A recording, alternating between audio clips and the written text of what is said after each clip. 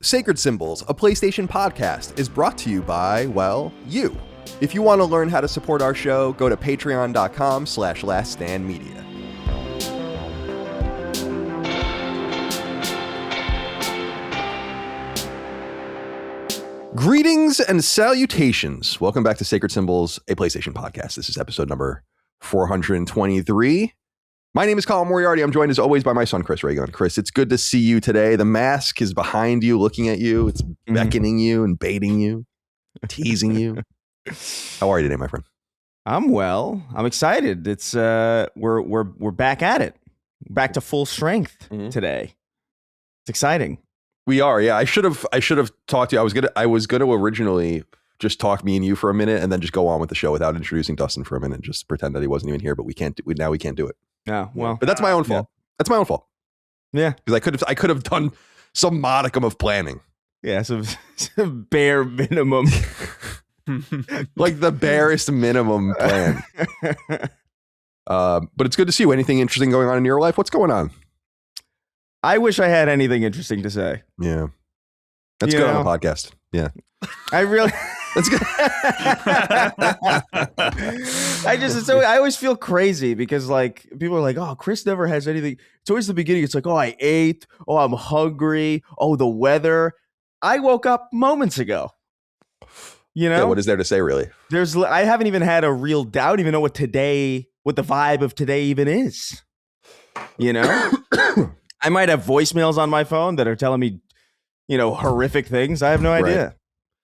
God, the voicemails, man. I went back with my phone. Apple has that nice feature the last few years where you can just dump calls that are not on your saved on your phone. They just get dumped. But then like you need them every once in a while. So then I turn that off. Yeah, it's like, I don't know, man. I don't know. Yeah. I don't know. But I totally understand. I just woke up a little while ago too. So, half an hour ago. I'm fucking delirious right now. It's good to do the show with you today. Good to see you as always. Dustin Furman, executive producer, back in the fold. Part-time. You're coming back to the shows, but you're not yet coming back to your tasks. True. Yes.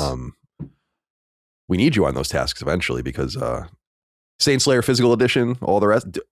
What'd you think of that art? I showed it to you. It looked great. Yeah. Looked fantastic. Actually. I teased it on Sacred Streaming. I showed everyone what it looked like. So you have a little. You couldn't resist. Yeah, I was like, well, whatever. I don't care. Yeah. I mean, and then excitement. We got one comment that was funny. It was like, hey, it kind of looks like Castlevania. Of course. Oh, nothing gets by you, huh? Good to see you, Dustin. Welcome back, my friend. How are you? I'm doing pretty good. It's good to be back. Maybe a little more tired. Probably a little fatter at this point. Oh, you're fatter. Yeah. Yeah. Dude, I mean, when you're dealing with a newborn, you're eating at weird times, eating weird things. After his one pediatrician appointment, I ate a foot-long hot dog at 9:30 in the morning. Oh, hell yeah. I thought, because it was like that. lunchtime to me because I was up at 5. So I was like, yeah, it's, the Sheetz has the big glizzy right now. I was like, and you went in there at 9:30 a.m. and you ordered that shit. I did. It was great. Hell yeah, you did. That was a moment of like, okay, I gotta start figuring this out. Yeah. I gotta figure my life out. The chaos agent has completely ruined that, like my eating and sleeping, but things are very good. The baby is doing fantastic. Little Leon. Yeah, perfect. That's perfect. I love perfect alliteration. Yeah, he's healthy. I was telling Holly this sounds a little crude, but newborns, what I've learned is that while they are infinitely cute and satisfying, and you learn, like, I've realized how much of a baby man I could be in this experience. These first few months, they're kind of boring. They just kind of like they sleep. Do something. They don't do any, like they sleep, they eat. I mean, and Leon eats a ton. He's constantly hungry. He's a tank. And he poops. And he farts. That's the other thing. That's like me. Another thing about babies fart as well. Yeah. Yeah. Is that sometimes I think about, like, an infant. It's amazing some of the natural instincts that babies have that they're born with, but also the things that they're not inherently born with, the knowledge. Because Holly looked up, apparently part of the reason babies have such problems with gas is that they don't know how to push in their gut area without clenching their butthole. Oh, so dummies. he's just like pushing and blocking at the same time. Stupid. And I'm like, you idiot. You don't know. You don't even know how to fart. Come on, man. Got to learn how to fart. I'll teach him. Well, I'll teach him. He can fart, dude. When he gets going, he'll fart like 6 times in a row. Oh, it must feel so good. Oh, you know? Yeah. You can see it. He gets, he has the relief, and then he'll finally sleep. But yeah, things are very good. Just still adjusting.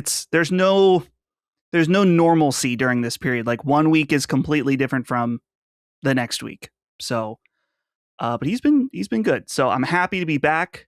I was on Summon Sign on Monday. Well, I guess Tuesday is when it released. Yeah, you were soft landing with Brad first. I thought that was an interesting move. Here's the strategy. The strategy, Colin, is that I talked about some of the big games that I played over break on that. So Yakuza 1 and 2 and Dragon Quest 11 all are in that episode. And then today I'm going to talk about the stuff I'm playing now. So kind of cover the whole gambit. I thought you were maybe just eager to see Brad, which I don't mind. That doesn't hurt my feelings by any stretch of the imagination. I mean, I guess I hadn't talked to Brad almost equally to not talking to you. Like I think I talked to him the day he was born, and then not until really leading up. So. Yeah, I tried to disappear from your life for a little while. Well, I mean, like I don't. It's not common for your boss, in quotes, to also be your good friend. Mm-hmm. I didn't want to place these unspoken, like, oh, so this is what's going on with the company, and what's going on with you. Like, I just felt like the last person you needed to hear from was me, especially because Locke and I called you that night.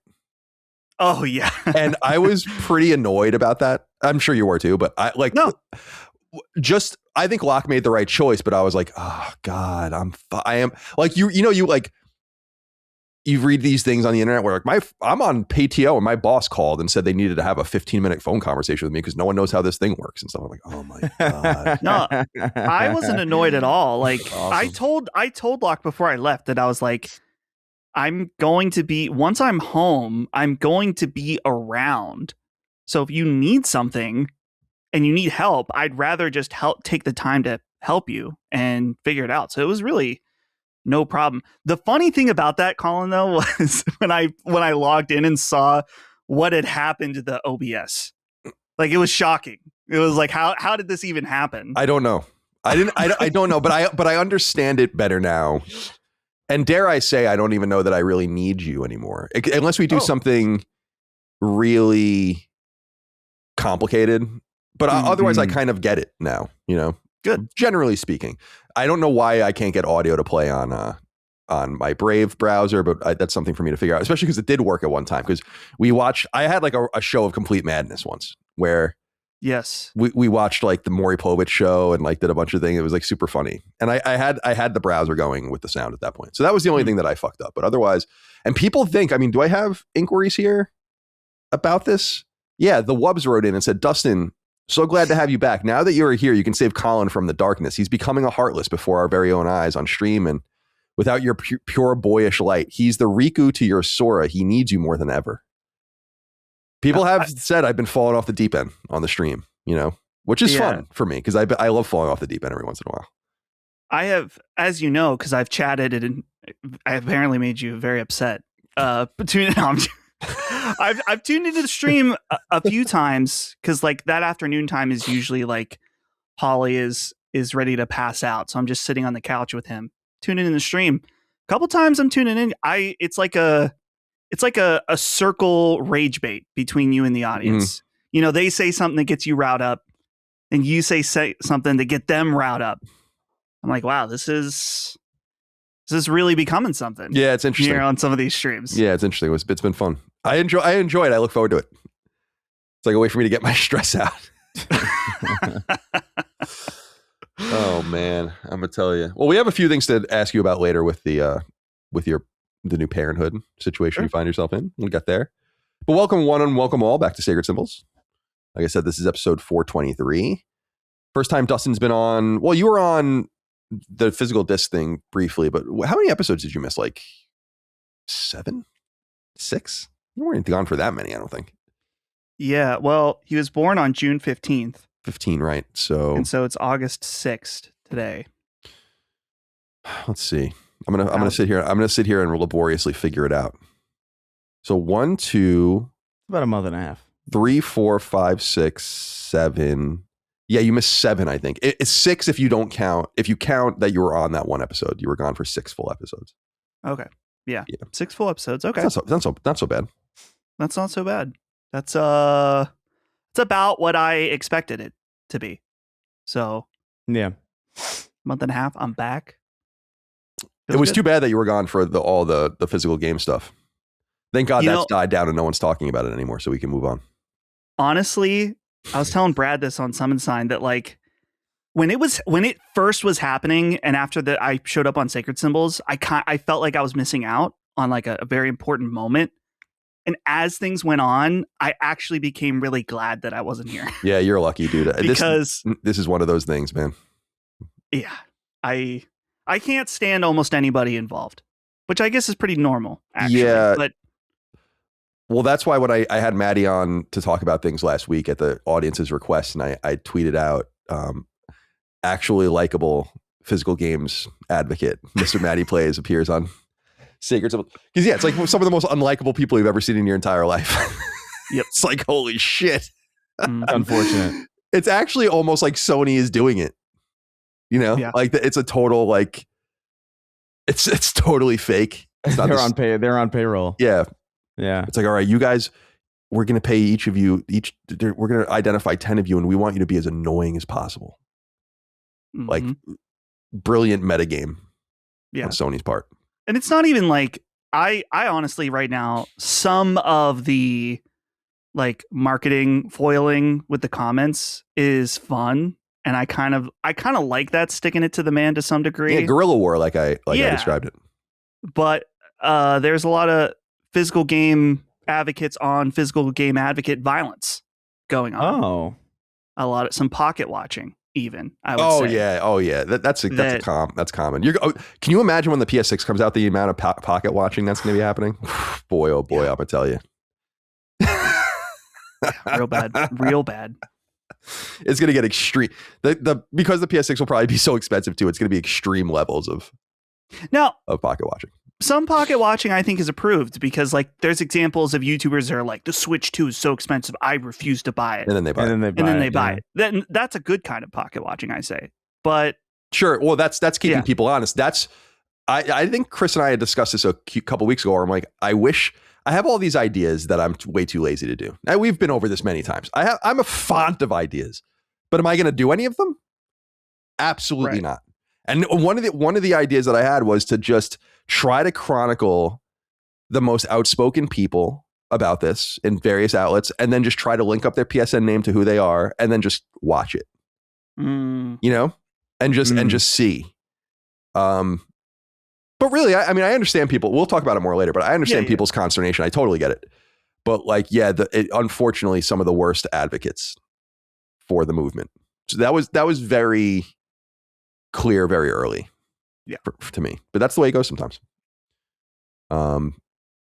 People busting your balls about it though. What were they busting balls about with you? They weren't busting. Well, they were busting my balls because people were busting Radix balls. Oh, right. Because he said something and then went and bought something. But he never really said. Yeah. Like people are putting words in his mouth, as I recall. I understand what you mean. Yeah. People were pointing to the fact that at one point he said like, yeah, let's keep the heat up or something. Yeah. And then they lumped him in a like no physical, no buy boycotter. And it's like he never said that ever. And yeah, that's the type of pocket watching where I'm like, you can, I know, I guess it may be hollow to some degree, but you can be for the cause and not be like 110%, you know, but it wasn't enough. And so I thought what happened, not that it was like a crazy incident, but the way people were treating Radic was insane. And that really kind of soured me on It soured me on being outspoken at that moment where I was like, yeah, fuck this. Well, that's what I had said to the audience and I'm not mad at the audience. Our audience are good people, but like just a general ecosystem where I had said like the way people were talking to me, like I had a huge plan to do this show. I was trying to line up where I was going to get a bunch of different people on and do like little mini interstitial interviews and then stitch them together about the physical games and what we should do and all the rest. And I'm like, after the way people were talking to me and treating me, I'm like, nah, nope, sorry. Not next. So we'll see what happens. I'm sympathetic with you, but not your tactics, perhaps.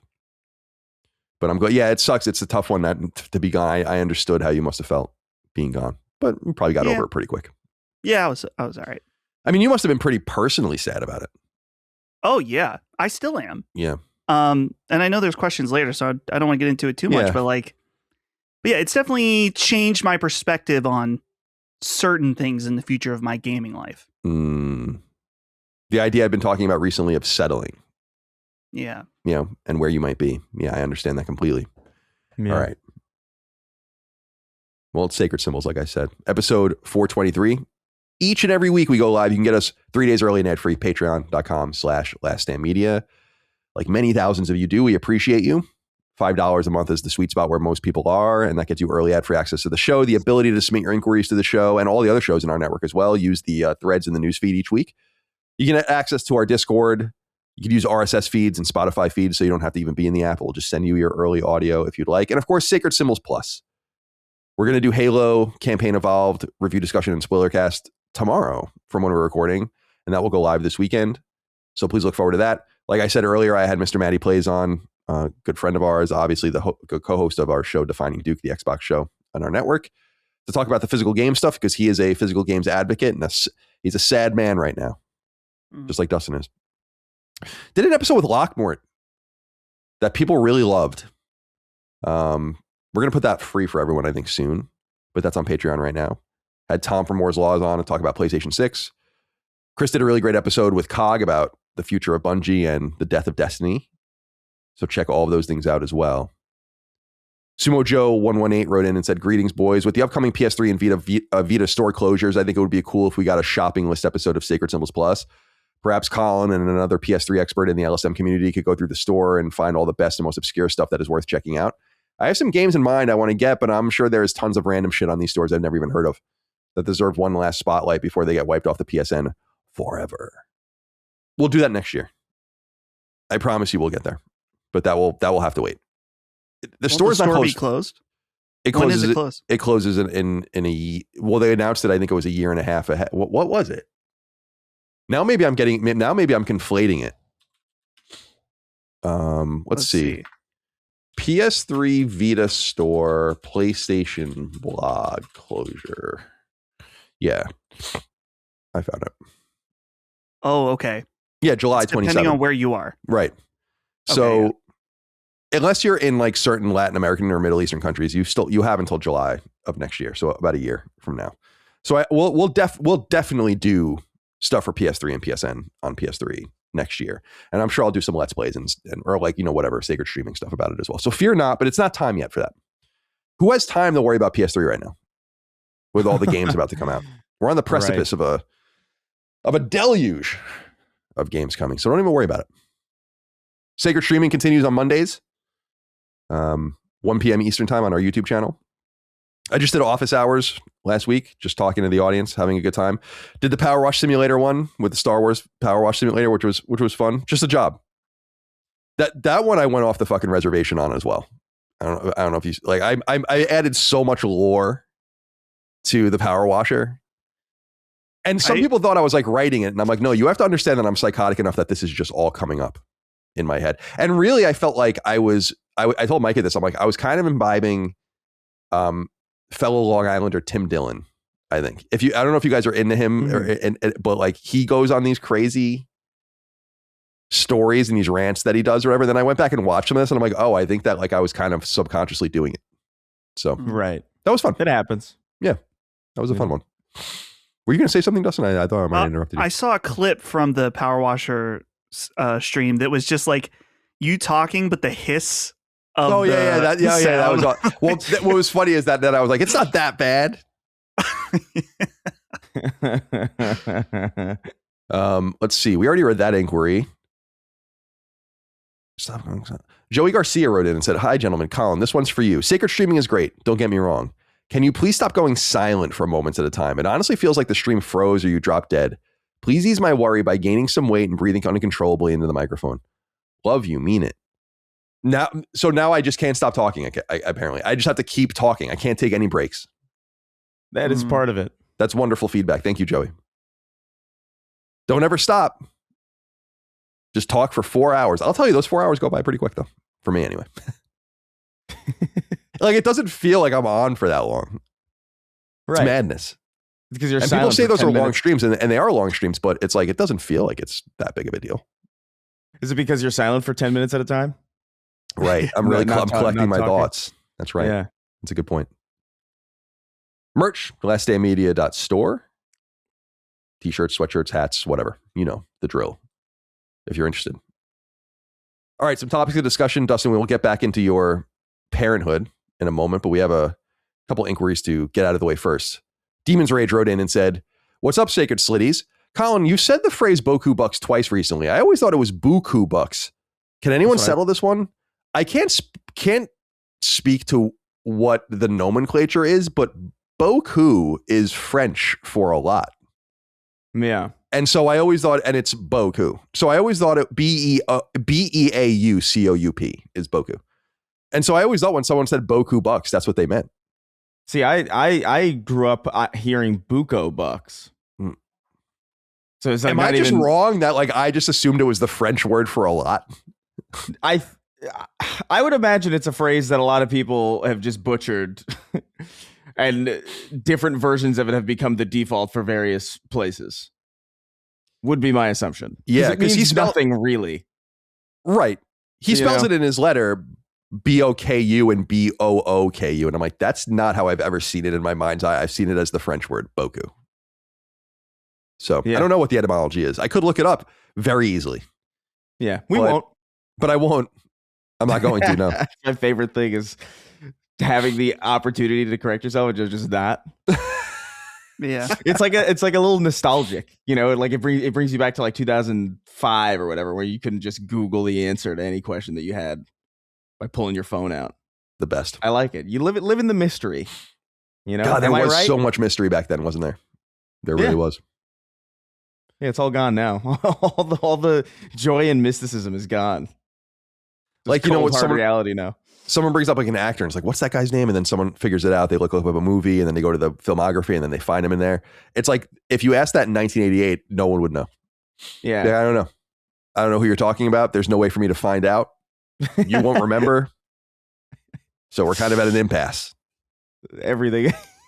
We're all at an impasse at all moments of every single interaction that we're having. It's a great time. Sacred Symbols is sponsored by BetterHelp, the novel way to seek the talk therapy that may just transform your life. Learn more now at betterhelp.com/symbols. A world full of humans like the one we naturally live in comes with it the full force of the human experience. And as we all know very well from our own realities, the human experience isn't always pleasant. It often delivers a lot to us to deal with. Mild maladies and gut punches alike that require us to take a beat, reassess our situation, and perhaps even seek guidance as we enter a new chapter. Cue BetterHelp, the completely remote therapy solution that offers you time with thousands of professional licensed therapists who conduct their sessions via video, audio, or even by text. By obliterating the barriers that stand between many people and the therapy that may help them, BetterHelp seeks to meet you where and as you are, without you having to worry about the inconvenience of seeking a local provider, traveling to an office, and taking time away from tasks you would otherwise be doing. Hell, it's even typically cheaper than in-person therapy, especially useful for those of you who are unfortunately underinsured or outright uninsured. As someone who has been in therapy on and off for most of his life, I can speak to its efficacy, but only if you're honest with yourself and your therapist about what ails you, and you likewise go in with an open mind oriented towards solutions. More than 6 million people around the world have taken advantage of BetterHelp to date, and 1.7 million of them have left client reviews that average 4.9 out of 5 stars. Kind of speaks for itself, doesn't it? See the reviews, see what stands out, and see if BetterHelp is right for you. Visit betterhelp.com/symbols. That's BETTERHELP.com/SYMBOLS to begin your remote therapy journey today. Again, for therapy that can help you right now, head to betterhelp.com/symbols. Sacred Symbols is sponsored by Shopify, a company that helped transform my very own Last Stand Media's thriving merch operation and which could help you get your e-commerce initiative off the ground too, or strengthen what you're already doing. Learn more for yourself right now at shopify.com/sacred. So as you probably already know, Sacred Symbols is the flagship of Last Stand Media, my delightful podcasting empire. And since the very beginning, we've had merch. But a few years ago now, we decided to take our merch op entirely in-house, a daunting and challenging task that had no guarantee of success. Quite the opposite, it actually seemed kind of crazy, at least at the time. But among all of the stuff we had to figure out internally, sourcing, pricing, funding, storage, and all the rest, we had a companion that made things so much easier, more fluid, and more effective for us. And that partner is Shopify.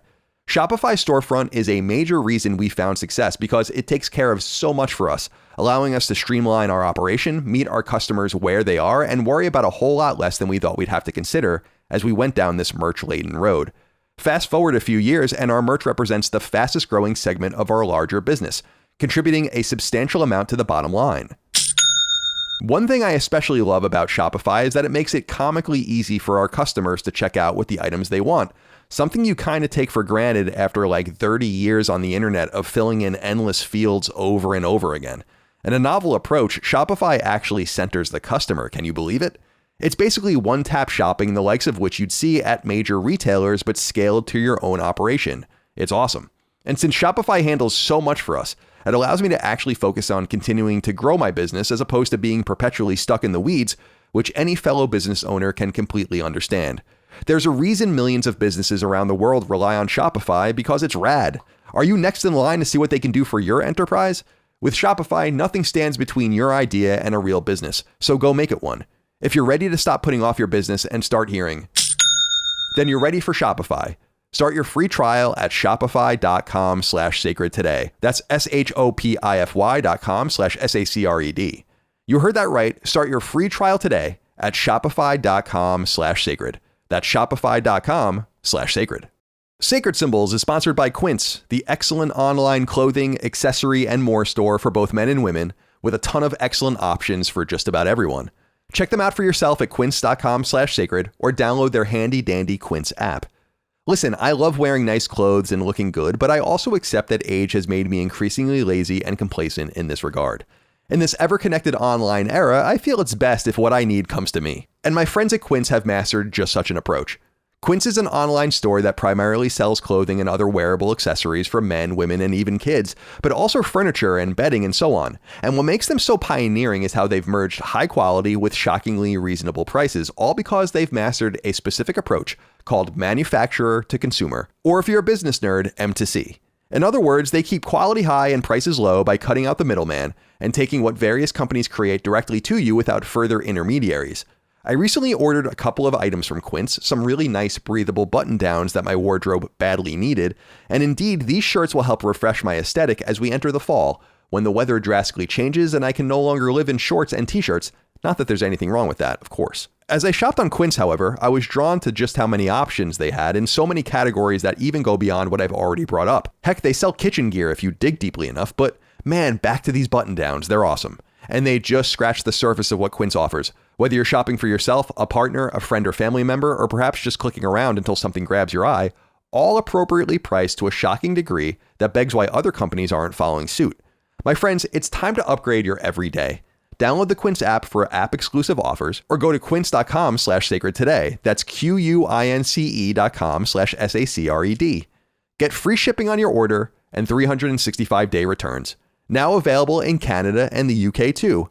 Again, that's quince.com/sacred. Quince with a Q.com/sacred.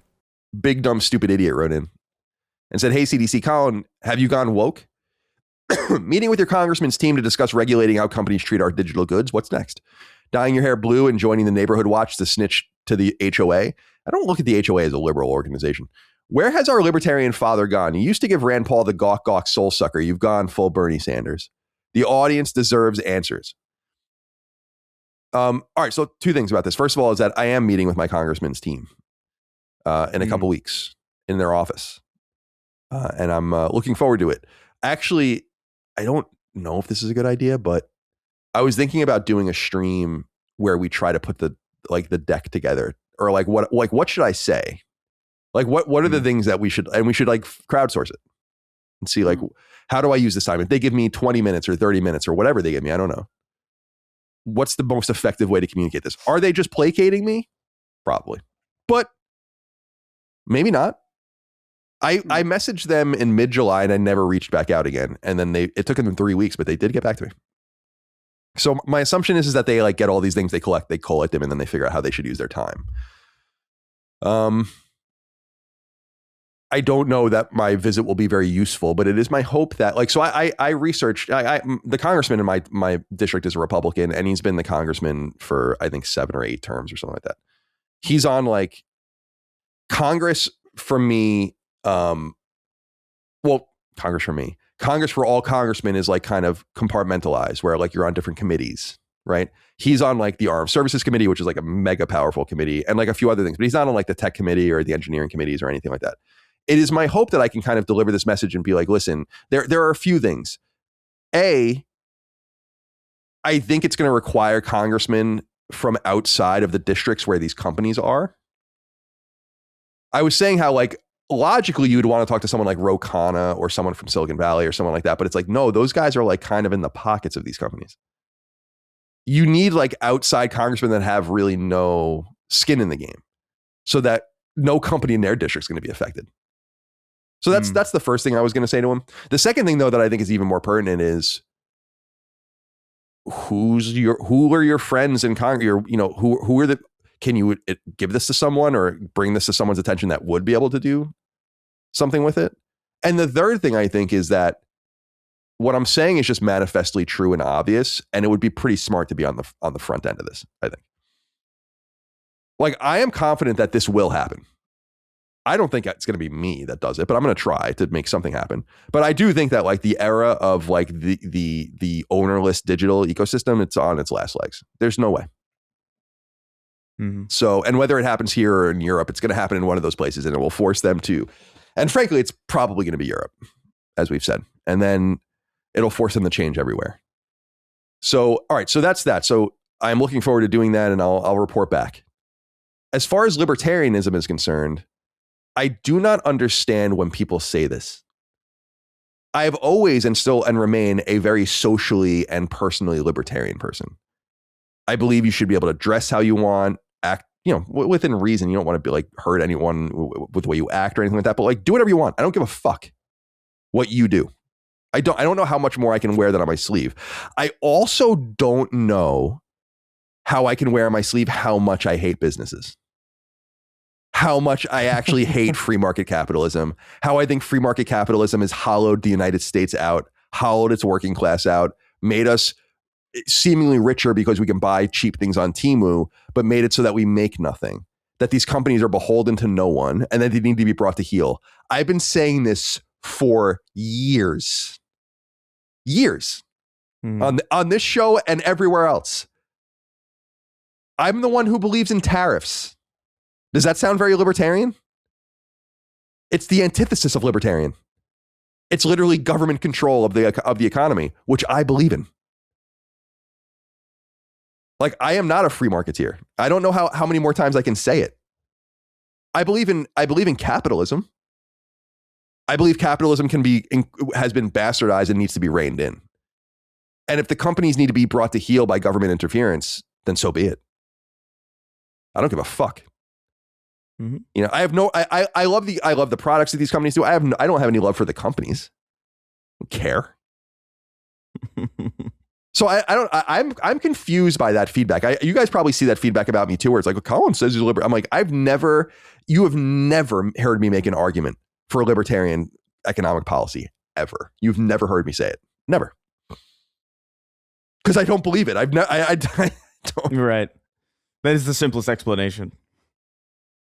It's like free markets. Look around one day at the fucking burnt out industrial towns around the United States and tell me how much I really like free market capitalism and what it's done to us. I think it's cool. Free markets. So that's how we should start saying it now. Just totally. Princess, you like the free market? Oh, you like the free market? Oh my god! That takes the job out of your hometown and then gives it to someone in a third world country for fucking 10 cents an hour. That's been good for you, hasn't it? Yeah. So but at least I can go on Temu and buy curtains for $10. Curtains. Oh no. Oh, we're gonna be breaking out the free market voice, I think, in the future. The free market voice. It's a great shorthand. Oh, you do the free market voice. That's good stuff. Yeah, I don't think people understand that. Like, you can be there's a gradient of capitalism. And Right. I believe that a business that doesn't a spectrum, right? And I know all about a spectrum. Yeah. There's a few spectrums I know about. And I am of the mind, and Chris and I have talked about this, no doubt. We've all talked about this, is like a business that doesn't exist for the benefit of the people is a business I don't give a fuck about. Like, make your money, be as gratuitous as you want, whatever. But the second that you start, like the second that the customers and what they think doesn't matter, it's like, no, I don't think so. You can be thrown out. You can be thrown into the garbage with the rest of them, as far as I'm concerned. I don't look at. There's like the sanctity around, like, you know, American commerce and business, and I'm like, no. I mean, they're great firms, and we have an amazing economy, and we invent great things here.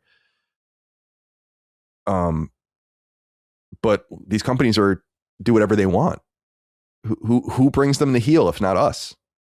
They just do whatever they want. And that's it. Because it's the flea market. Yeah. Big dumb stupid idiot. Name checks out. Thanks for writing in. It's crazy. All right. Cody Frost wrote in and said, "Hey, C and possibly D. I was going to write in saying we should all bet on when Dustin would return from his paternity leave, but I saw another comment saying Dustin was back this week. If that's true, then welcome back to the grind, Dustin. As a paying customer, I greatly appreciate what you do in your role as producer. As a layman, I'm not sure what that even means exactly, but I can tell it's important based on what was missing in your absence. If Dustin isn't back, then I think we should all bet on when he'll return. I'll take the episode airing September 4th to all have a great one." Yeah, good bet, Cody. He's back right now. And the thing is that I wouldn't have read this, I don't think, if he was back. So it's a little bit of a weird end to your inquiry. But nonetheless, Dustin, what was missing in your absence? I mean, maybe I should even be asking Chris this. Yeah. What was missing? I thought we did a pretty good job. Yeah, I don't know. It's were the shows as long? I don't know. They were like 3:45 to 4:30 probably. I feel like I remember people complaining about like this isn't as long. But I feel like people meme about that too. So like I don't know how genuine that is. Because that's a bit of a joke. Right, exactly. They'll meme both sides of it so that I don't know what anyone wants, and I just eventually put a gun barrel to my fucking head. You know what I mean? Yeah, like, it's a very smart way to be as a consumer. Just confuse the fuck out of the people delivering you the product. Yeah, I don't know. I mean, Dustin it was gone, so he would have, and presumably, well, I actually don't know. Like, were you listening at all? Were you like jumping in? I would listen I jump to in out of curiosity. Yeah, like a few segments here and there, but something missing. I mean, I don't know. I'm curious about the episode length though. Like, we need someone to do the stats on this, because I was looking at it and I was like, I really don't think these are any shorter or longer when I'm not here, on average. Now, we did, right before I left, come off of a 6-hour episode from Summer Game Fest, right? Yeah, right. So yeah, of course that was longer, but that was circumstantial. So someone can crunch numbers, put that in your fucking Claude code to figure out, spend a couple gallons of water on that. No biggie. But yeah, missing in my absence, as in terms of production stuff, I feel like, I mean, you guys would know better than me, but I feel like Locke and Jimmy just did fantastic. Oh yeah, they did a great job. Like, and yeah, they did a great job. There were no hiccups that broke through that I became aware of them when I was gone. I don't know of anything that really, maybe something went wrong, but I if it was hidden from me, but which is good. I don't really want to know. They did better anyway. than me then. Yeah. I don't want to know anyway. Just figure it out.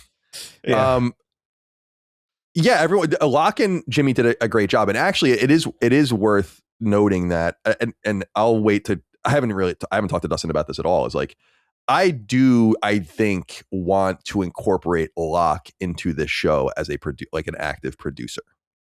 I don't know. We won't do anything about it anytime soon until Dustin's back full time with everything, and we wrap our minds around some other things we need to do.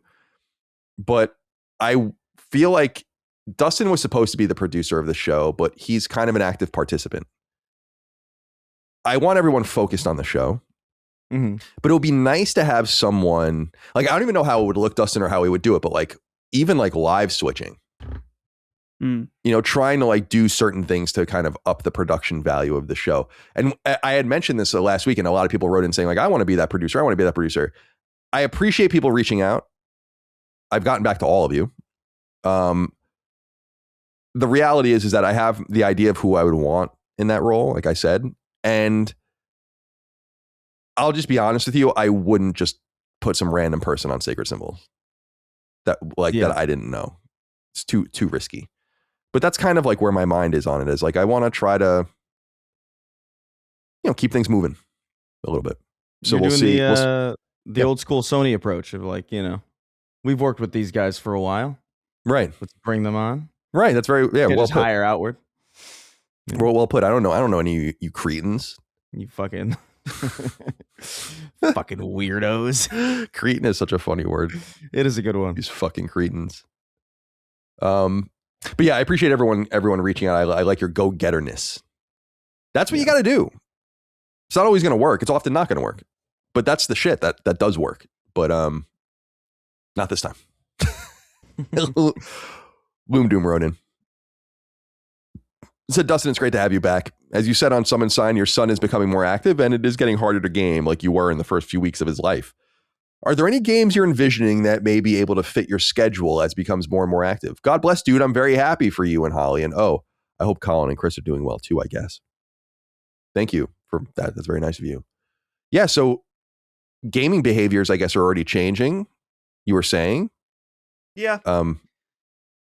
For the time being, It's like I said, it changes from week to week. The first 3 weeks were, I don't want to say like, it was easy, but it was certainly easier than the weeks that followed in terms of like, that's when I was able to fully complete Dragon Quest in the matter of 2.5 weeks, which for how long that game is, pretty good. Yeah, that's like summer vacation shit. I love that. Yeah. Because it was just a lot of times, Holly, because has to get up to feed him, was mostly getting up in the night to feed him. So my job was to like, okay, try to sleep as much as you can, because once 5 a.m. or so, or 6 a.m. hits, you're on until like noon. So that's when, and for the most part, Leon was pretty sleepy at that point. So it's like, I'm just chilling with him in the living room. Holly's asleep. What else am I going to do? Play games. Which is why I went to some of those backlog games. It's like, it's not easy to just slip in a game like Dragon Quest in this environment. So, but now more recently, he's a little more awake, a little more fussy. Like around this time, which is, I guess it's like 6-7 weeks, they have like different growth spurt periods where like he's just like hungry constantly, all the time, which is mostly not my thing because Holly's breastfeeding him. But I still need, like, Holly is basically captive to this baby for sometimes 3 or 4 hours at a time, because it'll just be like on, off for a very long time. So I was joking on Summon Sign about there's those people that for From Software games, like not having a pause is a disability feature because I need to be able to pause the game for my kid. Right. I'm like, I get it.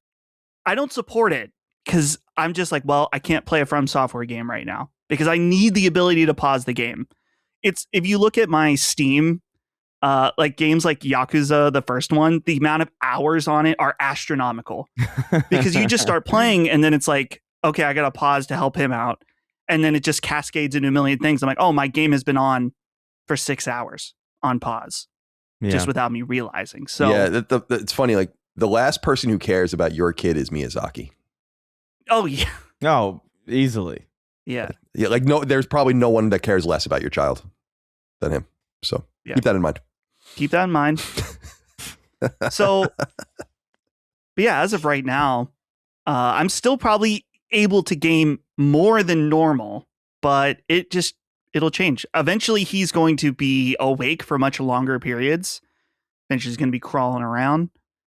And then you got to like really watch him because he can't go or do anything. Right I know. Now. He's stuck wherever he is in this moment. It's so interesting. I'm fascinated by, like, anthropologically, this comes up every once in a while. It's just like the way like pre-modern, like, cavemen lived. We'll never know. Like, it's unknowable. It's totally unknowable. You can kind of garner some hints or whatever in the record, but I'm fascinated by them with children. Because like humans are uniquely helpless, like uniquely helpless. A deer comes out of the out of the mom and like can walk. You know what I mean? Like it's kind of crazy when you think about it. Whales gestate for a year and a half, and the baby is like quite sophisticated when it comes out. But like puppies are smarter than humans when they're of equivalent weeks. It's hysterical. And then suddenly, like the dog just stays still at like 2 years old, and then the kid keeps progressing. But I'm so fascinated by these primitive peoples taking care of such a delicate thing and understanding and knowing how to do it and all the rest. I mean, obviously they figured it out, but yeah, it's interesting. That and like, there's been a few times where Holly, like we've been at my parents' house and they don't have air conditioning, and she's like really concerned about him being too hot or something. I'm like, dude. There's people that have babies in deserts. Right. And I'm not saying that's a good thing or like, it's probably not good in a long-term situation, but I'm like, he's going to be fine to be a little warmer for a few hours. Your parents don't have AC? So they have, their house doesn't have central air. Right. So they have to have wall units. And so their living room doesn't really have, it's toastiest in their living room. Yeah. I know many houses like that because in many houses like that, it's like you're most worried about your bedroom and like some other places. The bedrooms have it and the kitchen. Yep. So, but yeah, babies are. It's funny you bring up the dog thing because we brought that up with Frisk a lot. That I'm like, Frisk, enjoy this while it lasts. Yeah. Like you interact with me and understand me and can see me, but like a baby, he can't even really see you yet. He's kind of trying now. Like you get a little guidebook with your baby, which I thought was kind of funny. I'm like, I don't get a guidebook with a video game, but I do for a baby on the way home.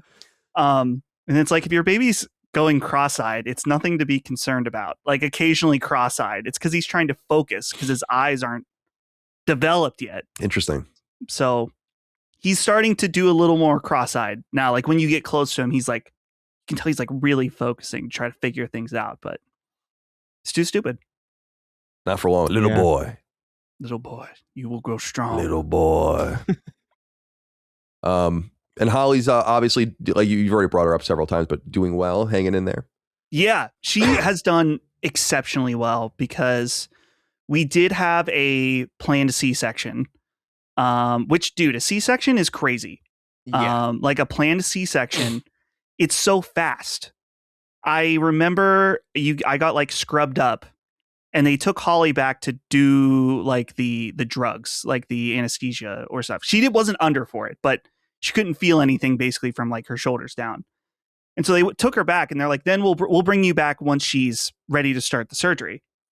And so when they went to bring me back and I texted my parents, I'm like, okay, I'm going into the surgery room at 10:42. He was born at 10:52. So like, it was like super fast, baby's out, kind of freaky. Thankfully, one of the main things people told me before the planned C-section was like, don't do whatever you do. Don't look on the other side of the curtain. Like, don't do it. Thankfully, I didn't because I was just not interested in seeing Holly's guts completely on the table. It's fucking distressing. Yeah, but she did so well. She like immediately after the surgery was like eating. That night she was getting up to go to the bathroom. Like the nurses were like, wow, you're doing really, really well. Holly's never been a person that's been very good at low sleep, but like the mom mode has kicked in. And she's just working super hard. I'm super proud of her. She's doing great. Yeah, the woman's body just gets fucking abused in this process. And that's true with all animals basically, but it's crazy how much it, like, the woman is so much relies on the woman, not only to obviously to carry the baby and then how you get the baby out and then the breastfeeding and the fucking sleeping and the crazy and the diet and all. Yeah, it's a lot, man. Yeah. Well, that's a lot. It's really there's really no better way to put it, man. It is so much. C-sections, like, they make me so, like, I'm angry thinking about it because it's just like, it's so distressing. The idea, like, when I learned what it was and like how they do it, I'm like, this is fucking barbaric. Yeah. What do you mean there's no better way to do this? Really? We put a man on the moon. There's no better way to do this. I don't know. It's just upsetting. I get it. Obviously, it's science, but like, holy shit. I was pretty nervous when we were leading up because you have to get to the hospital super early. They're like doing all these checks and stuff. I was like, kind of like, like standing there, pacing around a little bit, like, okay, let's do this. Right. And Holly's talking to the nurse, is like, oh, I'm here for the ride. I'm excited. And I don't know if she was just like in denial in that moment.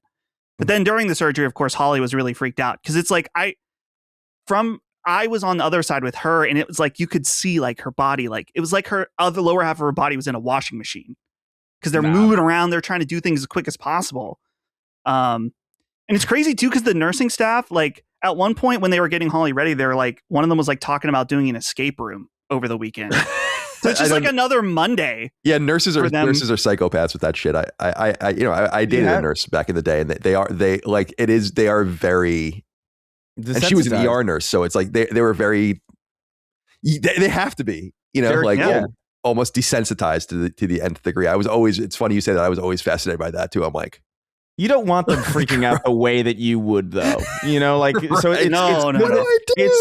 it's good that they're not, but it is disturbing that they are not also. Like, that's a level of familiarity with that type of activity where it's just like, ooh, there's got to be something wrong. Maybe nothing that would manifest in anything outwardly negative or anything, but like, there's definitely something wrong with you. Like, on some level. Have you ever seen the video? It's like a video of like a lecture hall in a college classroom, and I think it's for people that are pre-med or something like that. And it's just shots of them, like, the first day of some class, they just show the most graphic shit to them. And it's shots of them, like, some of them being like walking out and be like, basically the whole idea is like, if you can't deal with this, like, you got to go. Like, right. It's like almost the first thing we need to know about you is, like, you can't be here. Unfortunately, they do that at what school you said? Like, it was like pre-med for like it was like a symposium of like, people that were like, beginning their journeys on this path. And so, but it was just shots of, instead of seeing the fronts of the classroom, it was just them. So like, you could see all the responses and like some people are like leaning forward, like eyes wide open. Some people are just like normal. Some people are like hands in their faces. Some people are literally getting their stuff and leaving. Some of them were like Don Draper with the cigarette. Yeah, exactly. Like, oh, yeah. And I was like, that is a pretty good thing to do at the very beginning, just to be like, let's just get this out of the way. It is good. This is the inevitable conclusion of where you're going. So I couldn't do that. I don't consider myself a squeamish person necessarily, but like, I'm good. I'm good on that. Yeah, I'm gore and violence and viscera doesn't bother me at all because it's fake. Like, we've talked about this in the past where I'm like, it's fake. Like, if you're watching like Halloween or you're playing Dead Space or something, I'm like, it's fucking fake. But when you see, like, when I was like younger and I saw you see like Iraq, like I've said, like, one of the things that was like most startling to me was seeing a beheading video when I was younger. And I was like, fuck, and when it's real, that to me is a totally different thing. And I don't want to see that. You see like the results of every once in a while, like some horrible mass shooting, and you see like the results and there's just pools of blood everywhere. And I'm like, it's fucking horrible. Like, I don't want it. It's different than playing Gears of War, Right. And like, I don't see them as the same. But some people do. So I appreciate that. Respect that. What if when we died, we went back into the womb? Oh, I don't like that. Like a I don't like that at restart, all. or you're going back into your mother's womb? I don't even know. Like a reincarnation. Yeah, maybe you're going back into your situation. mother's womb. I think that's more disturbing. If Yeah. I have to do this again, someone's gonna hear about it. Yeah. Like, you gotta be fucking kidding. That would piss me off. I had a conversation with somebody a long time ago. It's like, what if I can't remember what the premise was, but the idea that like like you're born with all the knowledge of your previous life, but then it like slowly fades away over like hours, Yeah, that's interesting. Yeah, well, that's an interesting idea. and you can't communicate any of it because your muscles are still, you know what I mean? Nothing's developed. Horrifying. Reincarnation is an interesting one. That I hope that a lot of things are true that I don't necessarily believe. Like I hope we all go to heaven and we see the people we love. I would love that. I hope we don't get reincarnated. I don't want to be reincarnated. It's a really bad lottery. Yeah, like what You won this time. Yeah, Exactly. Yeah, you could be like a I don't know, the food for parasitic wasps or something like that. Right. Yeah. Freaks me out. Like the thing is though with the heaven thing though, it's like, are you seeing all the people that you love, or are you seeing all the people that love you? That's a good. Because there's people that love me that I believe I could do without you in my heaven, to be quite. I personally believe, Chris. We've talked Sure. about this before on the show in some context. Maybe it was on Constellation back in the day. I Probably. believe that if heaven exists, it is astral projection. In Oh, other words, like you are not with the people. Like you build your own kind of Right. Like, because it was what I was saying. Like, we all have to agree. Like, I don't want to be in your heaven. Right. Like you, like some person, you're like, I don't want to be in your, but I have to be present because you want me there. It's like, you can have me there, but it's some sort of projection of me. Like if your biggest fan was like a Bjork stalker kind of guy and their heaven was you. Right. Like, I don't want to be tied to this. You know, I didn't sign up for this at all. What would be funny is if that was hell, right? Yeah, I mean, That would hell is you being subservient to someone else's heaven. Right. That's an awesome concept. Yeah. I like that a lot. Yes. Yes. Let me write that down. Yeah, write that down. That'll be another thing I don't do anything with it. Yeah, exactly. Just another idea I won't do anything with. All right. Let's see. Anything else? Yes, one more. Trevor Cannon wrote in and said, hey, fellas, wanted to circle back to a topic that comes up from time to time on the show, especially now that Dustin is back. Maybe he'd want to chime in. How do Sacred Symbols listeners balance gaming with life, work, and kids? The conversation always seems to come back to not having enough time. I'd like to offer a different perspective. For me, it isn't really about time. It's about having enough energy. By the time I get home from work, play with the kids, make dinner, and get everyone ready for bed, I'm completely exhausted. The last thing I'm thinking is, let me go get my ass kicked by a boss for an hour before I go to bed. It's something I've really been struggling with because I genuinely want the game. I just don't have anything left in the tank by the end of the day. To all my fellow gaming parents out there, I feel you. I wouldn't trade being a dad for anything, but I wanted to bring this up because this conversation usually centers around not having enough time. I don't think that's always the real issue. Dustin, you're going to have things to figure out, I think, if Trevor's comment is any indication. Yeah. Months and years to come.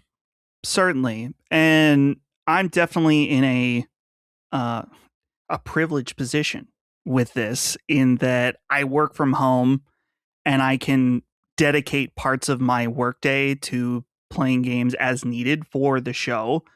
But I can relate to at my previous job, and even sometimes on this job when we're during our crunch period, like before we go on holiday, where we're recording, I'm editing and doing all this stuff, where it's like at the end of the day, you're like, my brain is so fried that I can't even play a game. I just need to watch this, like something dumb on YouTube. So I totally get that. And I'm assuming with kids, it is infinitely worse because kids require a lot of energy. So I don't have any advice or solutions. I'm not quite there yet to go to speak on that, but I can imagine not wanting to fight the tree sentinel after after working 9 to 5 and then playing with your kids. Yeah.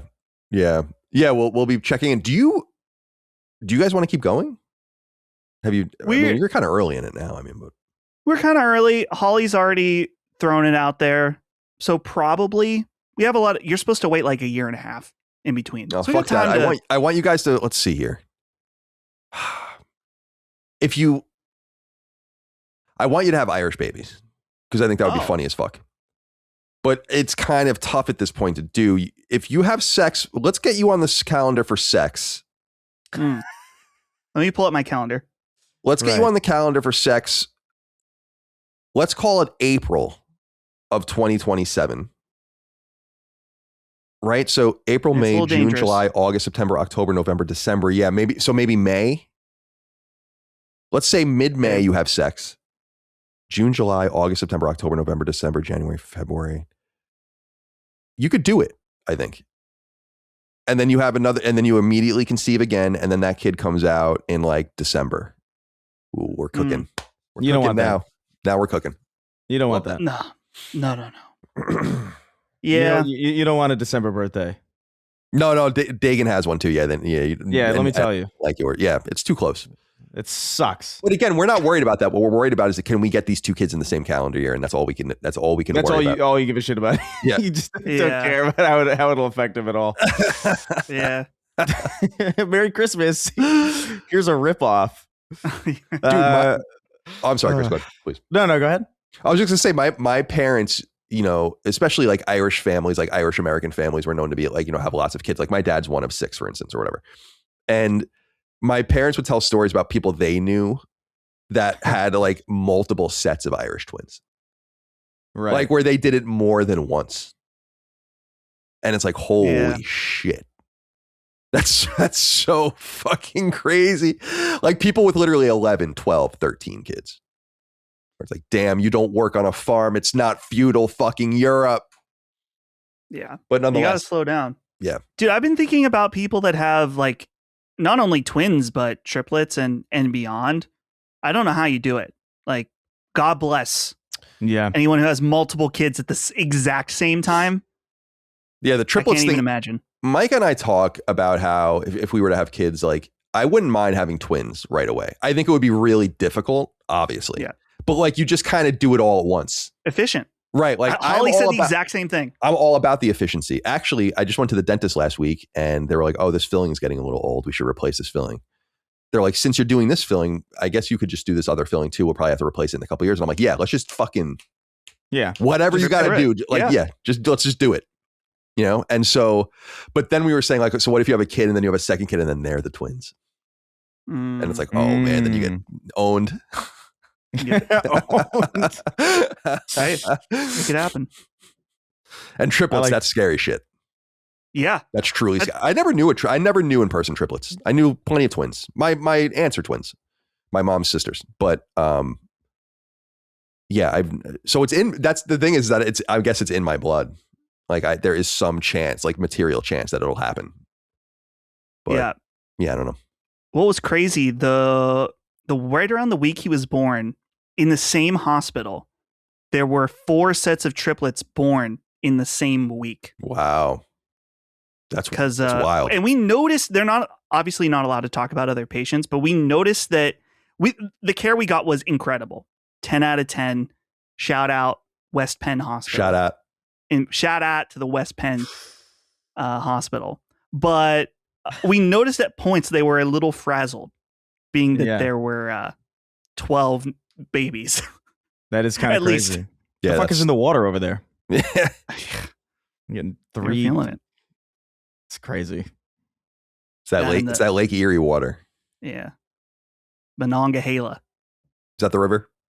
That's one of them. They make Iron City beer out of. Iron City. Have you ever had Iron City? I don't think so. It's horrible. It's Is bad. it like piss water? Yeah.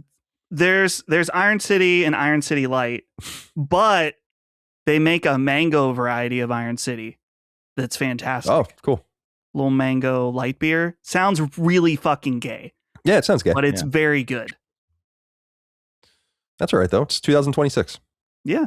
It's for the boys. You're allowed to be gay. We're going to allow it. All right. My boys, let's be gay with the news together. Ooh. There are a few things to talk about. A few big news items. One thing that happened this morning, though, that I wanted to start with is this PSA that Grand Theft Auto 6, everyone's crying about Grand Theft Auto 6. When are we going to see Grand Theft Auto 6? I really don't understand people's anxiousness on seeing it. I'll be perfectly honest with you. I personally, I'll just reiterate, I think it's actually exciting something about just refusing to show it. But anyway, they are going to show it. An extended look premieres on Netflix Thursday, August 27th at 3 p.m. Eastern time. So there'll be a extended premiere of Grand Theft Auto 6. I'm sure they'll get into all of it. Now, for people that are freaking out, and a lot of people are in the inquiries, there is more information, but we'll get to the inquiry first. Ren Quinn wrote in, like many of you did, and said, "Sup, guys.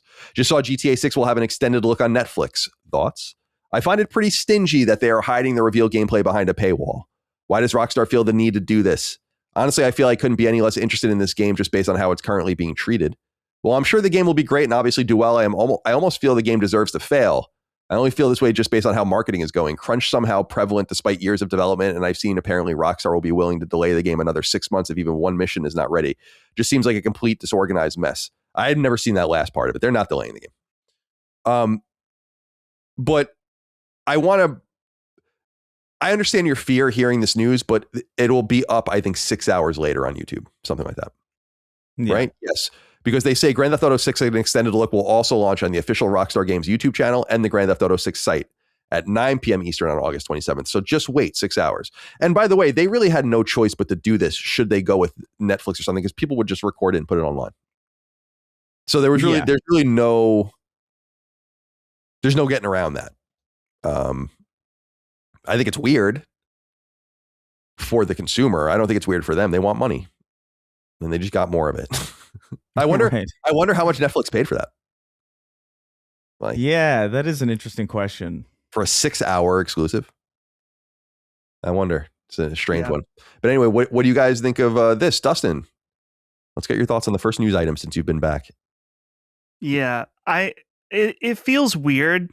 Like, oh, my paid subscription service is premiering a new advertisement for me to watch. Yeah. Like, there's something about it that has that enshittification quality to it if you take it on a service level like that. But it is, I mean, the biggest media launch of all time coming up.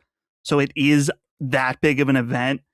So it feels a little bit grody, but as you were saying, Colin, it's not a permanent exclusive. They're putting it up on free YouTube and stuff 6 hours later. So that's fine. It just feels like, come on, man. How much money are you already going to make on this game? It's like, let's get a little Netflix deal for the fucking ad, for the commercial. I mean, it's amazing on their behalf. Sure. That they managed to do that. Like, why Netflix would pay for that is insane. Well, here's my thing is I really want to see this next thing, like this debut that'll have gameplay. And after that, I'll probably go on blackout. Yeah, same. I really don't want to see everyone's tiny clips on Twitter during that 6 hours. Like, I just want to be able to watch it. I'm not signing up for Netflix. I'm out. There's no way I'm doing that. No. Maybe it'll come out. Maybe September there will be a different show that comes out that I want to watch on Netflix, but probably not. So I'm trying to figure. I'm like, does anyone I know have Netflix? Because like, there's like a principle. It's like I'm not paying for Netflix. What about your parents? My parents don't have it. I don't have it, or I would lend you mine, because I don't care that much. But yeah, I it's funny because I have to get Netflix back. Like Micah and I were talking about this because there's going to be certain NFL games on Netflix, but they're later in the year. So it's too bad that I can't line up a month or whatever, but I'm not doing it. I'm not paying for Netflix for this. There's just no universe. Especially if they really did the ballsy thing and it's like, it's only on Netflix, where I'm like, oh my God, that would be, there's just no universe where they would have done that. All right. Yeah. I'm getting so cheap with it now that like there's a show like and a few movies that I wanted to watch on the Hulu Disney Plus combo. And then I went, I was like, okay, maybe I'll sign up because I have stuff I want to watch. And it was $20 for the ad-free version. It's like, insane. I don't think I want to watch it that bad. Yeah. Like $20. It's a lot. So these subscription services were so, it came up on the show. Like I had Netflix continuously from like 2003 or 4 to 2 years ago. Right. And eventually I'm like, I never even used it really. And I was like, well, I just have this because it's like a habit, because I have this old account I don't want to like cancel, but who cares? I'm not, and I think there's a big difference between $8.99 a month and $25 a month. And I'm just not, I'm not like, yes. But like you look at the prices of some of these things and you're like, damn, even Amazon with Amazon Prime. And then there's all these different tiers now of Amazon Prime. And I'm like, fuck this shit. Yeah. It's annoying. I hate that there are tiers that you pay for that still give you ads. Yeah. It's totally unacceptable. That to me is egregious. Yeah. Agreed. 100%. Yeah. Yeah. That's like the show I wanted to watch is Nirvana, the band. The show is on Hulu now. Because I've seen the movie and it's awesome, and I've seen a little bit of the show, and there's part of I'm like, why can't I just buy it? Like I would buy the show, even if it was $20, which is the same price of the subscription. It's like I only really want to watch that, and if I can watch that, and then I'll just have nothing after a month. So I'm probably just being cheap, is the reality of it. But I don't think it's being cheap. I think it's being prudent because this stuff adds up. Yeah. Oh yeah. It's also just a ridiculous thing that we've grown to accept over a period. Over like it's the kind of the definition of like the frog and the slow boiling water. Like, yeah. Where like you look around and suddenly like there's ads on my paid subscription service. I remember when I saw that happen. I think Amazon Prime has that, and it's like a default. And I can't remember what show I was watching, but it was a show that I was interested in watching. And I was like, oh, let me put it on. And then the ad came on. I was like, no. And I just haven't watched. I haven't watched it. I still have Amazon Prime, by the way, because for packages. I mean, you know what I mean? Like, why the fuck wouldn't you? But like on principle, I'm like, I don't even want anything to do with this streaming service, really. Dude, this is going to drive you up a wall. Because I know you guys don't watch sports, so you would never experience this. Like when you watch a game on Netflix or a game on Amazon or Peacock or whatever, like an NFL game, they're presented like they're TV shows. So you're basically paying for entry, and then there's just commercials every 10 minutes, like as if you're watching CBS. So they get like 2 bites at the apple, basically, which is there's something truly ingenious about it. And by the way, cable is not dissimilar to that because everyone gets a fraction of your cable bill. That's how it works. And that's why channels disappear from things sometimes because they're like, you're not paying us enough per subscriber, we're leaving. But it's not $20 a subscriber. It's like pennies or tens of cents per subscriber. And then you move on from there. Unless you're like an ESPN, like I remember it's a big deal. Like ESPN gets $3 per subscriber or something like that. Like when you get on your cable bill and so on and so on and so on. So it's funny, like people just want cable back. And the things they describe, it's like, that's cable.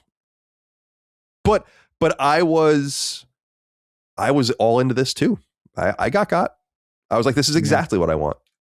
This is exactly what I want. And I think sometimes you got to be afraid. Well, it's great for if you know what you want to watch or you're a consumer of the TV and movie culture or whatever, which I'm not.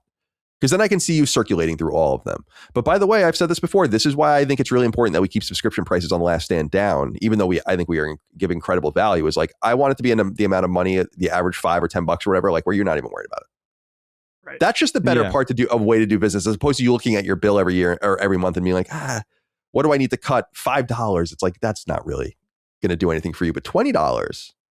Yeah, it's a massive expense. Yeah. And then, multiply that by 7 or whatever. Right now, I guess I have more subscriptions than I think. Because I have Spotify. Yeah. I have YouTube. I guess maybe that might be it. Actually. I got to cut some for sure. And YouTube is that's all you need. Yeah. That's it. That's all you need. YouTube. I have YouTube, Apple Music. I have Crunchyroll right now. But I don't think Holly's even watching it, so I probably don't need it.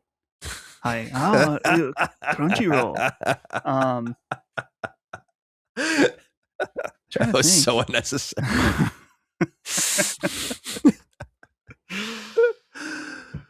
Oh, boy. Yeah. Oh, you have PlayStation Plus. Oh, PS Plus? Sure. Okay, there you go. Right. That's what now we're fucking cause. You don't care, Colin. I care. I care. You don't fucking care. Okay? I'm going to tell you right now. No disc, no buy. Let's look at. That's fine with me. Let's look at what everyone's doing and trying to do in their own little causes. Mm. I feel like I've gotten the ball a lot further down the field so far. Mm. Like, we'll see what happens. But I care. And by the way, the physical game thing is going to be a big part of my presentation. Oh. Because I'm going to present that as the last straw, where there now is nowhere to go. So now you have to do something, right? Like it is what it is. But I'm sorry. You did cancel PS Plus though. I did. Oh, Lin Tao must have pissed you off, huh? When she was speaking. I'll tell you what. We'll get into that a little bit later, though. Well, not too much later. Chris, do you have Netflix right now? No, not right now. So we'll all be watching this on YouTube, I guess, or some bootleg. Oh no, pardon me. Dustin's gonna watch it on. Well, wait. You said you didn't. I don't. But then you don't have it, right? So we left it as you couldn't access a password from someone. There's got to be someone that can help you out. The full thing will be on Twitter. Yeah, someone will rip it at 4K. The full thing will be on Twitter. Do you understand? Like I last night I watched Spider-Man on Twitter, the new Spider-Man movie. It was all of it was on Twitter. Now, by the way, I should say I did go to the theater and see it. Right. I like Spider-Man. I'll go see it. But I saw it again. Because somebody said "fuck it," Spider-Man brand new. I always love that. It's always "fuck it." Here's I love that. But I was watching. It's like, oh, okay, yeah, I'll watch it again. Chewed on it a little bit more, you know. So if that's gonna be on Twitter, like this advertisement for GTA has no shot of not being on Twitter. So like, I'm not really that worried about it. I'm sure we'll see it immediately. Someone will have a good rip. Now let me get into something else, guys, that Ren had said. He had said that he's not feeling it based on like the game is currently being treated. And I don't understand. I really don't get it. I got to be honest with you. It's hard for me to agree. I think listen, Take-Two is going to do exactly what it needs to do to sell maximum amount of copies of the game. And I don't think there's any universe where they wouldn't show it to you. So I think that, and let me be clear, by the way, and back off of that and even say, like, I wish that universe did exist. I think that would be fucking dope. If they were like, listen, we're not showing it. Like, you'll go and buy it. And everyone's going to be surprised and delighted, like, at the same time. And I think there's major risks to doing that, but not really. Yeah. And actually, you save on all the marketing costs, but they would never do that. Like, they would laugh you out of the room if you suggested that. Of course. So I say that because people are worried about this thing as if they were not going to show it to you. And I'm like, just be patient. If it's that important for you to see it, just be patient. But also understand that a world where Take-Two and Rockstar were like, yeah, we're just never going to show it to you until it comes out, I think is a fucking amazing timeline that I wish we were on. Yeah. So it's hard for me to not, like, I don't know. I guess I'm curious, like, why people think it needs to be shown so badly. Maybe he means by the way it's treated. Maybe he didn't say this, but like the fact that there's the $80 cheapo version, right? The GIMP version, and then there's no physical version, you know. Right. Well, there's no disc version, I should say. Right. Maybe that's what he means, but he didn't say that. Yeah, I don't know. Yeah, you could be right, because I read it as him being like, they're just refused to show it. Like, why are they treating it like this? Why are they ignoring it or whatever? And I'm like, I don't know. I honestly don't know that they really benefit from showing it too much. I actually think it starts to become, I guess I'm just fixated on that whole image they released of the vista, like the bay or whatever, of the ocean side of the map, and there was no reflections for something like the Ferris wheel in the water. Do you guys know what I'm talking about? Yeah, and people fucking freaked out about it. Yeah, and I'm like, you really shouldn't. You know, like, unless it really is going to be totally perfect, which it might be, maybe it will be. And I'll just reiterate what I've said a million times. Your expectations should be through the roof for this game, and hold it to those expectations as well. Yeah. I hope. I'm excited, man. Yeah, I'm excited. It's becoming more and more real. And it's funny because like the expectations for this are so high, as they should be, that like I actually think the possibility that this is going to be disappointing is actually quite possible. Mm-hmm. Yeah, that just is because totally because possible. everybody is like, I'm going to be looking at this thing with like a microscope.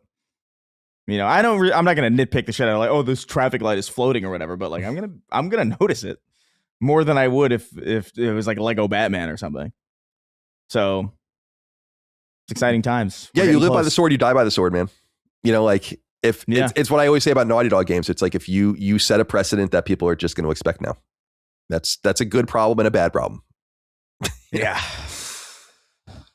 We'll see. I think that I think the game is going to be really impressive. Like I do believe that. I think that it'll be easy to find issues with it, because it's a video game and it's an open world video game. But it is my hope that it is substantially more refined than previous Grand Theft Auto games at launch. And I think it will be. Like, I think they just took an extraordinary amount of time with it. It seems hard to believe that it won't be. Or then you have to ask, like, what did you do? Certainly you burned a shit ton of money and all this time or whatever, but was it even worth it? Should we have just made this game in 4 years or 5 years? Is it truly the difference maker? And I think that's going to be in the edges of the game. So when this reveal or whatever it is comes out, we're watching it. Because I know you have this thing about like, oh, it would be cool if they didn't show it. So like there's like a media blackout kind of thing going on potentially. Yeah, I will. But yeah, like, I kind of have the feeling that like this is kind of going to be unavoidable. I don't know how you would realistically avoid anything about this game. And Rockstar's pretty good about not spoiling. So like I think I'm one of these people where I was like, I think I'm just gonna watch what they put out for it because I just don't know how I'm gonna avoid it. Really, I will watch this. Yeah, because I am curious. Like I want to see like a mission or like some. I don't mind. I think it would be exciting not to see it, but yeah, like you said, yeah, I think it'll be there. I'm curious about it, but I think, like Dustin said, I think I'll probably avoid if I can everything else about it. I think because people have been asking, like, where's the marketing? I'm like, oh my God. Like, I don't know how you don't understand how saturated NFL games, NBA games, like you are in another universe. If you don't think they're going to have not have Monday Night Football 1 minute commercials and like, yeah, you'll see. It's going to be insane. The marketing. It's not time yet. No. And it would be a foolish waste of money to do it. No one's even watching TV right now. Like there are the only shared American cultural moments anymore are sports. And that's where you want to be when you're premiering these things. Everything's lining up perfectly for them. So yeah, I say that because I don't know how avoidable some other content will be, but I think, and there's rumors of a state of play in September and you wonder if it'll be in there too. Because I assume Sony seems to have the market like a serious marketing deal, and that might be part of it. I mean, though they don't seem to, they do have a marketing deal. So yeah, I imagine that will be in there as well, and we might not be able to avoid that when we watch that, but we'll see what happens. An extended look on Netflix. Grand Theft Auto 5. That was supposed to be a PSA, but we marinated. We marinated on that just a little bit. Just a little bit. All right. This actually came out the day that we published last week, but we should add it to the record. And I think moving forward, I will maybe even delay episodes that come out around stories like this to make sure we capture them, knowing that they were going to happen. But Sony's Q1 26 financials were released.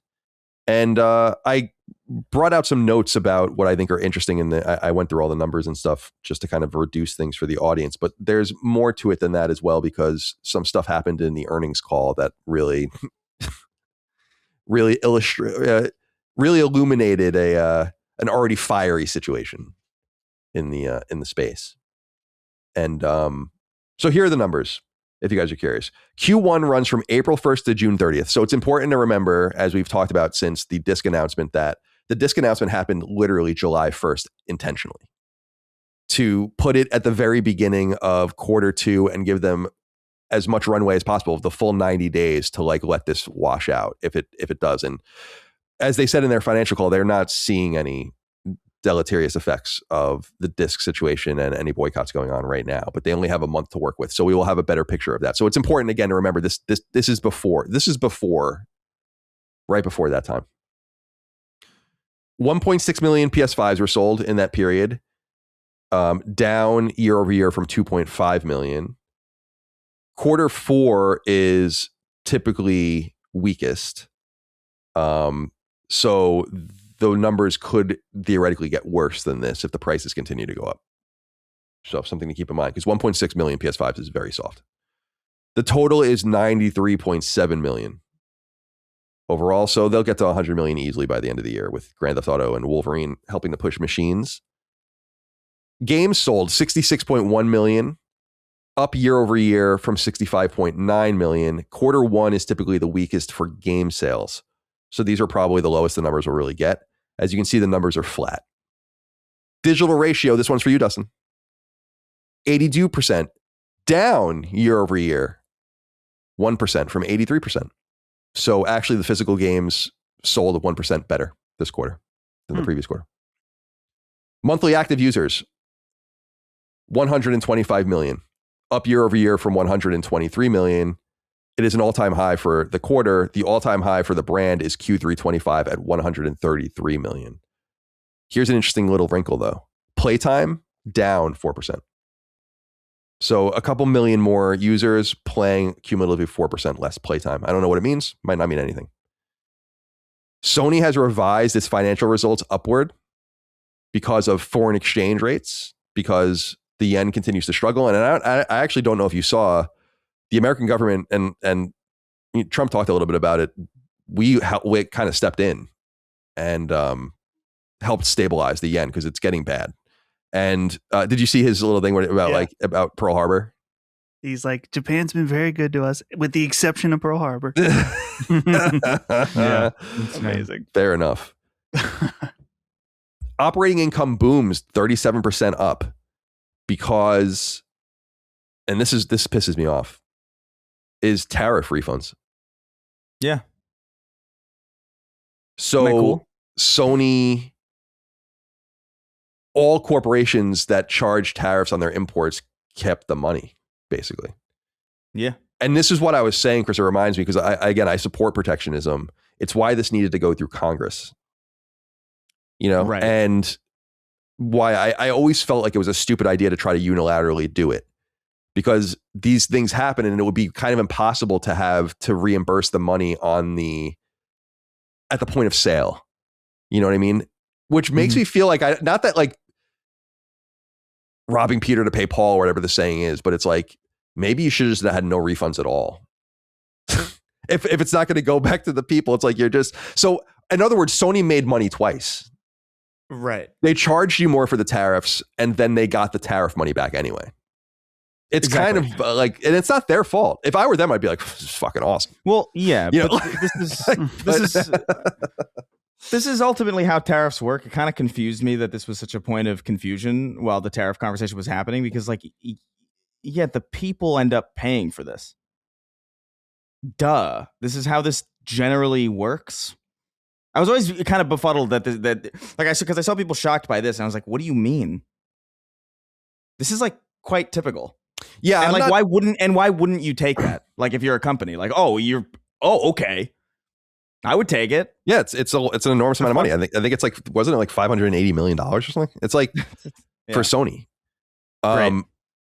Yeah, because you and I, obviously, you're right. Like, people are like, tariffs are a tax. And I'm like, well, yeah, but it's towards an end, just like any tax. Right. And the only way it works is if it sticks. In other words, you can't do it and then take it back. Exactly. So that's why I remember even saying at the time, and I know you and I agreed about this, I'm like, this has to go through Congress, because otherwise it becomes too tenuous. And so you need to elect the Congress as it's constituted now would never vote for that. And you need to elect a Congress that would, if that's what you want. I mean, that's just the way it goes, because I believe in what they were trying to do, but this just makes it look so fucking stupid. I mean, like this, in a way has been almost underreported. Yeah. And I'm like, there's almost no room for something, because this is stupid in a way that like things used to be stupid. Like, this is like actually like really mundane in comparison to a lot of the stuff that that's crossing our, like Perez Hilton cutting himself up. Like, it's not really as crazy.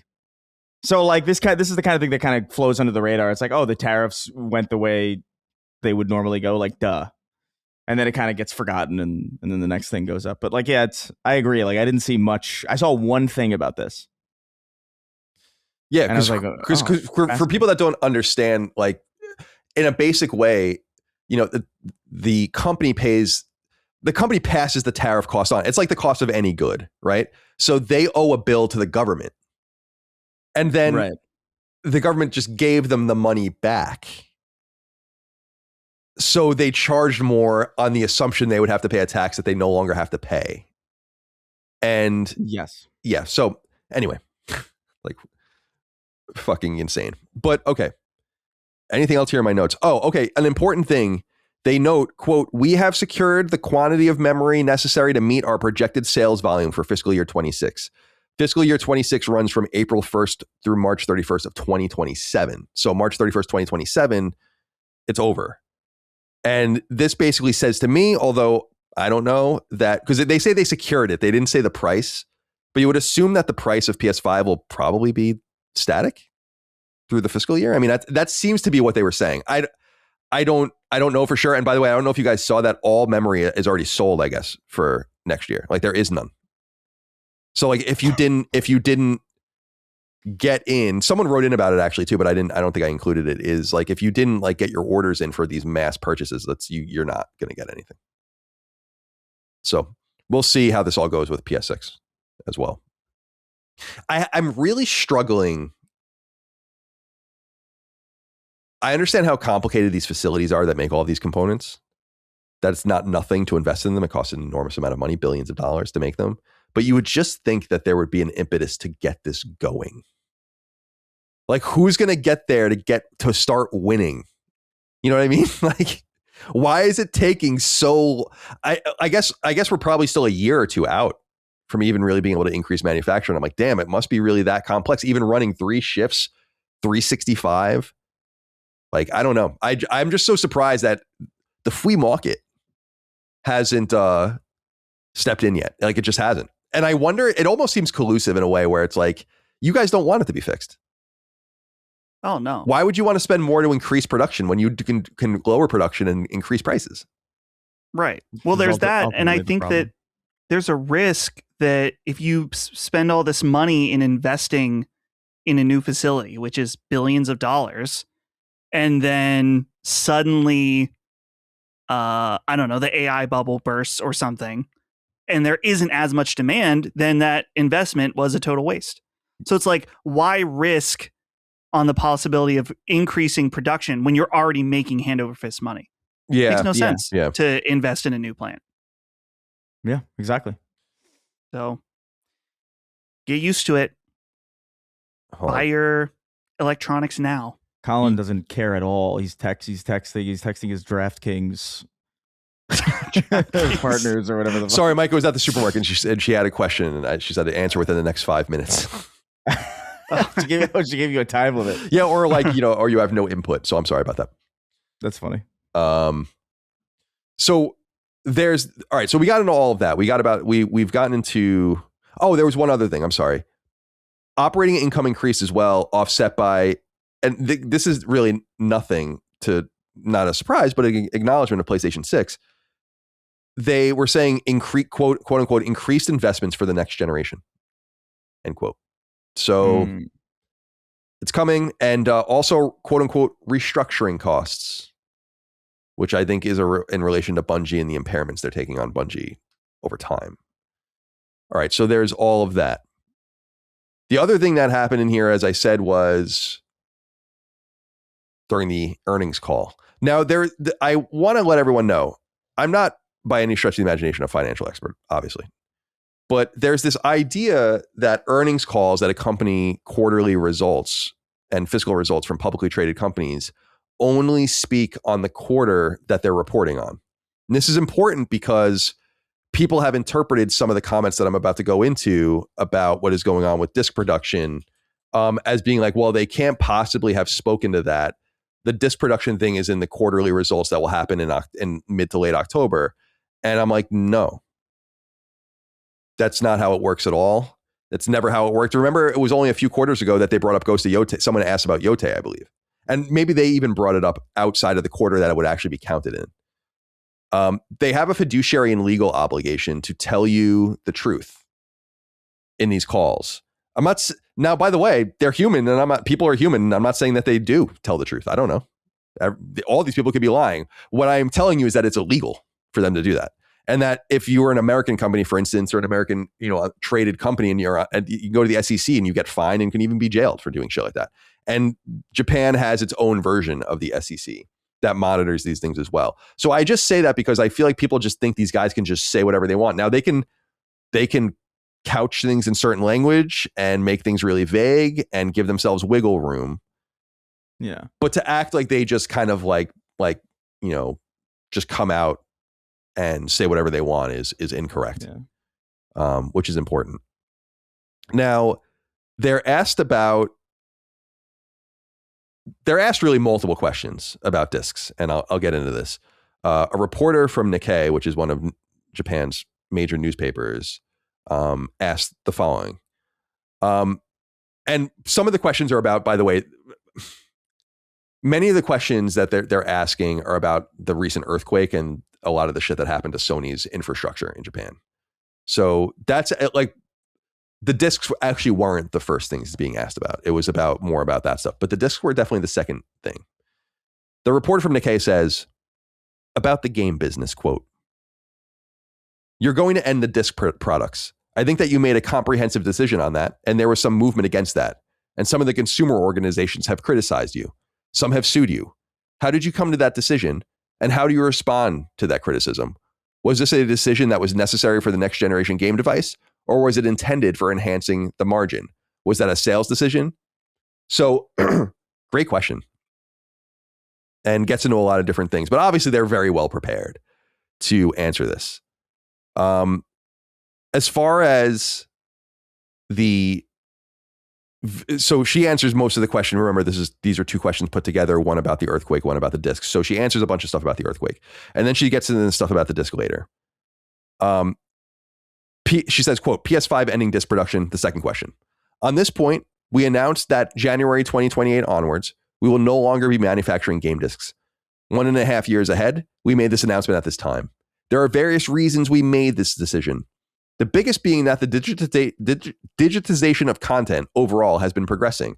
That's the big factor. It's not just for PlayStation, but for all kinds of content. Digitization is progressing. When we think about the future, we put a lot of thought and time. We cautiously considered this. We came to this conclusion. We're going to cautiously move this forward. To this decision, we have received various opinions. People have strong views. We understand that the community has put forth those views to us. Games are loved by many people. It's a form of entertainment that's loved by people. It's connected to people's fond memories in many cases. We understand those emotions. We want to consider that. In the future digital ecosystem, how do we engage the gamers is something that we would like to continue to explore. Thank you very much." Satisfying, Dustin? No. By the way, it should be noted that it's stilted and awkward because it is Japanese, translated into English on the fly. I'm always surprised. Sometimes companies do go back, but sometimes they don't. They'll actually retranslate everything. But I have not found a retranslated version of this. So go ahead. Yeah. So I agree that I guess I'm agreeing with the fact that they're not lying, or at least they're not supposed to be. But in this case, I feel like you can present what you like. You can kind of fudge it, as you were saying, where the digitization progressing of our media landscape, is that a factor? Yes. Is that the number one factor? Is that the most important reason for them? No. I don't buy it for a second. All you have to do is look at the money. It's easy. They're looking at how much money they can make on digital only. And yeah, that's it. The complete control of their own marketplace, cutting out the middleman for a lot of people. And I guess this comes back to something to touch real quick. Is just that some people say it's like, oh, well, they'll still be doing codes in boxes. To me, as a personal opinion, I don't think that's going to last very long. I think that's an appeasement thing that you do in the beginning, but I could see a lot of third parties being like, nah, we're going to choose not to do that. Yeah, I think people are underestimating too why they're doing that. I honestly think they're only doing it because they think they're going to get sued. And they do need, it's a matter of how you interpret things and like what you really want as far as the idea that they should have options to buy games for PlayStation off of PlayStation's own ecosystem or whatever. It's like, I don't necessarily think that that's a compelling argument. I think closed ecosystems should be allowed to exist and you should be allowed to play with them. But I think that they're afraid that they're going to get bodied in certain municipalities, and they can simply say like, well, we are selling games in person, and they can cut the price of those games. And what means more to you, the disc or the idea that you can buy it? If you're making the argument that you want multiple storefronts, well, here you go. And I literally think that their lawyers or their strategists were like, this is something we have to do, because it actually makes no sense when you think about it. Not even from the retailer perspective, but if you're trying to truly cut costs, the major cost of it is still the split with the store. More than the manufacturer of the disc, more than any of that. The shipping of the disc, it's the split with the store, and they are still absorbing that by doing this because they have to.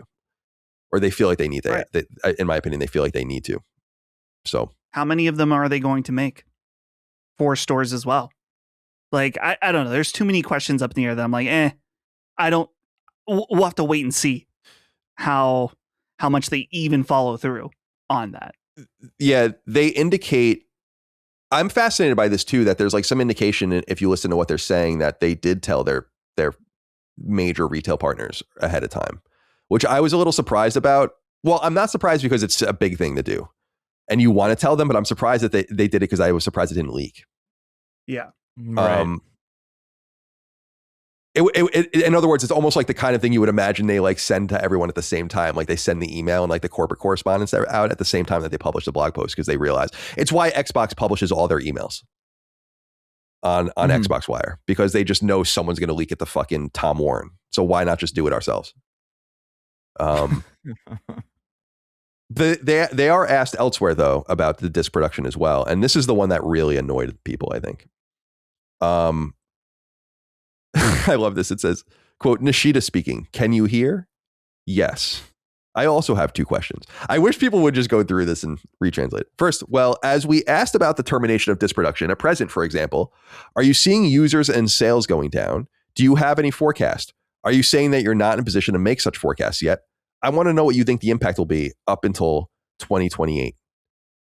And at this point, a different executive answers, quote, as a result of, well, I'm sorry, let's see. Thank you very much. Quote, about your first question about PlayStation discs. Well, up until 2028, well, at this point in time, we are not seeing any impact on our business as of now.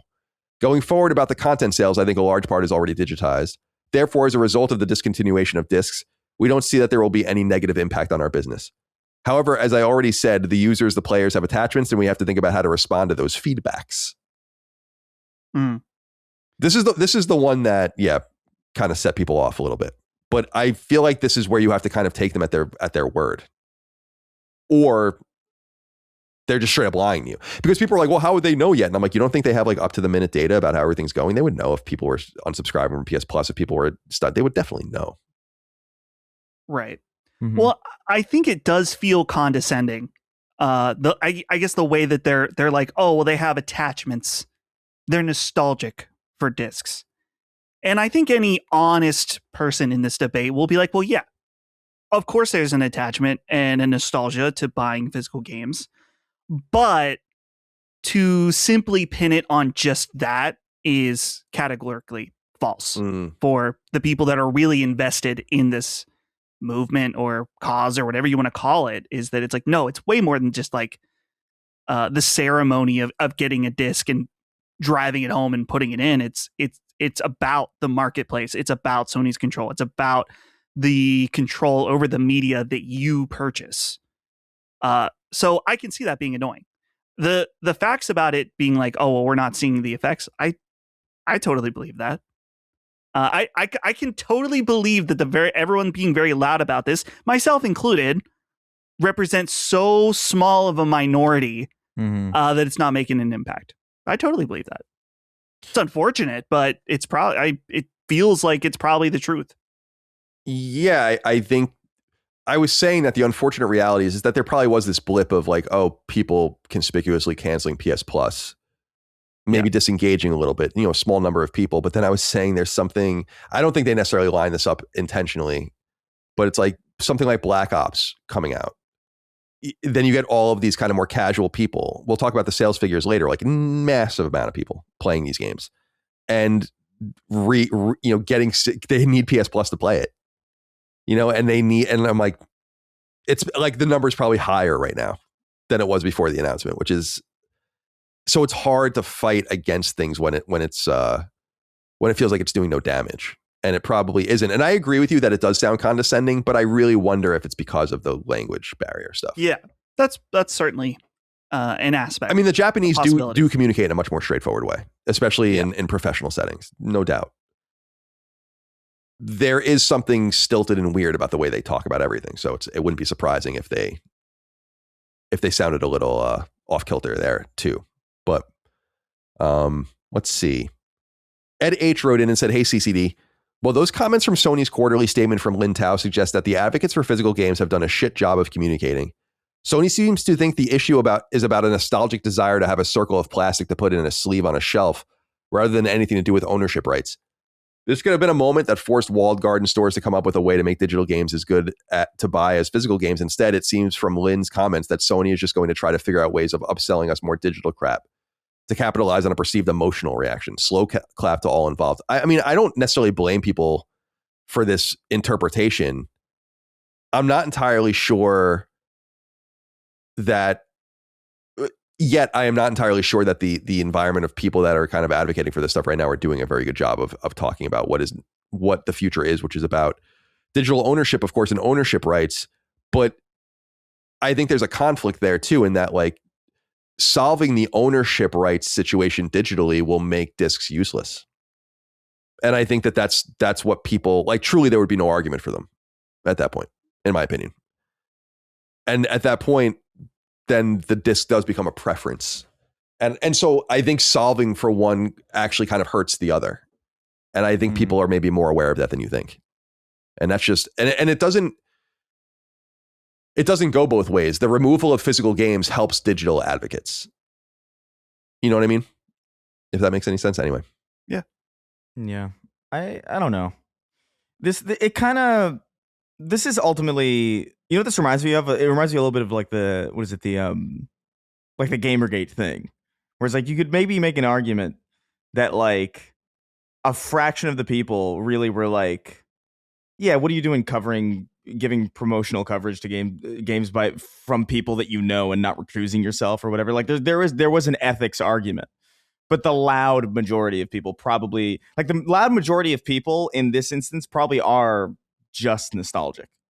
Like to the degree that like it splashes outward. Like I think there's a core fundamental like nucleus of people who are aware of like the digital ownership thing and like who do care about it from that perspective. But I do think the splash damage, not damage necessarily, but like the outer layer of that nucleus, I think it is a lot of people kind of, because a lot of the content that I see surrounding this argument is unfortunately kind of caked in nostalgia as a primary kind of focal point.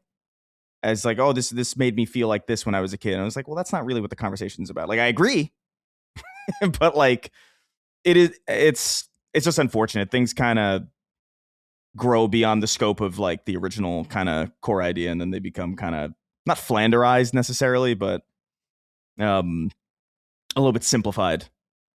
And that's probably what they're seeing. It's funny because I agree. You bring up an interesting point, Chris, too, in that the nostalgia around the product, it does seem to be more fixated around the acquisition of the product, the reception of the product. And I'm like, to me, I have those memories. I remember that a lot of that stuff, and it is great memories. Yeah, I agree with it. But a lot of it is about what about the game? Mm-hmm. You know, like, was it about you opening it on Christmas morning in 1990, or was it about that you liked the game?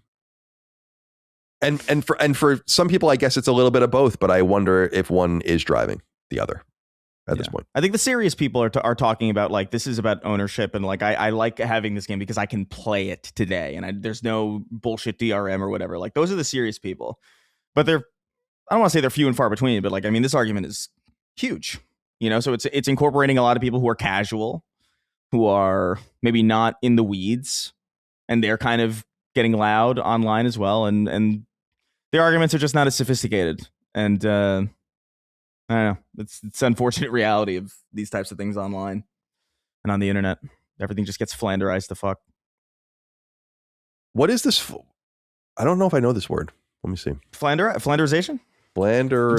It's an old term. It's like it's regarding like Ned Flanders from The Simpsons, how like he originally was like a kind of like a well thought out, kind of fleshed out character, and then over time he kind of becomes simplified to his most base. Got it. Traits of like he's the Christian guy who goes howdly doodly, and that's like his entire character. Right. Howdly doodly. It's like every character in the late seasons of The Office. Right. They become Yeah, Or self-aware. many like- shows, actually. Many comedy shows, just that's kind of what happens. It Yeah. happens. Yeah, Larry. It happens. That happened with Larry David and the Curb revival stuff Yeah, too. You become the always- self-aware version of you. it's natural. I think it just happens. But like online with like movements and stuff, I think it also happens too. Like things like there is an element of nostalgia baked into the physical games conversation, obviously, because it's such a strong emotional core of it. But the real thing is ownership and like having access to these things long after a DRM server goes offline. Dude, like there's so many games that I have right now on PC that I load up and like, oh, Uplay's not around anymore. And it's like, what the hell is this? It's insane. I can't play Splinter Cell Blacklist because there's no Uplay server and I got to download some crazy file. It is annoying. But like the emotional core is usually what resonates more than the real arguments. So Let's see. Yeah, and I think there is something. Well, I'll get into this argument in a minute. Actually, I'll save what I was about to say because I think it actually goes better with what I was going to say in a moment. But there is one more piece to this, which is that images have leaked now online that I think are fairly clearly real, although it could be debated that they're not. I think they are though, which is that these notice stickers are being stuck onto PlayStation boxes now, and they say in a bunch of different languages. From January 2028, newly released games on PlayStation will be available for purchase on PlayStation Store and at retailers in digital format only. Discs for games released before January 2028 can continue to be played on this console. So it seems like, yeah, they're going around sticking these on now. And so just another acknowledgement that this is the direction they're moving in, and it's kind of an intractable decision, I think. Although I still think it's within the realm of possibility that they turn things around for PS5 specifically. I think PS6 is not going to have physical media. And I got to be honest with you, I'm okay with that. Like, and by the way, I think that I still am of the mind, and Dustin, I think we talked about that even when you were on the show, like, I think they said this now so that they don't have to say it for the PS6. So you already just intuitively know it. They didn't want to say, the worst thing that could have happened was them saying it when they announced the console. Right. yeah, It would have dominated the conversation around it. And I think they understood that and they got it out of the way. And so I think they just have to eat shit now. Yeah. they're gonna. Yeah. have to, My biggest question still, I don't even know what's possible, is just like, are they going to be able to do a disc to digital program like Xbox? Is it possible? I don't know. Is there a unique code on every PS5 game? I know that Pork was looking into this for a bit, but I don't know what his conclusions were. But that's the really frustrating thing for me, is just that there is no indication of like our current libraries.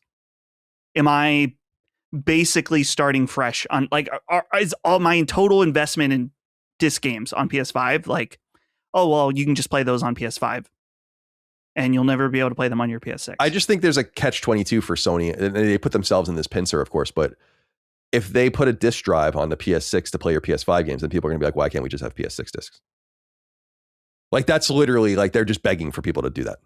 So I think they're just kind of in a tough spot. Like if you want, that's their problem. But if you want to make this transition, I think they're just eating a lot of shit right now because I feel like they think it'll make it easier later. And I think they're right. But yeah, I don't know if it'll make it better. Different thing entirely. But I think it'll make it easier to communicate. And I think that's like, that's behind this entire thing. I don't know. The one thing that I wanted to say though, and I've been trying to articulate this, and I talked a little bit about this, I think, on the stream, but if I had more time and inclination, I would even make a video about this because I think there's something here. I think this is the outcry, right? About not only the discs, but about PlayStation generally over the last few years. Because I've been on record as saying that I believe that there is something really weird going on. Like there's something weird in the ether. Something doesn't feel right. Right? Like it doesn't. There's something weird about PlayStation right now. And whether it matters or not, whether it tracks for the market or not, is a totally different story or a different series of stories. But what I think I've come to realize is we are seeing the outburst, reasonably so, of a group of people on a console and in the console space that are starting to realize that it's no longer about them. And I was saying recently that I said it on social, I think actually, that I kind of already realized this intuitively in the early to mid PS4 generation, when you started to see like what was doing well and how things were going and how things were selling and how people were spending their time. And I remember being blown away over and over and over again during that era, and even in the early Sacred Symbols era, where we would discover like, how much are they selling these things on Fortnite for? What? Like, Madden Ultimate Team cards make what? Like, and you start kind of internalizing this idea. It's like, this can't possibly be true and it be about me anymore. And I think that people have gone along reasonably so under the idea that, oh no matter what kind of casual play goes on this console, it really runs through us. And we kind of determine the direction of things. And I'm like, I don't think so. And I think they're telling you that. And that's a tough fucking pill to swallow. Because I understand that a lot of us were there since the beginning, and people like us are the ones that constructed this place. But they don't really care. And so we either, and you can't. This is why when people were upset when I tweeted this last week, but it's true. It's like when they're talking about exclusive games and how important they are, I'm like, don't you see the inverse relationship between exclusivity and money made? It might not be causal, but it exists. In other words, like, our behavior doesn't move the fucking needle. All of this shit does. They're making more and more and more and more and more money, releasing fewer and fewer and fewer first-party games, many of which don't even sell, like Saros, which was played by a virtually irrelevant number of people. When you consider they have 125 or 130 million monthly active users and 500,000 people played it. And then what you walk away from that is that your behavior matters. Like, right. Yeah. And I describe it as a level of myopia. It's not an attack. It's not an insult. It sucks for me too. If PlayStation was what I wanted it to be, it wouldn't look like this. But I also admit that my purchasing behavior would mean that PlayStation was making much less money in my universe. Mm-hmm. Does this make any sense to you guys? I really think that there's something here about the PlayStation audience coming to a realization about itself. That, by the way, the Nintendo audience had to come to their come to Jesus moment in the Wii U era. It's like, actually, this is all that exists of you right now. You know, you're not as big as you think. There needs to be way more of you. And I think Sony looks at it that way, and certainly Xbox with their ambitions to reach 1 billion players and shit like that. Like, it's not I hate to say it. It's just an observation. It's not an endorsement. Yeah, it's not a pleasurable thing to acknowledge or to showcase or to point out. Yeah. But yeah, I think it's true. The question is, and you brought this up earlier, Colin, is that if the hardcore fan base is starting to make this realization that, like, Sony, obviously they want this to be your home, but they're not catering to you anywhere near as much anymore. Do you decide to nest yourself somewhere else because of that? Which, what I wonder, and people say a million things on this, like, oh, I'm moving to PC now. And certainly there probably are many people that are, or at least saying they are, but obviously Steam Machine is not that device. Because I missed all of that as well while I was gone, is the Steam Machine pricing and stuff like that.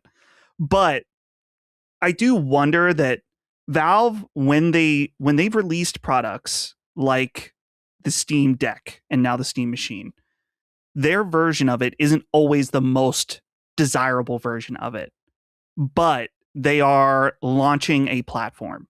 In fact, I think Valve doesn't even really care about Steam Machine doing well. Clearly, I mean, they know that they can't. I mean, they want it to do well, but really, it's like a proof. Like, hey, look, we've created an OS that is controller friendly and can run on living room PCs, and we're making that open to any third party manufacturer. Anyone can build a Steam Machine and ship it with Steam OS, and maybe that's not happening right now because Steam Machine just came out, but as the years goes on, and there's third parties making Steam machines that maybe are way more compelling than the original Steam machine itself. When people are feeling this neglected from PlayStation, then maybe will they jump over? I don't know. It's hard to say. But I can understand the feeling of like PlayStation isn't really doing anything for me right now, or much less. I'm going to move to somewhere where I can kind of find my own people again. Yeah, I think that this is where a lot of compelling conversation will happen in the years to come. And I can only be so clear with the audience that I personally feel that Sony has major problems in the mid and long term with PlayStation if they don't figure out a certain number of things. And also, they've been victimized by, like every electronics firm, by what is going on with AI and the component crunch. It's important to remember that when we first started talking about PS6 with leakers like Moore's Law, people that had access to a lot of things, the machine was being described as being shockingly cheap. And that was like the entire idea, was it was supposed to be a mass market consumer machine. They just can't do that now. Nothing about the machine, I don't think, has changed. I think that the material reality of expectations of where pricing would be has changed. It's flipped the entire table over for Sony, which I think it would be so interesting to be there and understand what they were really thinking about and talking about, because I think they're going to reemphasize PS5. I think PS5 is going to be around for a really long time. I think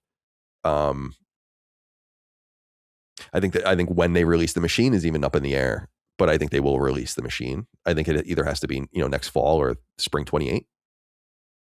I don't know, man. I don't know. But I will say, like, I just feel like something's off. I feel that I've been doing this for a long time. But again, that's the ironic thing is that's my feeling as a hardcore player. And maybe like my feeling on things just doesn't really matter that much, because they see these numbers and they're like, yeah, none of this really matters. Like when you think about 8 million copies of Black Ops 2 on PS5 in July, it's like, who are those people? Like, it's a lot of people that are not us. Some of them are. Shot Vegas wrote in and said, hey guys, the YouTube channel Damn It Jeff put out a bounty for someone to jailbreak the PS5's current firmware in response to the physical game situation. It reached $35,000 last I saw. What are your thoughts on this as some sort of retaliation tactic against Sony? Thanks for years of great shows for my long commute. It makes the drive much more reasonable. I don't know anything about this scene at all. I just would say that, in my opinion, this stuff exists regardless of what happens, and will be going on behind the scenes where people will justify it however they want, but they're going to do it anyway. It's what I always say about piracy. Like, you don't have to justify your piracy to me. Like, you're stealing regardless of how you want to justify it. Do it or don't. And it's the similar thing here. I think people look at this sort of thing as a challenge too. And I think Sony likewise looks at it as a challenge, not one they necessarily want, but that they have to make their machines more secure. So it might make them more vulnerable, but I feel like they have to be dealing with this stuff all the time. So I don't think anything really changes for them. All right. Next piece of news is just a confirmation that the deal between the Saudi Sovereign Wealth Fund and Electronic Arts is closed, and Electronic Arts is now a private company delisted from the stock market and under the majority control of the Saudis. They write in a press release, EA does. Electronic Arts, a global leader in interactive entertainment, today announced that its acquisition by PIF, which is the private investment fund, or the public investment fund, of Saudi Arabia, Silver Lake, which is an American investment firm, and Affinity Partners, collectively the consortium Affinity is also an American firm, has successfully closed. The consortium's agreement to acquire EA was previously announced on September 9, 2025, and was approved by EA stockholders at the special meeting of stockholders held on December 22nd, 2025. So this is a done deal. People get $210 a share in cash. So some people are going to become very, very wealthy indeed now that this is closed, including many people at the company that either had options or held stock in for other reasons. So a lot of money is going to be changing hands here. But NASDAQ listing is gone, so this is an official thing now. Jason Schreier reported this on Blue Sky. Jason Schreier, the journalist, of course. He says EA officially goes private tonight, meaning EA will no longer trade on the NASDAQ for the first time in 36 years. All stockholders of EA, including many employees, as he says, will receive $210 a share. EA will take on $18 billion in debt, putting it on the hook to pay $1.8 billion a year in interest. I don't know where he gets his $18 billion a year number, because they said that it was $20 billion, plus EA has $2.2 billion in debt outstanding. So their debt is higher than $18 billion. He says EA's annual EBITDA is around $1.5 billion, which should be enough to service the interest payments. So this is a big, they're making enough money after EBITDA is an acronym, EBITDA, for like, well, let me get the exact nomenclature. So yeah, earnings before interest, taxes, depreciation, and amortization, a metric used by a company's overall financial performance and core operating profitability by removing the impact of financial decisions, accounting choices, and tax environments. So what he's basically describing is that they're profitable enough to cover the interest payments on the debt, to keep the debt static. But the publisher has told debt investors that it will cut, according to Jason, $700 million in annual costs, including $170 million in organizational efficiencies. So layoffs. As Jason says here, I don't think it took a genius to figure that out. I tweeted that out the day before when the deal was just closing, where I was like, oh, the first thing that's going to happen is people are going to get laid off. I mean, that's what happens when these situations occur.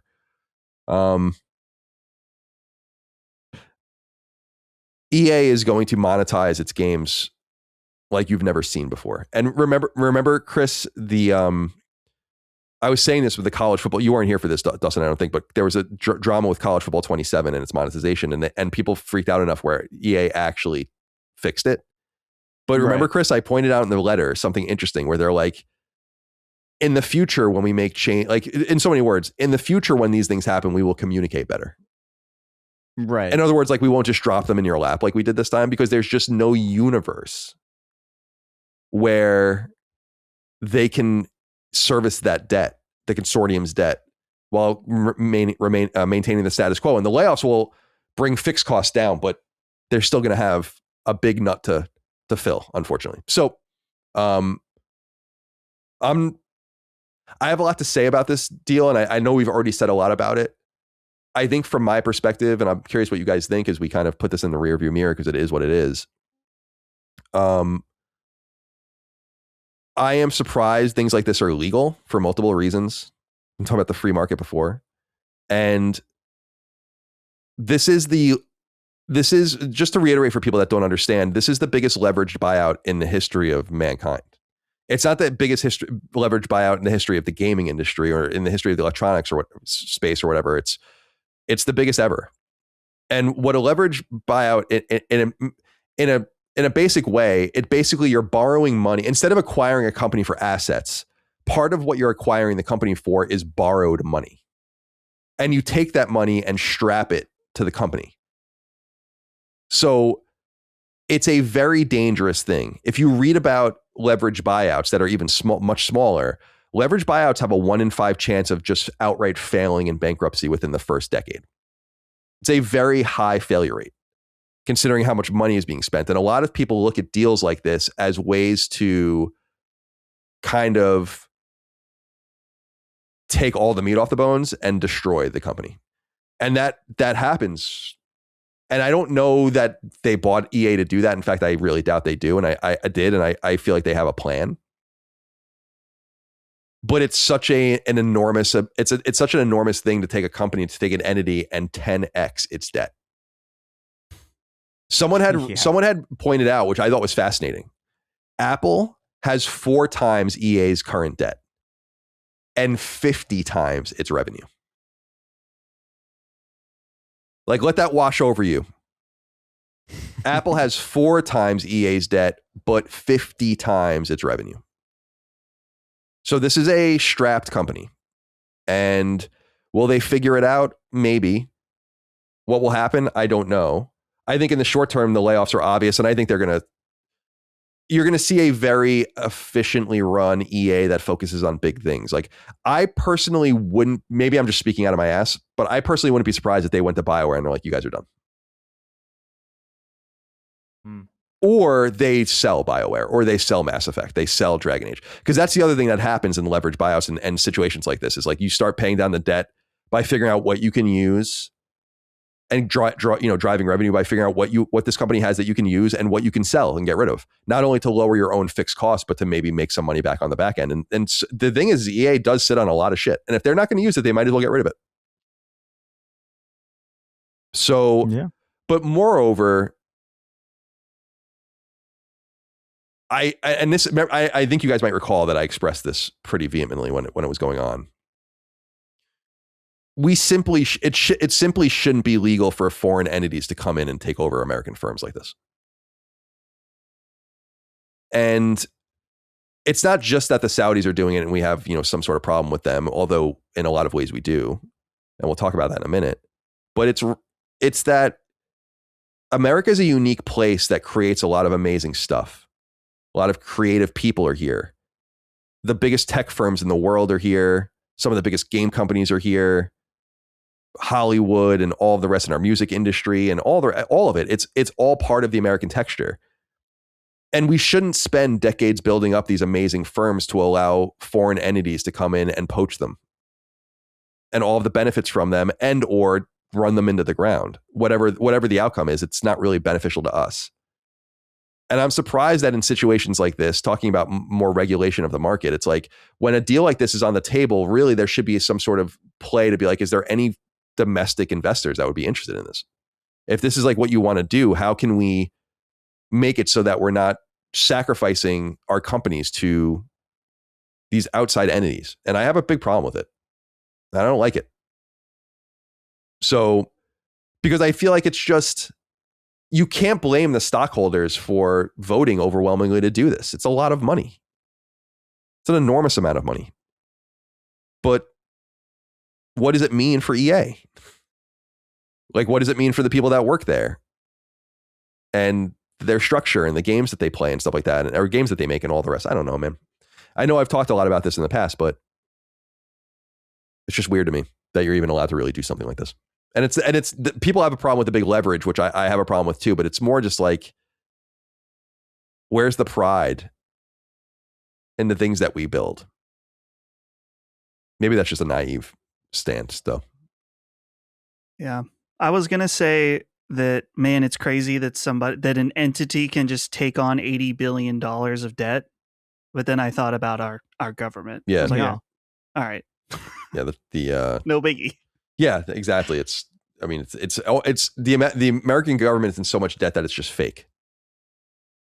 Like it can't even be quantified as being real at this point. It's like, okay, yeah, 35 trillion or whatever. It's like, hey, all right, whatever.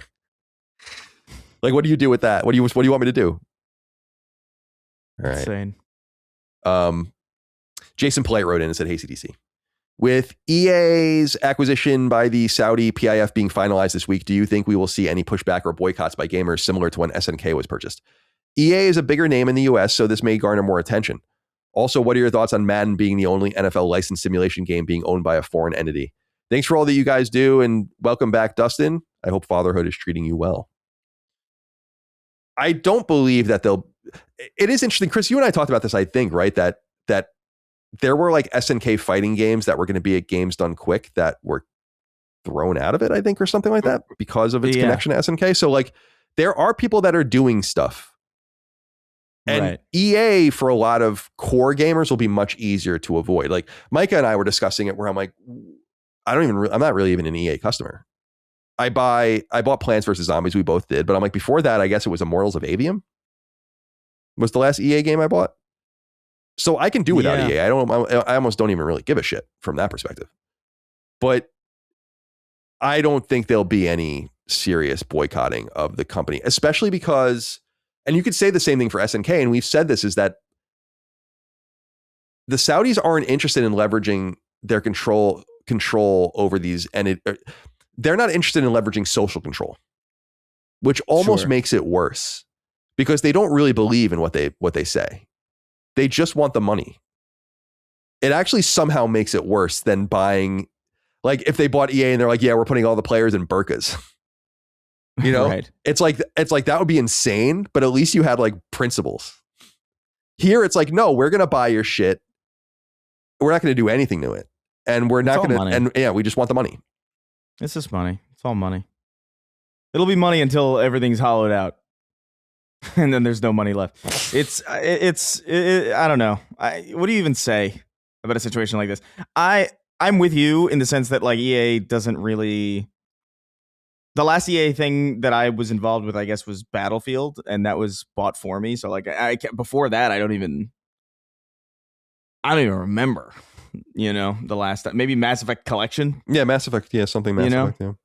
But yeah, I don't think you're going to see anything serious about it, especially because like you would imagine that the clientele of like most EA games, which are like I would imagine at this point for volume, these Madden titles or these sports titles, just like, well, those are people who probably don't even know what the hell is going on in the industry anyway.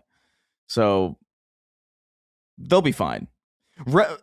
In the realm of like boycotts, they won't be fine in the broader spectrum of the fact that like, oh, they're a deeply strapped company at this point, especially. So like, but from the perspective of like, will there be any like big consumer-led boycotts of Madden games? Like, I don't think so.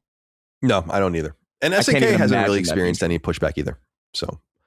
No, it's literally it's just that games done quick thing and me. She's like not really a lot. Yeah, right. You could take or leave me. I'm about as important to SNK as every single Saros player is to Sony. No. You have anything you want to add, Dustin, before we move on? Or are you good? No, I'm good. It's just annoying. Yeah, it's too bad, but the stockholders have voted, and it is over. It's done. It's not even really worth worrying about at this point. I will be very interested to see how they employ their strategy and what happens. And I'm rooting for EA because I feel like a lot of people work there and a lot of people care about the product, but it's unclear how it's going to go for them, I think, because I just think that's so much money to owe. Everything's so tumultuous out there. You can't lay off too many people because you still have to make your games. So you can't cut too deeply into the workforce. I don't know. We'll find out. But yeah, it begins with layoffs. I suspect they'll start maybe even spinning things off and whatever. And then yeah, the monetization stuff. I can't wait to see what kind of bullshit they're gonna try to do. And by the way, a lot of their audience is receptive, if not receptive, neutral on it. Like they don't do these things because they don't make money. They make an enormous amount of money on this bullshit. And they would argue, I think, if we make a lot of money on it, the market must be able to tolerate it. Like, in other words, we haven't pushed it too far because we haven't bottomed out. And there might be a compelling argument to that as well. We'll see what happens. Do you think they'll do a thing where it would be like, you know, EA Sports, but then it's the Muslim call to prayer? That'd be awesome. That'd be the coolest thing they'd ever done. That would be ridiculous. Did you guys, I don't know if you want to talk about this at all. I did want to bring it up. Did you guys see this fiasco around the AI Stellar Blade Blood Rain music video? Yeah. What do you guys think? What do you guys think about this? For people that don't know, they really Stellar Blade or Shift Up, the developer, in late July released a music video of called "Wanna Be in Love." And it features Evie, the protagonist from Stellar Blade Blood Rain, but it is AI generated, or at least assisted. I don't know if it's fully AI generated. I assume it is. And people are freaking out about it. There's this idea that South Korean firms are simply much more, and society just tolerate AI a lot more than us. And I'm like, that's fine, but this is what happens when cultures mix up. And I wonder how you feel about this. This was one of the first times I had seen something where I was like, I don't know, guys. You know, I don't know why you would do this. Yeah. You have so much goodwill. And you don't need to do this. Well, dude, there was AI stuff in the first trailer for this new Stellar Blade as well. Or at the very least, like examples of AI-assisted texture work in the game. I don't know how much of the trailer was fake or whatever, but I remember there was a sign with like completely fake Korean on it. It was like an approximation of... It was like an approximation of like how I would draw kanji or something. Right, you know what right. I mean? Like, yeah, it's you ever like, do that I when don't you're know, a kid? You it's just try to bunch of draw lines. like a Japanese cat, like a fake Japanese character, but it never looks right. Yeah, it never looks right. But like there was some bits of that in the original Stellar Blade trailer, so I was already kind of put off by this game. And like this one was like, all right, I'm good. This is so weird. Like I just don't care anymore. Yeah, the video is horrible. What I think is funny about this is that they had a response from the head of Shift Up that was like, Evie, the character at the heart of this video, was created from head to toe by our talented artists and modelers through more than a year of dedicated work. The AI is not crafting her from scratch. It is presenting the character based on the data, designs, and craftsmanship our team created. We would truly appreciate if you could view the work with that understanding in mind. It's like, okay, they're like, oh, no, we created her. But, the artistry of animation and, the layout of the music, no, that's AI. It's like, don't worry. Reason. Oh, we just let the computer do all the animation. Okay, I've been thinking about this a lot while I've been gone. Like, because Holly and I have a game now when we're in the car where we see how many AI generated signs we can see as we're driving around. They're everywhere. Yeah. And I had a conversation with my dad where he's like, one way to look at it, which he's no like big AI defender or anything, but he's like, before people would use word art or clip art and stuff, and they let the computer make the flyer more beautiful or more appealing, but it wasn't really their artistry in it. And so this is just kind of the new version of that. And I was like, I can see that. I would still prefer someone trying to shittily put together a menu with that than use AI, but I get it. I get that from a small business perspective that it's like, we can't afford to hire an artist to do something like this. And we want it to look nicer than something, well, in their mind, nicer than what we would do. And to a lot of people, it does look nicer. That's kind of the thing that I've been contemplating is like a lot of people see an AI generated image or a sign or something and they don't think anything of it. Are we the minority? Maybe. But anyway, my point about this is that I was thinking about it. It's like, okay, well, if a farmer wants to sell their corn and they have a stand and they have an AI sign, I can see it, right? But the problem comes in is that when creative companies use AI, and it's like, well, what are you saying about who you are as a team and your work?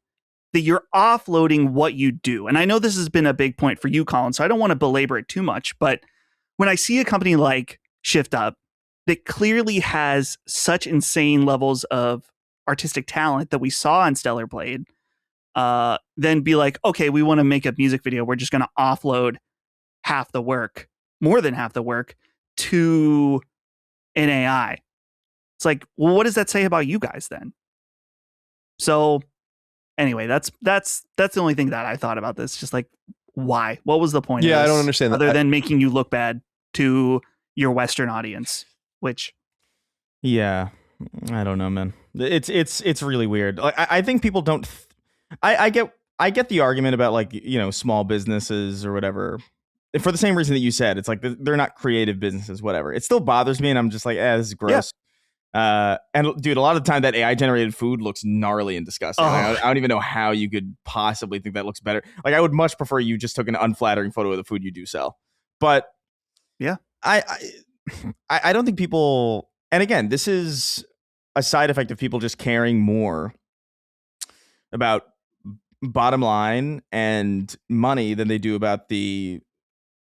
I don't know how you would even describe it, the culture or the community that you're fostering, because it's like even just like in film or whatever, it's like, oh, we're not filming on location anymore because we film on you just do green screen in an apartment or AI generate whatever, who cares. Then that has an effect on, okay, well there's usually craft services, and that's a catering for a local restaurant that like gets a ton of business that kind of relies on that economy in the local space. And now that's gone. And so like there's a big little domino kind of thing happening now, just broadly, it's not even just in games or AI or just kind of uniformly, I don't think people are taking notice of, and it's not good. It's not good. No. Yeah. Oh, I'm sorry. Go ahead, Dustin. No, I was just agreeing. Like, yeah, not good.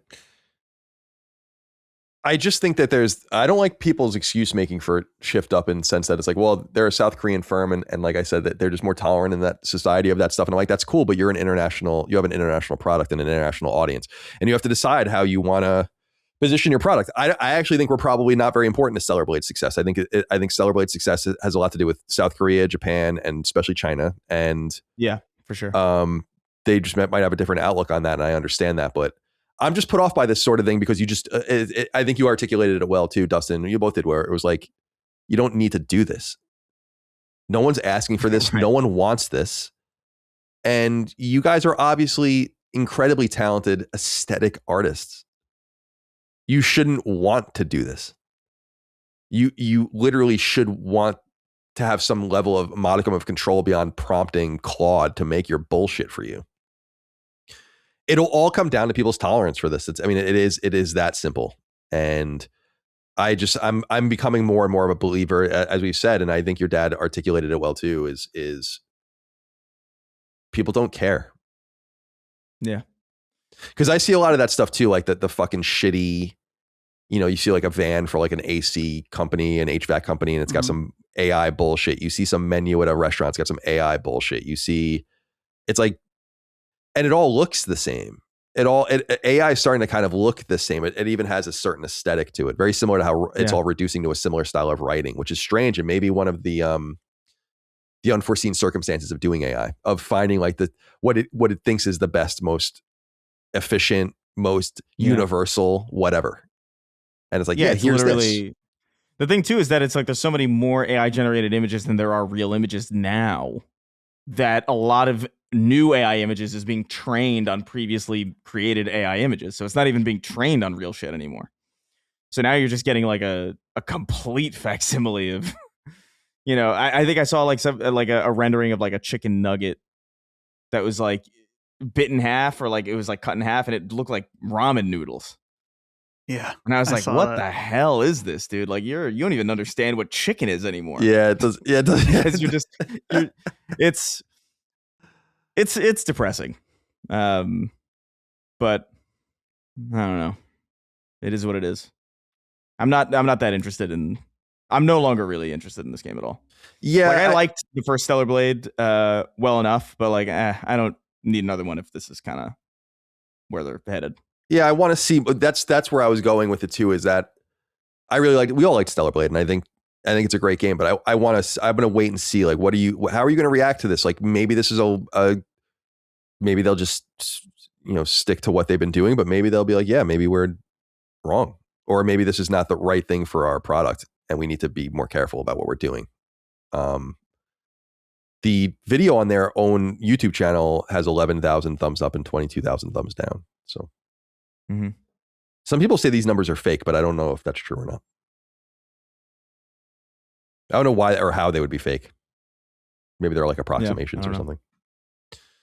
Okay. Just a couple more things. We know that the original actor that was playing Kratos on Amazon's God of War show was Ryan Hurst, was injured. He fucked up his bicep while recording doing the show, and he had to get surgery and all the rest. So they had to figure out what they were going to do, and they decided that they were going to recast, pause production and recast. And they have Dave Bautista, he was a wrestler, right?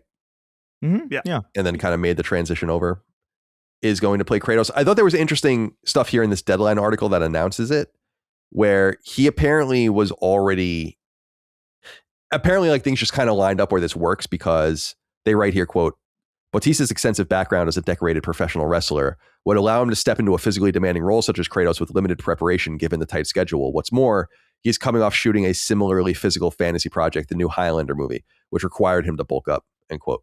So it seems like they can kind of just use him, and he can kind of just keep the status quo with his own body right now and go ahead. They're also, they also announced, and this is not really a big deal, but just something to note, MP first discovered this, that they are looking to recast both Atreus and Thrud in the second season, but that's because they're getting older in the second season. So I guess the kid that plays Atreus in the first one will still be the same one that was with Ryan Hurst. Something weird about this show at this point. I don't know. I wonder if they didn't we say this a week or two ago, Chris, that I'm like, I wonder if Sony or the production people at Amazon look at this as a way of like, we released these production stills. People weren't really into it. It's kind of a blessing in disguise that we can try again in a way. You don't want Ryan Hurst to fucking get hurt or all the rest, but at least we're not committed to this thing that people had problems with. Yeah, I'm sure there's probably some element of that. I'm sure it's more negative than positive because they've, it's a lot of money kind of in the drain a little bit. But yeah, I mean, take advantage of it, I guess. I don't know how well that. Well, I like Dave Bautista generally. I think he's actually a pretty good actor, but I don't know. I can't imagine anybody as Kratos.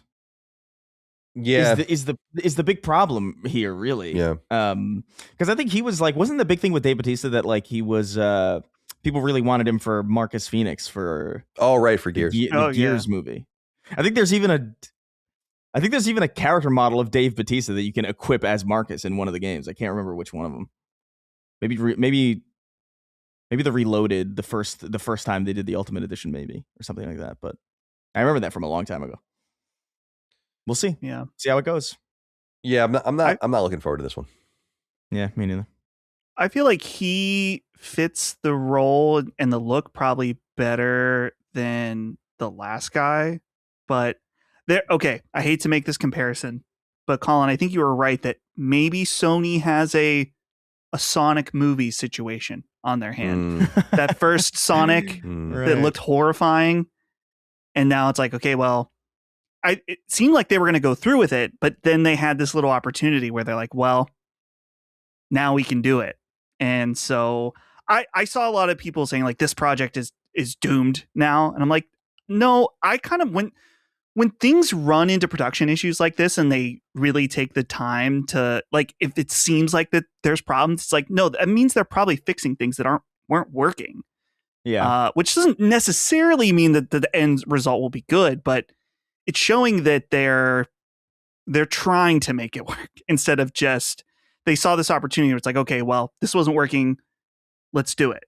So not that I even really care that much about a God of War live action, but I would say I'm more hopeful with the idea of a Dave Bautista in the role. Yeah.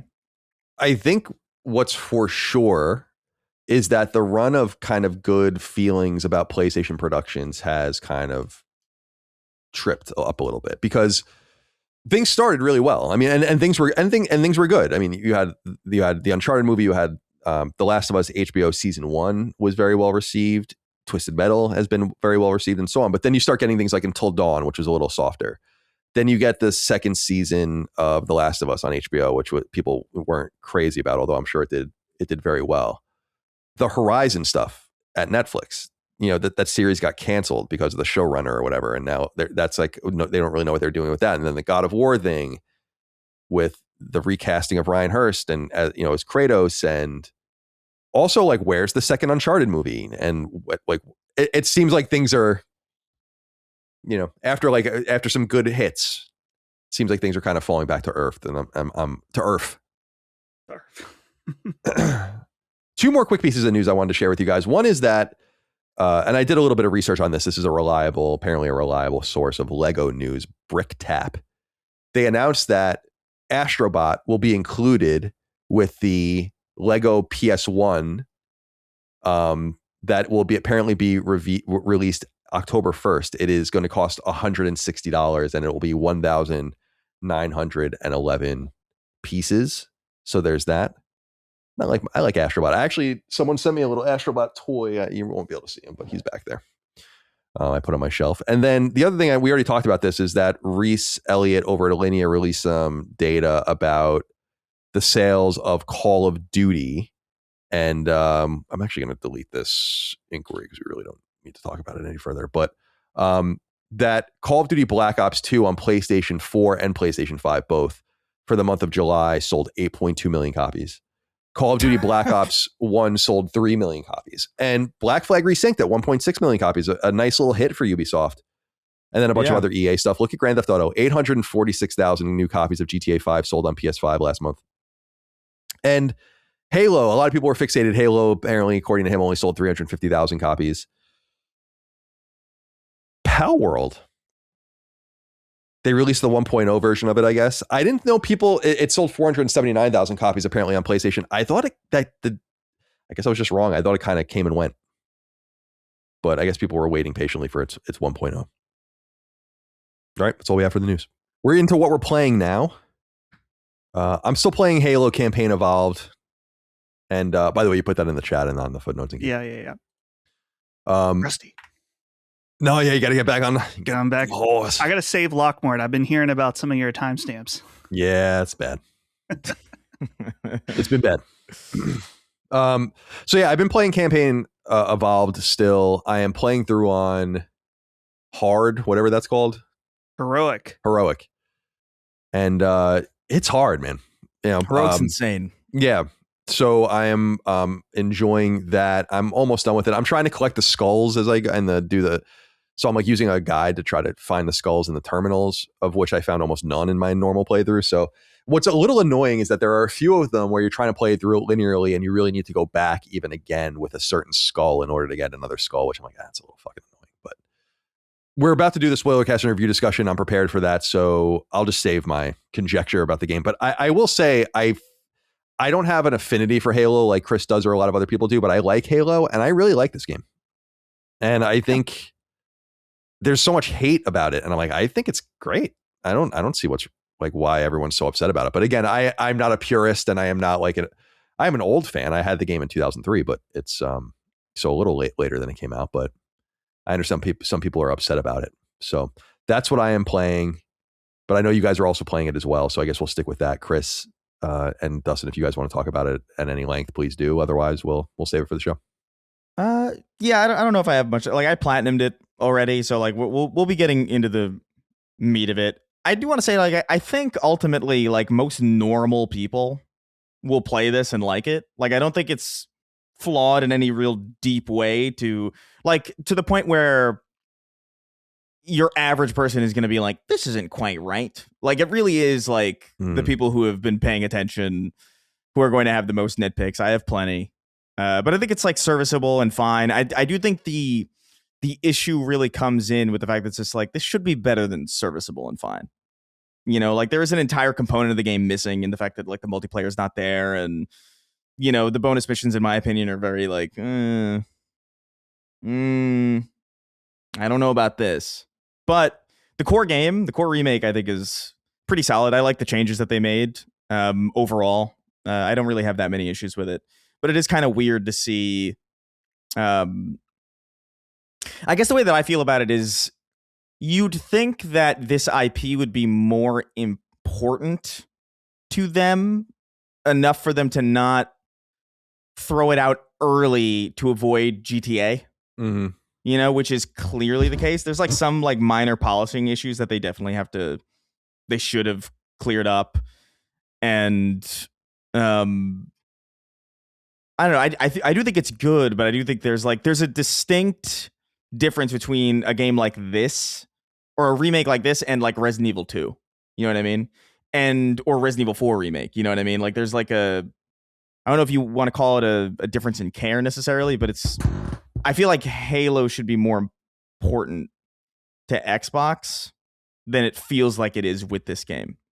It's not to say that there's anything like massively wrong with it, but like it's a little odd.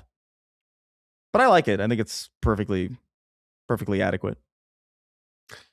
Dustin, you want to speak on it? We'll get back to you about the other things you're playing.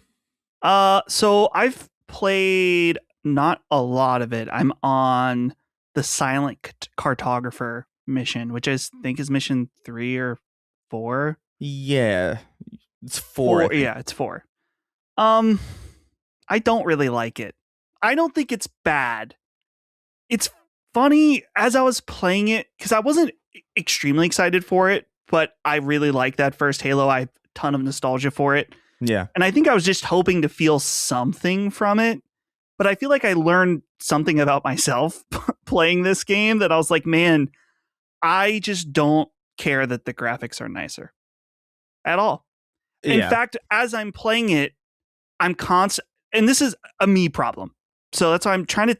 I'm not saying anything definitively wrong with the game, but as I'm playing it, I'm thinking about the original. I'm thinking about how I like the original better.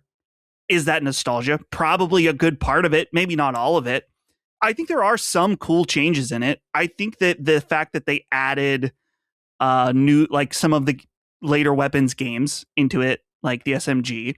Yeah. I think that's pretty neat. But there's like a couple things I'm like, why? Like, tell me if I'm wrong. I feel like there's points where Cortana is talking where she didn't used to talk. Yeah, for sure. And like explaining things. And I like almost like Aloy. Not that bad.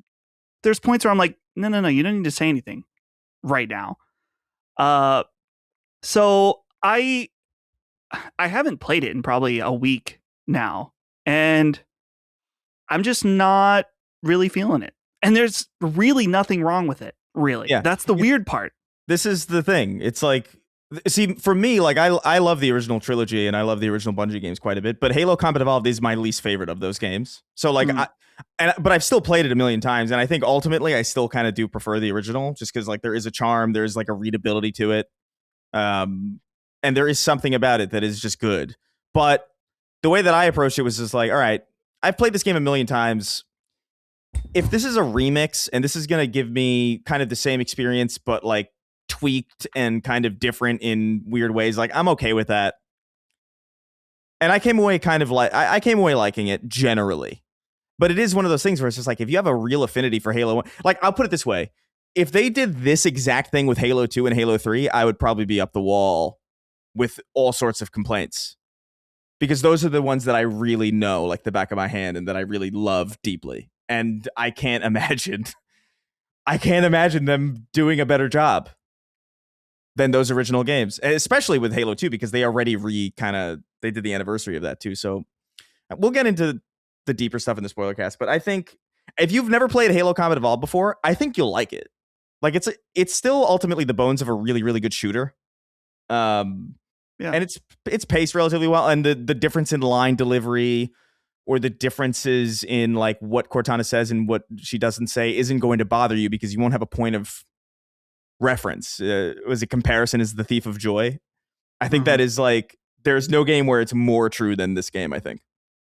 Where like, if I'm looking at it as a direct mirror of the original Combat Evolved, I'm like, I don't know, man. But it's its own thing, I think. I think most people would probably like it. Yeah. I am also playing on Heroic, and I was trying to see what people were saying about it, because I saw some people saying that how easy it was. It's too hard on Heroic. I was feeling like it was really fucking hard. Particularly, I was on the beginning, the first few levels, I was like, oh, this is fine. A little challenging, but nothing crazy. It's truth and reconciliation. It's when you get on the ship and then like there's like 16 elites and you're like, this is not... What are we doing? Yeah. Like, this is not... There's no way it was like this in the original Heroic. This is absurd. I don't know if that's on purpose or what, but like Heroic is too hard, in my opinion.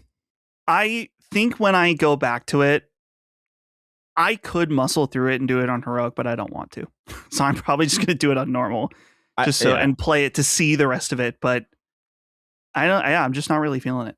Heroic is the way that you should play most Halo games. I think in this game, it's like you go normal.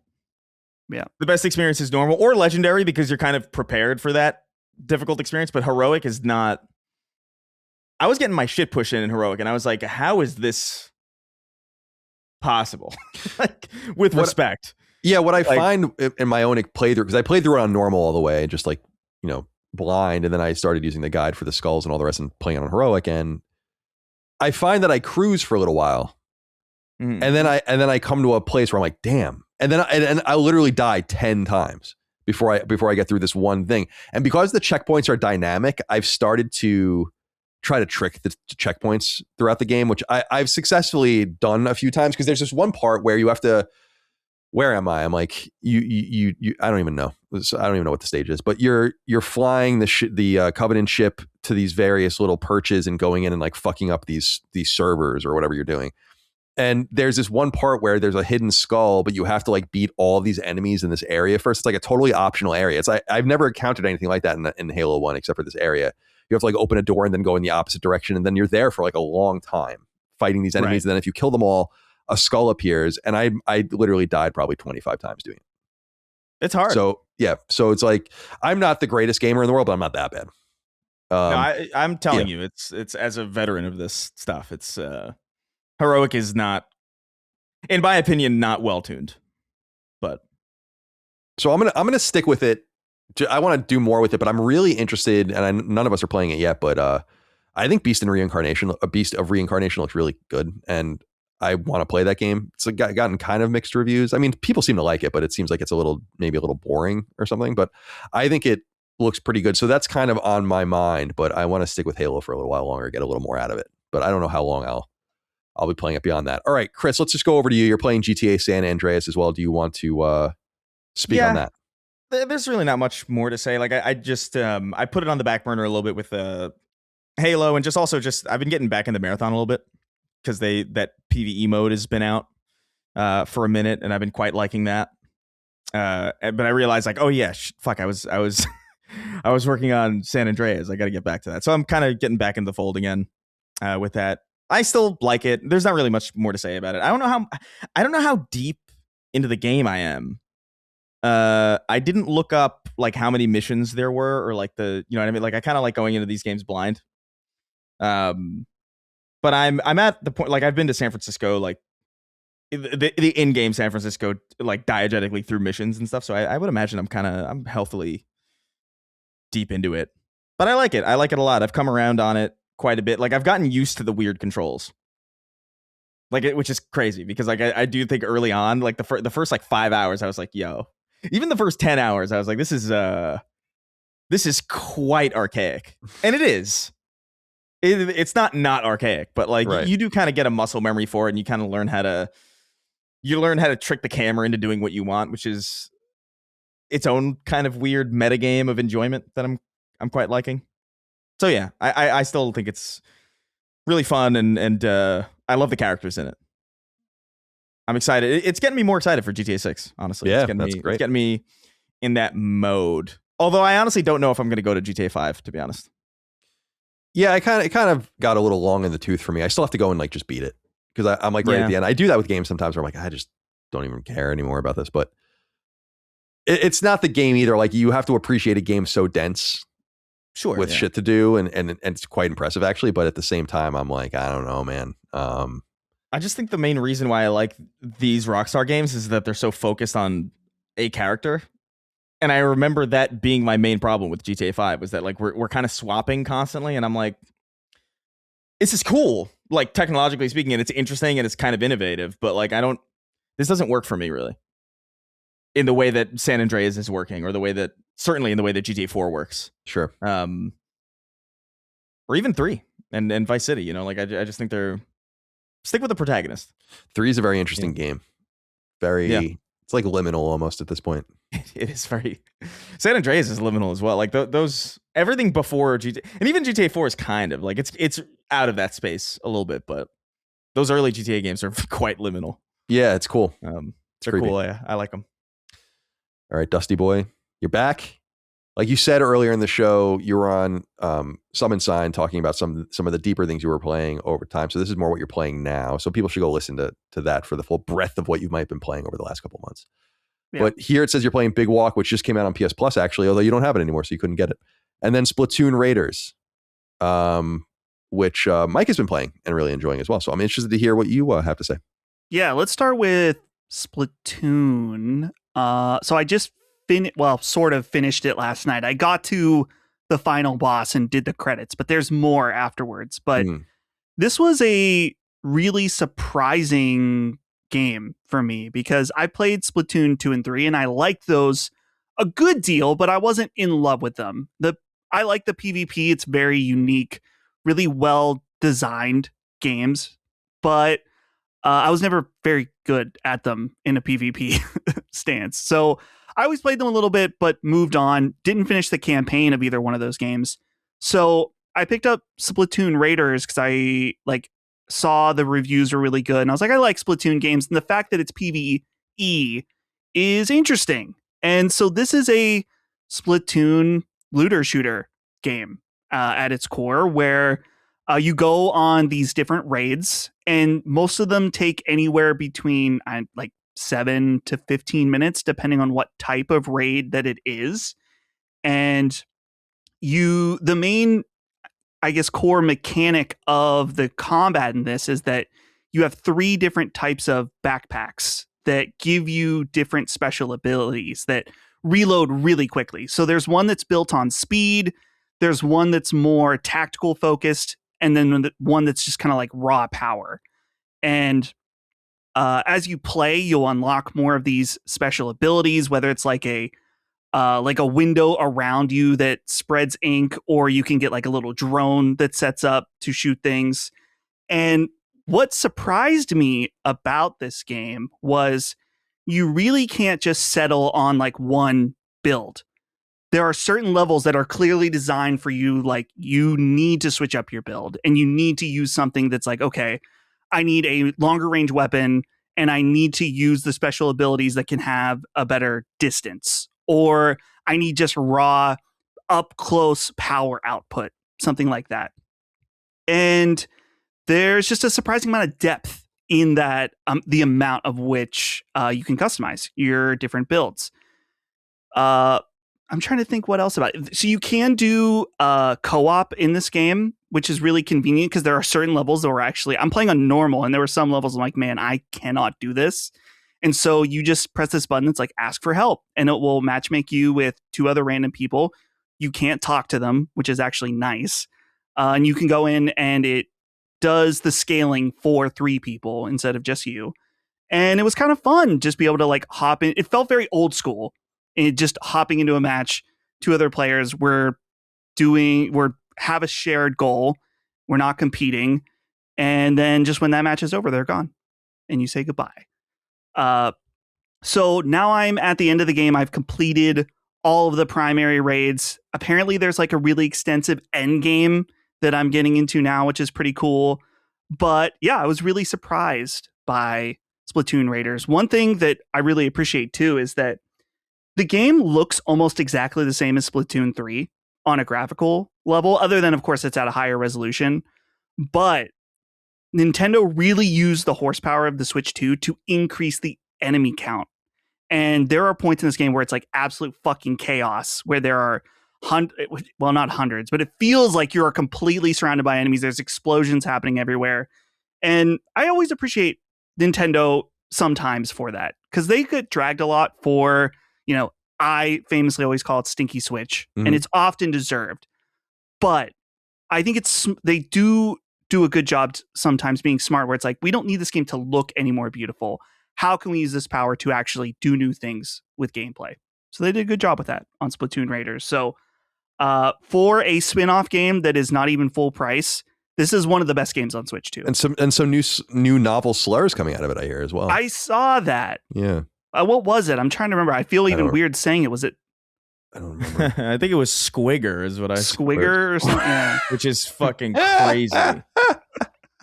That is insane. The hard R and everything. People got to relax. Yeah, man. Yeah. Slow down. Jesus Christ. They couldn't even give you the A. That's what it was. Micah was saying that, was she's like, oh my God, they went hard R on it, and they didn't even like do the A, like the more casual A. Yeah. You guys are out of your minds out there, man. Sometimes I think I'm fucking crazy and I listen to you fucking bozos. Jeez Louise. Anyway, I'm sorry. Big Walk. Big Walk. So you're right, Colin. This is on PlayStation Plus, which technically I still have PlayStation Plus because I had my subscriptions not run out for a few more months. But I played this on PC. I believe it's crossplay as well. This is from House, the developers of Untitled Goose Game. Not to be confused with Housemarque. Not to be confused with Housemarque. Yep. True. It's House. And what's interesting about this game is that I believe, were making it for 6 years. So it was born during the COVID era. And it's coming out now in a very interesting time where friend slop games are huge and dominate Steam, whether it's something like more recently the Mecha Chameleon game or Gamble with Your Friends or something. But the idea for this game was born way, way, way before that. And they've described it as a co-op puzzle walking sim game. I guess the walking sim maybe, but basically what this game is that you and up to, I think it's like 10 or 12 other players are on this island that's very reminiscent of like Myst or The Witness or something, where you're on the island and there are just puzzles everywhere for you to solve with your friends. And the game doesn't tell you anything. It'll give you a little bit of a brief tutorial area at the beginning of like how to pick things up, how to jump, how to sit, how to use hand motions or something like that. But after that, the game doesn't give you any direction at all. So this game is about discovery with your friends. And it is certainly very slow paced, where you're walking from one point to another. You really don't have any inventory system. So you have to, like, each person has to carry one thing. And maybe you get a backpack later that then the backpack can only be used by someone else putting it on you and putting the items in the backpack. So there are clear goals for you to discover, like the main goal, which I almost don't even want to get into because it's fun for people to go and discover, like why you're doing all these puzzles, what rewards you get from doing the puzzles. But what I will go into is the puzzles themselves are really like surprisingly sophisticated co-op puzzles. For example, there are ones where like you and the another player will be separated and you need to describe different objects for them to rearrange the tiles on something to be the correct arrangement. The other really important thing about this game, you have to use proximity voice chat. You can get around it. You could use Discord or PlayStation Party or whatever, but there's actually like a note when you start the game that's like, we really, really, really think you should use proximity voice chat. The game is designed around that. The puzzles are designed around that. So if you use something else, then you're getting rid of that whole element of the game. You're putting on like insane easy mode. It is pretty cute and fun with some of its different items. For example, we found walkie-talkies that we could use. So we were able to like split up into groups and do different abilities, do different puzzles. There's also interesting mechanics for if people get lost. There's like flare systems, because it's like if you wander away, I'm trying to remember who did it. It might have been Brad. Someone just wandered away and we couldn't find them for a while. And they had no way to communicate with us. So it's like, okay, well, go to this tower and set off the flare. So hopefully they can find the right direction to find us. But it really is like a very chill. And I understand the walking simulator aspect where it's like you are going to be walking quite a bit with other people. And I kind of think that it's like a very chill game where a lot of the fun that we're having, like obviously we're doing the puzzles and that's cool. And some of these puzzles are really fucking hard to the point where like last night we did a puzzle where I just kind of like stepped back. I was like, you guys have to figure this out because I'm too stupid to do this. But when you're walking around, it's like, okay, we know we're going to this point. Let's figure it out. And you're just walking. And so it's like naturally you're just going to talk to each other and chill out. So it's fun from that perspective. If you have a good group of friends to play this, if you were playing with someone you didn't really know, it'd be weird. I think it would be kind of awkward, like, or unless you're a great conversationalist, maybe that would work. But my only big complaint with the game right now is that the voices are too quiet. And it's hard to hear people. Even when you're directly beside each other, the voices are really quiet. There's no game audio and voices like sliders in the menus to kind of control that. House has already said that that's the first thing they're going to fix, is to make the voices louder. I am shocked that nobody, when playtesting this game, said like, hey, we kind of can't hear each other very well. It's a huge detriment to the game. Yeah, it's right always now. surprising when what gets through. Yeah. In these things, including in my own games. So like Even- you look later and you're like, oh, our bad. This morning, because I've played enough of the game that some of the mystery around like the basics is gone. So I watched a GameSpot review. It was a good review. So I'm not knocking this reviewer, but he didn't mention it at all. And it's the one thing that all of us playing, like me, Ben, Brad, Lockmort, our friend Justin, we all are like, man, this voice chat is too fucking quiet. We can't hear each other. And the whole point of the game is to like hang out and solve these puzzles. And it's like, how did this slip through the goalie? So Hanging out and solving puzzles sounds like the last thing I want to do. So oh no, you would absolutely. Yeah. It might make for a good Sacred stream. Yeah, maybe someday. Yeah. Though I know it would be tough because I would have to I would have to let you try to solve it. You know, because the mystery is gone on me on how to play this game. So Oh right. it's like a play once game, I think. Not that we've played it 2 nights, so probably like 4 hours total. But I'm really enjoying it. I don't know if it's a game of the year contender like some of the reviewers are saying yet, but I don't know. But I'm having a great time playing it. And the fact that it's free for PlayStation Plus users, if you have a friend group, that's like an easy sell. If most likely they have PlayStation Plus. So give it a shot. You can play it with as little as 2 players. And the game actually dynamically adapts based on how many players you have, the puzzles, which is nice. Cool. It sounds cool. It looks cool. And yeah, it is nice. Because when we were talking about it last week for the PS Plus stuff, Chris had brought up, I was like, yeah, that's new. And then I was like, yeah, I forgot about that. Then I went back and looked and I'm like, yes, they announced this at a state of play. But yeah, not my kind of game, but certainly one of those games that will be the talk of the town for a minute. And like you said, nothing is part of what I think is disintegrating about gaming culture is just the nature of nothing being like nothing was ever permanent, but nothing sticks around very long. Crimson Desert's my major example of that this year. A game that demonstrably sold millions of copies and that people love and that you never hear a fucking word about. Like you never hear a word about it.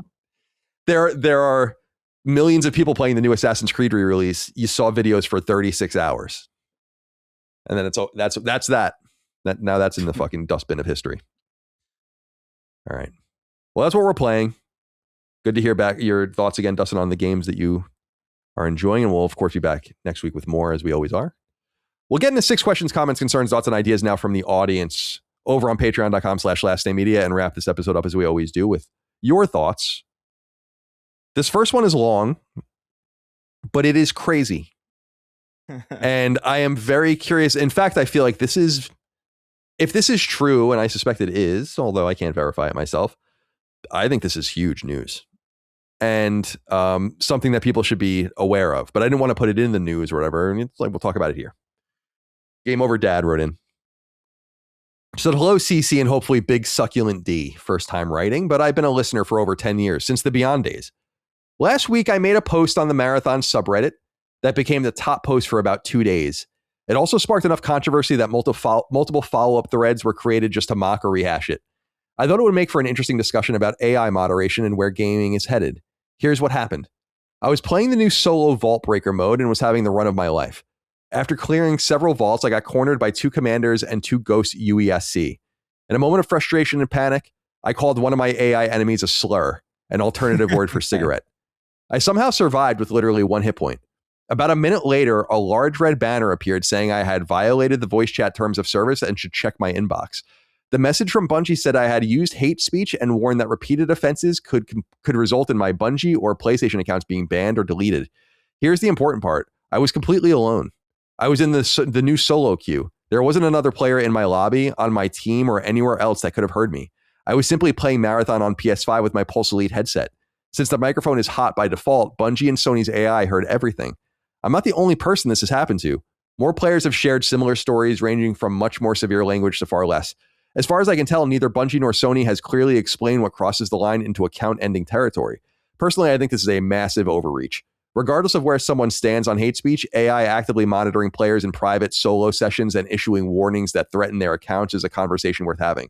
Predictably, Reddit focused almost entirely on the slur instead of the AI monitoring. That's shocking. Still, the upvote ratio suggested that many more people agreed with the broader issue that the comments would lead you to believe. Sorry for the long email, but I figured this was a spicy topic for the show. The Reddit post is titled PSA, do not use Marathon's internal chat, procs, or otherwise. End quote, if you want to check it out for yourself. That's nuts. And do you guys remember that and actually someone sent me a controller and did it as like a joke and a nice little gesture where I was like, I want to disable the microphones in my controllers. Yeah. I don't like that there's a live mic on my controller. And I've had a problem with it since the PS5 launched, and I always make sure that little orange button is on because I just believe do you remember many years ago, like where it was like Amazon, people from Amazon were like, oh yeah, we can just listen to like any Alexa. And we do, by the way, you know? And I'm like, that's fucking crazy. Of course you can. And I think it's kind of silly to act like someone couldn't listen to you or get things you're saying otherwise that you wouldn't want to. I don't like this whole mic'd up microphone thing and or mic'd up controller thing. And I don't like, this is outrageous. Mm-hmm. It's outrageous and not appropriate at all for them to do. Have you heard anything about this, Chris?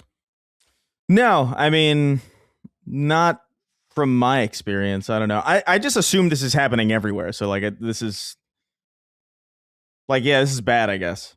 But like, I mean, like, have we not been here already for like a while? Yeah, but why is Bungie monitoring your microphone on a solo queue in a solo play mode? I don't like that. Yeah, it's weird. Yeah, I don't like it. And if they can do that with AI, then certainly, I'm not saying that maybe the tools or maybe normal people wouldn't know how to do it over there at Bungie, but it's like, if it's listening to you, then certainly they could listen to you. Right? Sure, probably. Yeah, there is a setting that you can activate on your PS5, by the way, that because I have that, I made sure to do that, where like my mic is default off on the controller. Because sometimes I remember early on I was forgetting, you know, and it was like annoying. But like, yeah, I would imagine that it's probably an AI that's like listening for keywords, and then it like files a thing whenever it hears a keyword and it activates. It's weird to me that it would. To me, the thing. So it's tricky because on one hand, let's say you don't say anything, right? And then somebody reports you for having said something, right? Mm. And then you get knocked or you get dinged, even though you didn't say anything. Mm. Theoretically, it would be good. Like theoretically, it would be good to have like at least proof that didn't happen. Right. He's like, literally go back and check the AI. I didn't say anything like that. What the hell are we doing? And you could maybe have some recourse. That's a good point. That's a very good point. But like the real thing for that. So I'm already aware that we're just being listened to forever. Like this is just the surveillance. Like we got flock cameras everywhere. Like this is just whatever. The cameras, like man. this is evil and it sucks. But like, what am I going to do? You know, this is just what we've chosen. But the thing for me, I'm sorry. Go ahead. No. Well, the thing for me is that like, if you're going to monitor things for the sake of having like, I don't know, maybe like a record that maybe gets, maybe you have like a record like every day it gets like erased or something like that, just so you can have like, if there is a dispute, you can go back and verify. I don't necessarily mind that. I don't necessarily mind people being able to report people and then having proof of that. But to me, it's just like there was nobody there to report. Like, it's one thing if somebody else reports somebody else. It's another thing if, like, the system just tells on you even though no one was around to report you. That, I think, is confusing and weird and shouldn't happen. Like, I don't understand the impetus behind that. Because, like, what if you're, like, listening? What if your mic is on and you're watching TV or something? You're watching The Sopranos, and then Tony Soprano gets your fucking account banned. You know what I mean? Like, it seems a little bit... I think it's a bit overreaching. I think if I were to guess, I would imagine that's more of a Sony thing than a Bungie thing to be real. But because that was originally the reason why they didn't want prox chat in the game at all, was because they just didn't want to deal with like the Sony legal stuff. And then they ended up kind of pursuing that anyway because it was good. It was better for the game. But it is, yeah, I think it's lame and I think it's dumb. I don't know. I feel like it's also weird that you're just like, you're shouting slurs at robots. Yeah, but you should be allowed to do it, I guess. Like, yeah, why not? It's better you shouting slurs at robots than real people. That is true. But yeah, I think it's odd. And yeah, like I said, I think it's fine to have like a record for people who actually have issues with each other to actually like come to a resolution that is fair and accurate. But like to have a robot tell on you is kind of crazy. Two things. One was I was going to say, and I'm sorry to have interrupted you, is that I just read a story recently about, just in the last couple of days, about a guy who, I think it was Wisconsin and Minnesota were the two states, but like, let's just say that's what it was, where the dude drove from Wisconsin to Minnesota to buy weed at a dispensary where it's legal, and then drove back into Wisconsin where it's illegal. And again, these are just the two examples. I think those were the two states, but whatever. And the cops used flock cameras to track him and use that as evidence to pull him over and arrest him for possession. Yeah, it's ridiculous. And I'm like, these are simply crimes you would have never even known existed. And I am the other thing is that like, I am like, my mom has an Alexa in her living room, and I'm always like, I'm not saying anything here. Like, I don't know, man. I don't like having these like open mics. It's, you always see videos all the time of people with something funny happening in their house or in their bedroom or whatever, and they just have cameras pointing at themselves in their house. It's like, what are you doing? Crazy. Yeah. The fuck are you doing? Like, look at me tossing and turning when I'm sleeping. I'm like, why do you have a camera pointed at your bed? The fuck are you doing? And it's not one of those things where they're like, oh, I'm a TikToker. It's like, no, that is like an installed corner security camera looking at your bed. You're recording yourself sleeping. It's to, you know what it is, man? It's to prove that you weren't somewhere else doing evil shit. Right. Like that literally is. It's like the only way to, it sucks. But like, I think it happened. There was a story, man, I wish I could remember the specifics, but like somebody, like their car was caught on a flock camera or whatever, and then they were assumed to be guilty of a crime or whatever, and they had to use other people's porch like Ring cameras to prove that like, no, I was actually on this porch at that time. And so it's really annoying. It's like you have to use other people's, you know, privacy invading surveillance to protect yourself from other people's privacy invasive surveillance. It's fucking, it really is crazy. It's like everybody's using chemical warfare against each other. You know what I mean? It's right. Like, it's insane. But this is the world that we've created, you know? It's funny because when Mike and I go for walks at night a lot, and, you know, we're walking just on the sidewalk in a suburban neighborhood in front of all these houses. And I really do watch what I say, because like, if it's like a piece of gossip or like something really inappropriate, like one of our inappropriate jokes or something like that, it's like, because I'm like, we're walking by, you know, house, and then a few seconds later, it's like another house, and I'm like, it's just ring doorbell, ring doorbell, ring doorbell, and I'm like, I gotta be careful. Oh, that's fun. I activate when I'm around those. I have fun. I have fun knowing, because then I get to say like outrageous shit, and I get to give people stories. But I don't. Yeah, it's annoying that we're in this constant surveillance state, and that people are okay with it, by the way, and that like I can't endorse anything, but like I do like those videos of people beating the shit out of flock cameras. Yeah, they're great. I mean, it gives me satisfaction to see it. It's funny, like we have this big main road, you know, and it's just a straight road for many, many miles, and lights. And there's like these big cameras on the top of each of them. And we were driving to Five Guys the other day, and I was looking at them, and like one looks down and then like looks forward. So like each is looking at the next, you know what I mean? Yeah. And I'm like, and I was looking around being like, if you had like a rifle, like where could you be to just shoot these things and not be, you know, and like they wouldn't really know, you know, not that I would do that, of course, but no, of course. I really wouldn't. Can you imagine me trying to do, what am I, a fucking Army Ranger? No, like it's crawling through, like doing a military crawl through like the woods with a rifle to shoot the flock camera. It's all very dystopian, and it happened very quickly, with express permission. It's upsetting, but I'm also desensitized to it. You know what I mean? Like, that's the thing is that I always just assume I'm being recorded. So I just.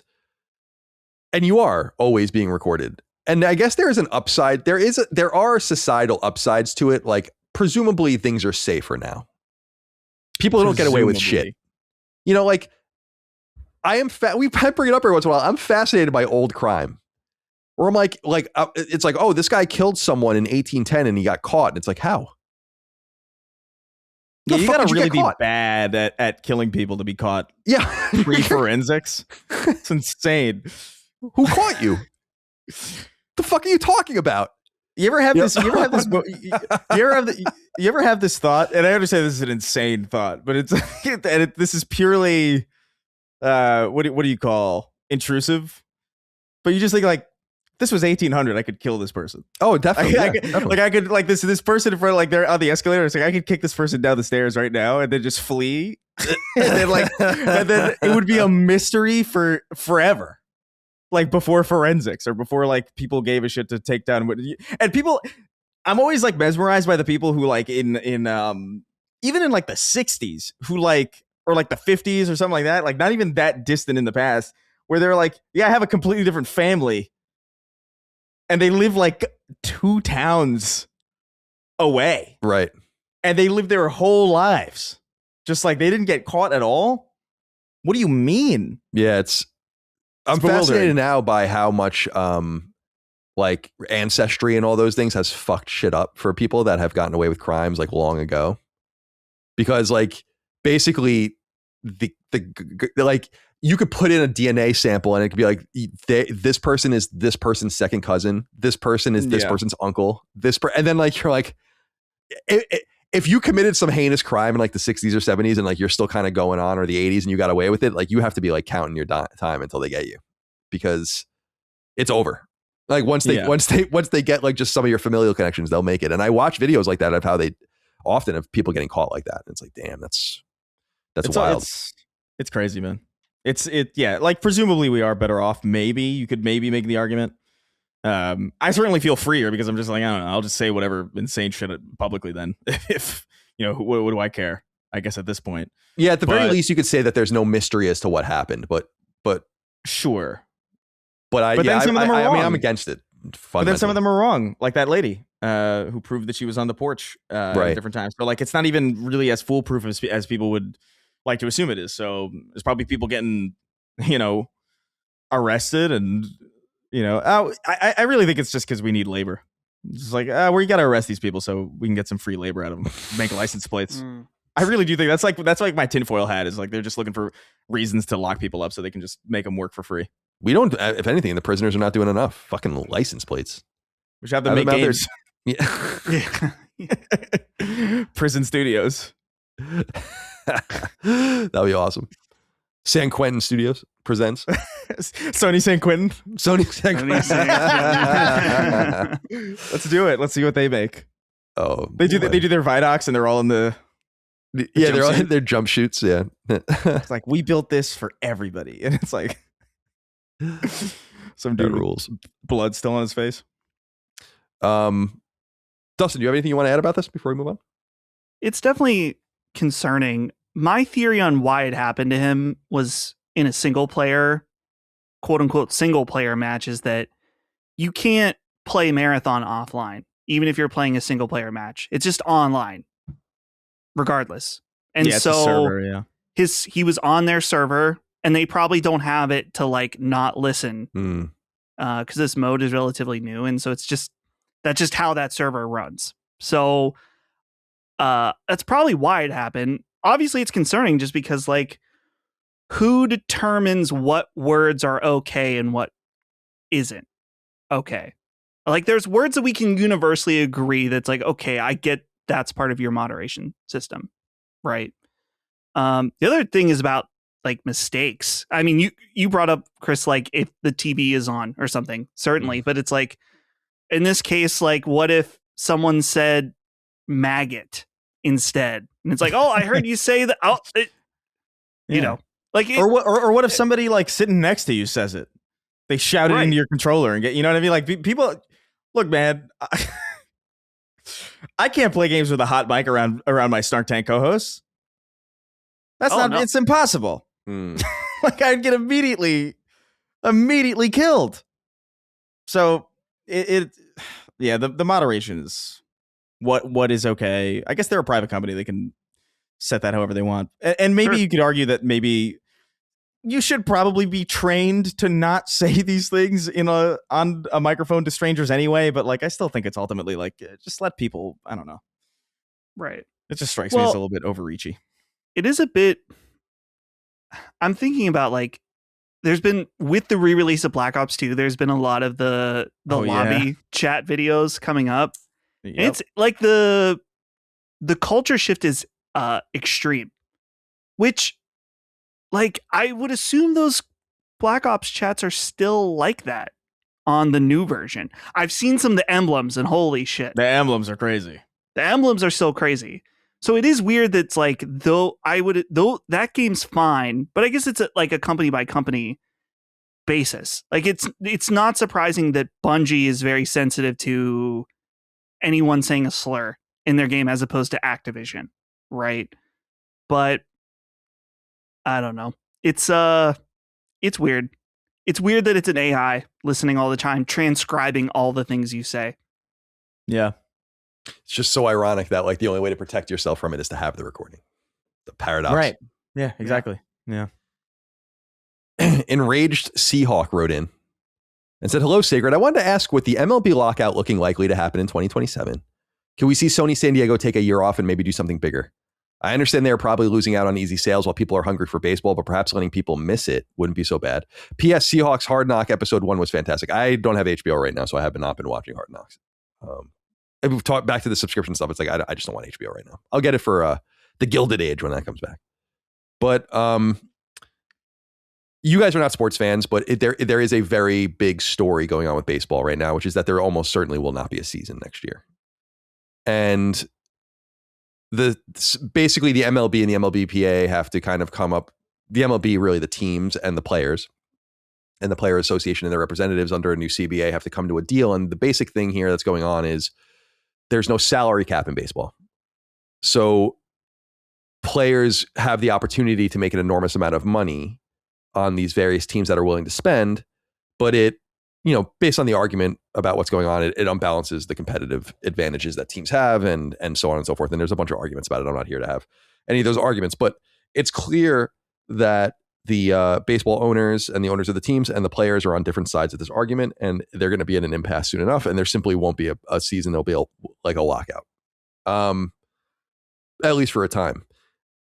I feel like, and I'd be very interested to see what happens with this. I feel like MLB The Show will be bigger than usual if that happens, because it will really be the only official baseball product that you can even acquire, as opposed to being able to watch games and follow the season along with your team, because there probably will not be a season unless something revolutionary and dramatic happens. These two sides are just completely on opposite sides of the spectrum of what they want.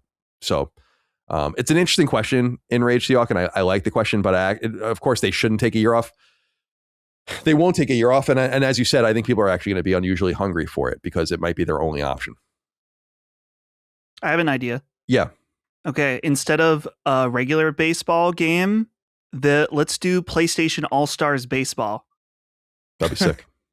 Since they have an off year, imagine a team, they have to get the models from their specific games. I don't want like MLB The Show version of Joel or Sly Cooper or something.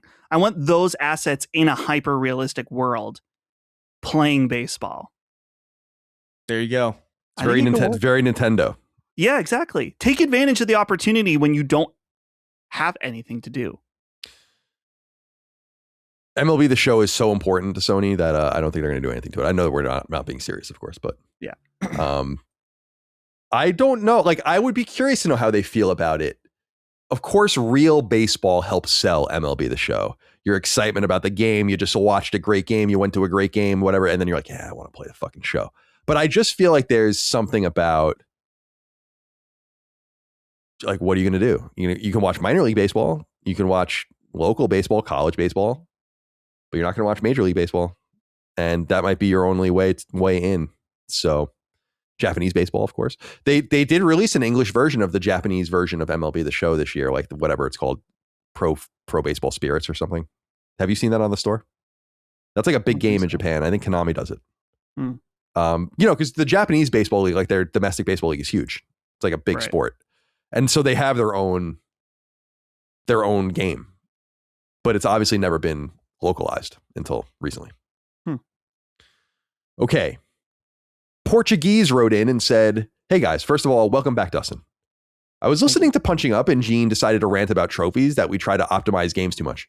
I'm not going to lie, I felt it. Trophies for me are something that adds to the game. However, I'd be a hypocrite if I didn't say that I already passed on a game because I despise the trophy list. So Colin, big boss, be honest. Are the gents like you and I poisoned?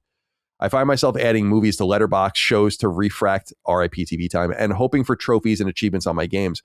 I'm going to enjoy my last week of parental leave and listen to you guys talking about how Gene completely exposed us and deserves to be fired. So I went back and listened to this, and it's an interesting conversation, but it's one that I've been subjected to for many years at this point.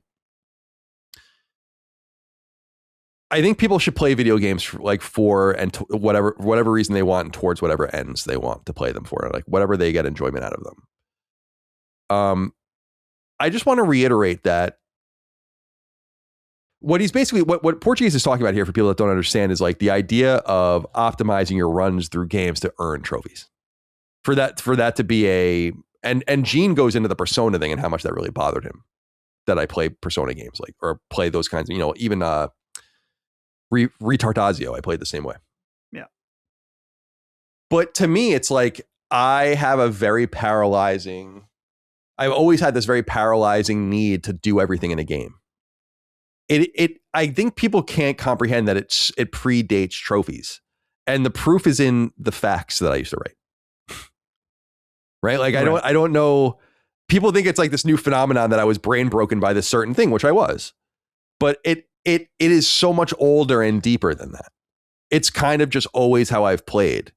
And I kind of feel annoyed that I have to constantly defend it.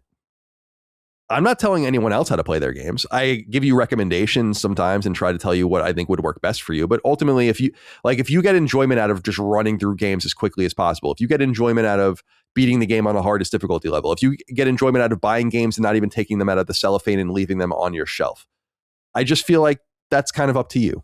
And it reminds me of my old journalist days of just always around people at IGN, always having to defend the games I was playing and whatnot. And I'm like, just let me live my life, man. Can I live? Can I just be? I think a big difference, though, Colin, between you and Portuguese here is that he says that he passed on a game because he despised the trophy list. Because there's been times, Colin, where you were like, I'm excited about this game. The trophies suck.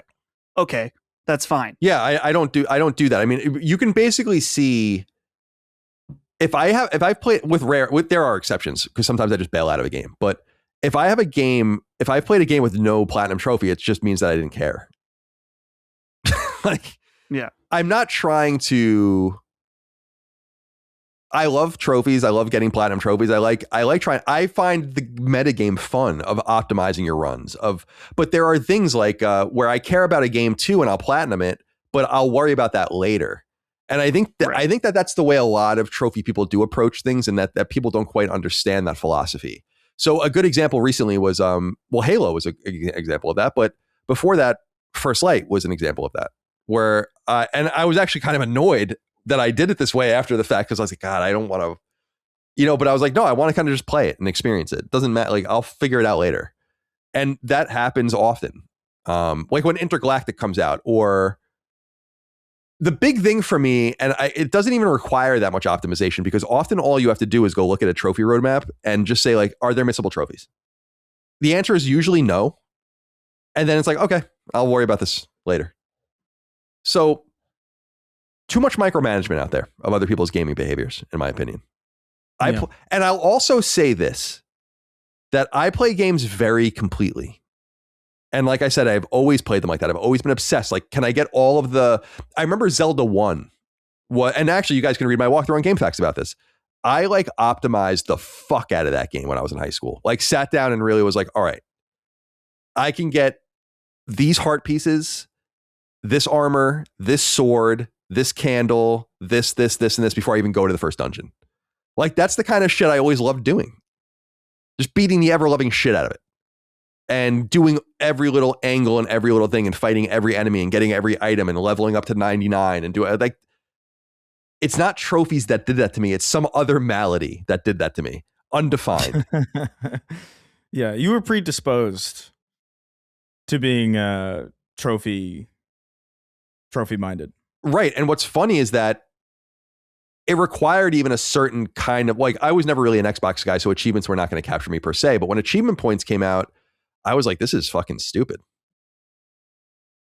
Like, you just have you just have like these digits going up, and I'm like, I didn't give a shit at all. I used to get yelled at IGN all the time for my guides because I would never do achievement guides on my guides. I would have to do them later, where they're like, can you fucking do an achievement guide? And I'm like, who cares?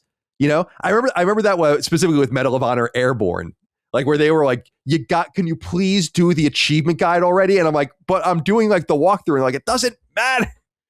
You know, and it just didn't resonate with me until I saw, I was like, oh, this kind of works a little bit better for me. And it was really Resistance 2 and Fallout 3 to a degree where I was like, oh, I like this. Interesting. You know, but I, like you said, I was predisposed to it because I've always been a completionist. Every guide I wrote 94 strategy guides, was about how to do everything. So it's just what I do, you know? Yeah. And I think that's I don't want to say it should be lauded. It's like, I play games pretty thoroughly, and people got a little taste of it with some of the things that I've done. Like what was I playing where, it was Pragmata before I got my account boosted, when Dustin and I were playing it, where I was like, I'm like, this is literally how I'm going to subject you to how I literally play games. And I was just like literally looking at like corners and like looking at textures and just staring at things. And I'm like, I just love dicking around, man. You know? Yeah. It's just fun. It's fun for me. So, Portuguese, worry about yourself. Thanks for writing in.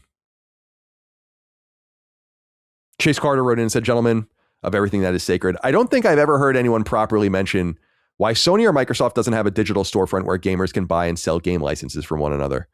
I don't know how the money or credits would be split, maybe 50-50 to make it profitable, but Sony or Microsoft can take a percentage of each sale while the seller receives cash in their digital wallet or PlayStation Store credit. It would also benefit Sony and Microsoft because it could address the used games issue, potentially help them avoid some EULA or other antitrust concerns, and encourage customers to stay even more invested in their digital ecosystems. I'd like to hear if you gentlemen can think of any obvious flaws in this idea. I think there are obvious flaws in it, but I wonder, Dustin, I'm very interested rather in what you have to say about this, because I don't think this used to sound unthinkable to me.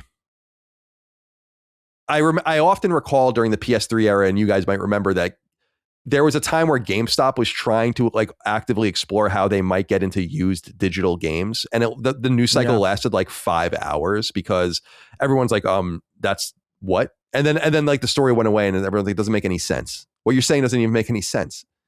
Right. But I wonder, in the era of these new licenses and owning them, if it's logical to think that if the licensing situation changed into an actual ownership of digital items situation, that you should therefore actually be able to do whatever you want with it.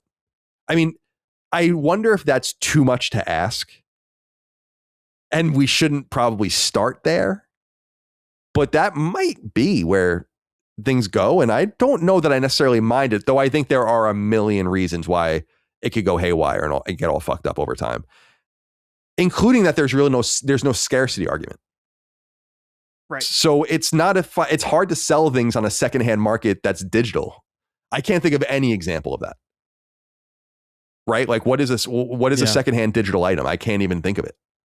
And I know there's going to be NFT bros out there that be like, this is what they were trying to do with that. There's going to be crypto people that are being like, well, it could be blockchain level stuff. And I'm like, that's cool. Stop trying to justify yourselves. That's not what we need. But yeah, like the idea of saying like, I own this license, I want to sell it. I want to sell my license to Mega Man Legacy Collection at Dustin for $10. I guess what would stop me from doing that? I don't know. What do you think? Yeah, it sounds like a nice idea, but it just sounds too exploitable, right? Like, could there be a world where my license is as good as a physical copy, where like I could send it to my friend and it temporarily leaves my account, but it's on my friend's account for like, I don't know, 2 weeks or something. Actually, I feel like sounds like it actually could be pretty cool. But you're right that there's no scarcity element. It's not used. There's nothing different about it because it's just data. Mm. So he brings up the idea of like Sony being able to take a percentage of sales, which is kind of interesting, where at least then when someone's buying and selling instead of like a used physical game, they can at least make some money off of it. But eventually, for a game like, let's take a game like Final Fantasy 16. Why would anyone buy a new copy, a new digital copy? Right. Because there'll just be a flood of people with licenses that don't want them anymore. So then the market kind of breaks down for them. And then it becomes exactly what they wanted to avoid. I just would never see them doing this. Yeah, that's what I was thinking too, is that I do think that it's possible that these companies or a consortium of these companies understand that they need to be better about digital ownership, and they might be able to do that on their own without government interference. But like something like he is describing would only happen at the barrel of the gun. Right? Like they would never agree to it for any number of reasons. And I think you really articulated a great point, which is that there would just be basically a never-ending supply of used versions of the digital games. Which is not the case with any physical product, because people want to keep them. Right. I wonder. I guess the only thing that would stop you from doing that is like the risk of wanting that license later and having to buy it again. But then you just would probably be able to buy it for even cheaper. It would almost stop you nothing from you making money on it. It like when you think about it for just a few minutes, it doesn't make sense. I don't know how it would work, but it doesn't make sense. It sounds like a nice idea. You're right, though. And that level of ownership and that level of like dominion over everything would be pretty cool. Yeah. But I don't think so. Is that something you want to see, Chris? No, I mean, I just don't have a used games issue, interpersonally. I also just kind of feel like they wouldn't, the amount of time and resource it would take to kind of flesh something like this out is not something that I think they would perceive as in their best interest in pursuing. The money that it would take to like figure all this out and figure out like how are we going to get this to work, and how do we piece this together? I think from their perspective, their resources are better spent elsewhere. Like we're like, because you're asking them to spend money to try to figure out how to make less of it. You know? Like it's just like that's a hard sell for anybody, really, let alone a business. That's a hard sell to ask a person. We have to almost deconstruct physical ownership, and like resellability happens not because the item is intrinsically resellable, but because the physical item is physically resellable. And thus, if we go into this data laden world, it is something we're going to have to let go of. That's easy. People have already made this concession, implied that they're comfortable with it by their digital buying habits, knowing like they're comfortable. A lot of people don't realize that they don't really own the game, but nonetheless, they're comfortable having this like this immovable item. And so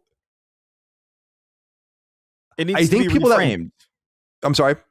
I'm saying it needs to be reframed. Like digital ownership is going to have to mean like you own it forever and no one can take it away from you, but that means you can't take it away from yourself. Right. Yes.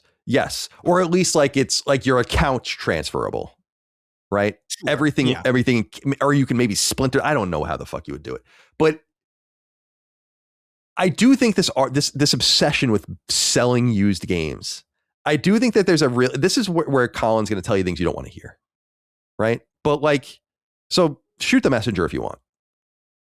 If you're like a used games guy and you're like, yeah, this is kind of how I get through and I buy used games and all this, it's like, I don't think Sony cares about you. I hate to tell you. That is you're true. A drain on them.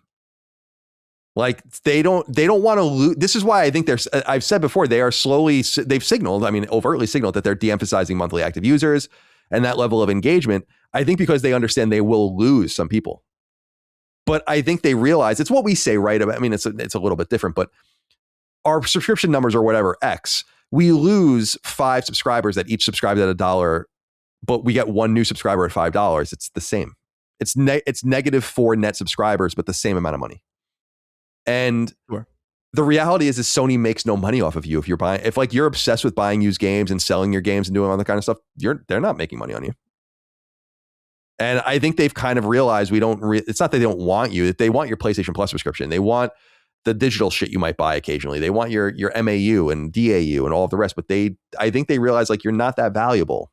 And I'm not saying that that's them. I'm observing it. So please don't be mad at me. So I think that's kind of the intractable situation that the used games market finds itself in. Is like, yeah, you have this thing going. That's great. Good for you. The powers that be don't like it. And that's who you're going to have to fight against. And I'll just reiterate, it's not a coincidence that not a single third-party publisher of any size has had anything negative to say about the disc situation, because they don't want to make them. And that was one.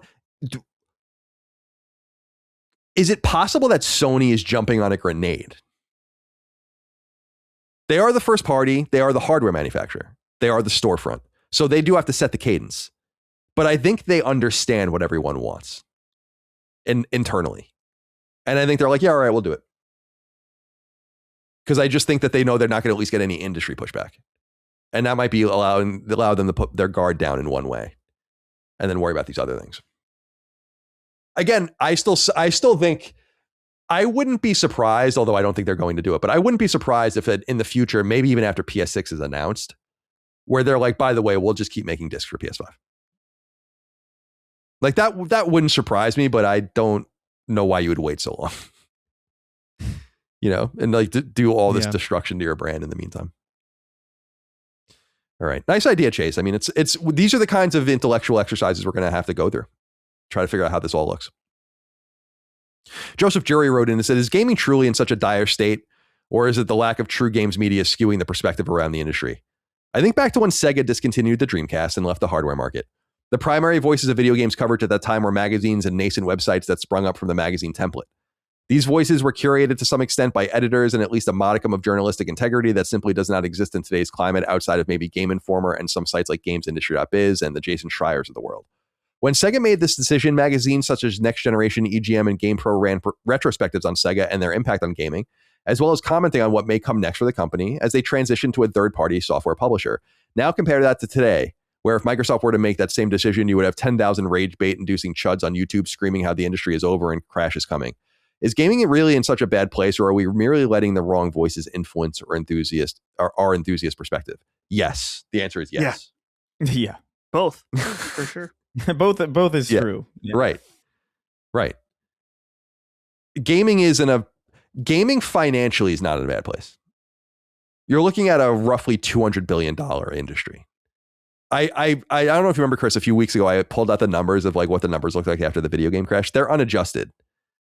But the crash 83, 84, and 80 into 85, console gaming was down to $100 million a year.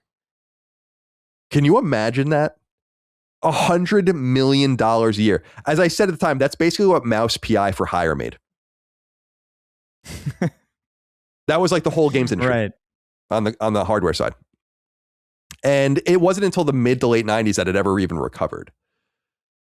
We have a different problem now. And that's why I know people are talking about, there are different kinds of crashes. And when people say the gaming industry is going to crash or it's going to crash again, they might not necessarily be talking about the same reasons why it crashed in the early 80s. Because those, as I've said, and I've illustrated before, those problems aren't even possible anymore. You have to remember, gaming was thought of, there were really people that thought, and I don't think it's an unreasonable thing, but there are people that thought, they're like, this is a fad. Yeah. This is a toy. Like NFTs or something. Right. Like where they're like, this is just a thing. And when it started to go away, everyone's like, all right, on to the next thing. But there were people with vision, Nintendo, that were like, no. But even with Nintendo selling the NES like it was, they were making way less money than Atari was earlier in the 80s. Gaming is a permanent thing now. It's huge. It's way bigger than all the parallel entertainment industries. So the money's going to be there. As I keep trying to reiterate to people, there will be different winners and losers and many more losers than you can possibly imagine. And so to Joseph's inquiry, is gaming really in a bad place? Depending on how you look at it, yeah. I mean, it is in a bad place. When you have 25,000 games a year happening, when layoffs will amount to maybe 15,000 for the cumulative calendar year when all is said and done, it's not in a good place. But are voices influencing enthusiast perspective? Yes. Now, I do push back on one thing, guys. I think he's looking at that era through rose-tinted glasses a little bit. Which era? The era of like, he was talking about the Dreamcast went out in spring 2001. So I assume he's talking about 2001. And it's like, yeah, the websites were nascent at that time and the magazines were kind of doing their thing, but like it wasn't as professional as you're making it seem. I read a lot of that stuff.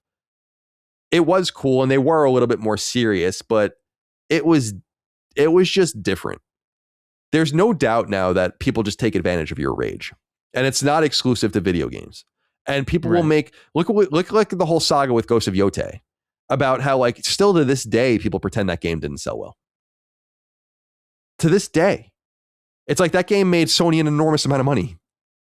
Yeah. Like what do you? But like people will swear on it. It's just an alternate reality. And it's up to us to choose or not to choose to be part of those conversations, even though I've lamented that it's encroaching on our space. It's ingrained in everything. The issue, it depends on what you value, I guess, right? Like, because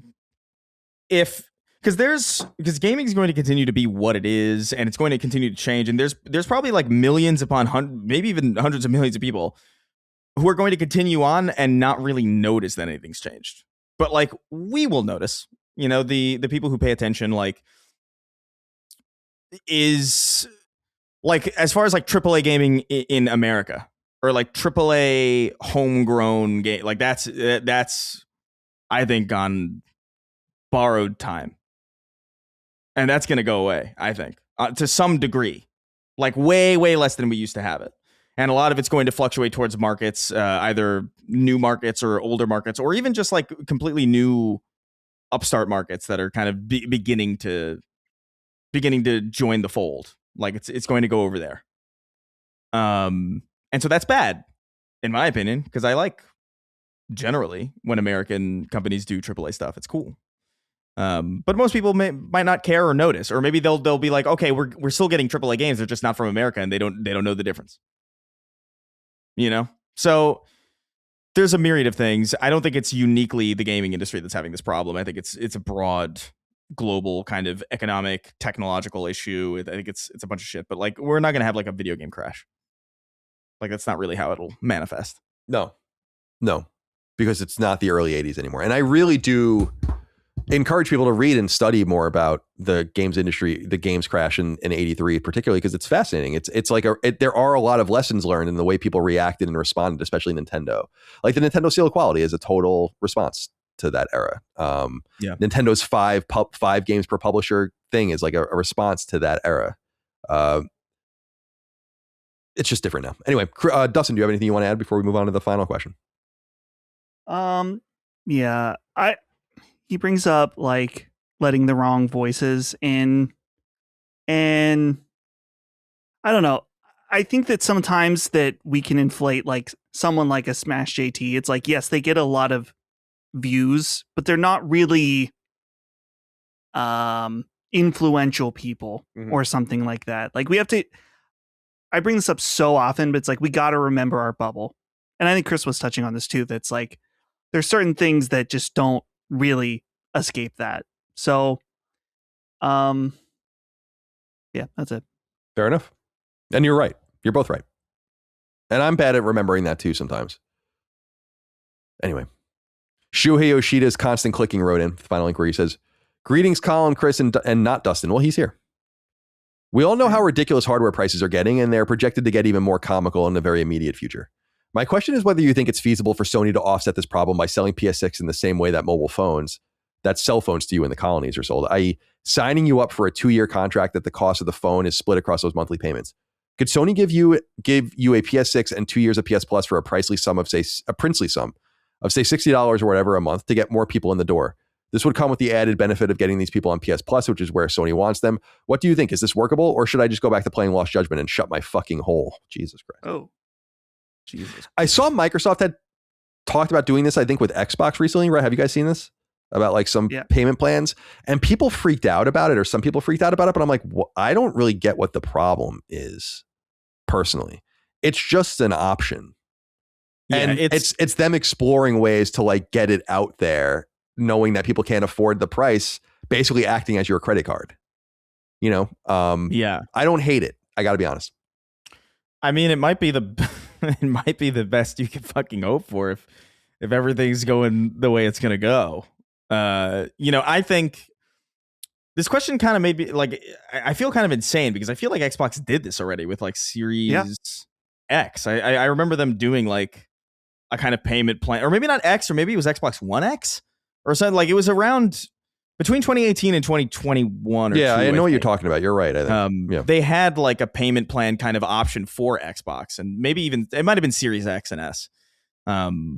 So this is something that has been explored. I don't know to what degree it made a difference, obviously, because Xbox has been selling incredibly softly anyway. But, dude, if you're gonna have consoles for, $1,000+ like there's really no comfortable way to do that without doing something like this. To be honest, like you're gonna have to get used to maybe this kind of thing. And quite frankly, I don't know why it would bother anybody.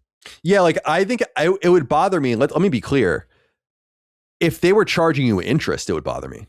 But if they're simply saying like the price is X and we're going to split it up over 18 months or whatever, I'm like, whatever. Like it's actually kind of preferable to you buying it because you can't say no to it and putting it on your credit card. Yeah, it's better. Yeah. I also think there's something compelling about it saying like, we don't know what's going to happen to prices. So when you we'll lock you in at a certain price.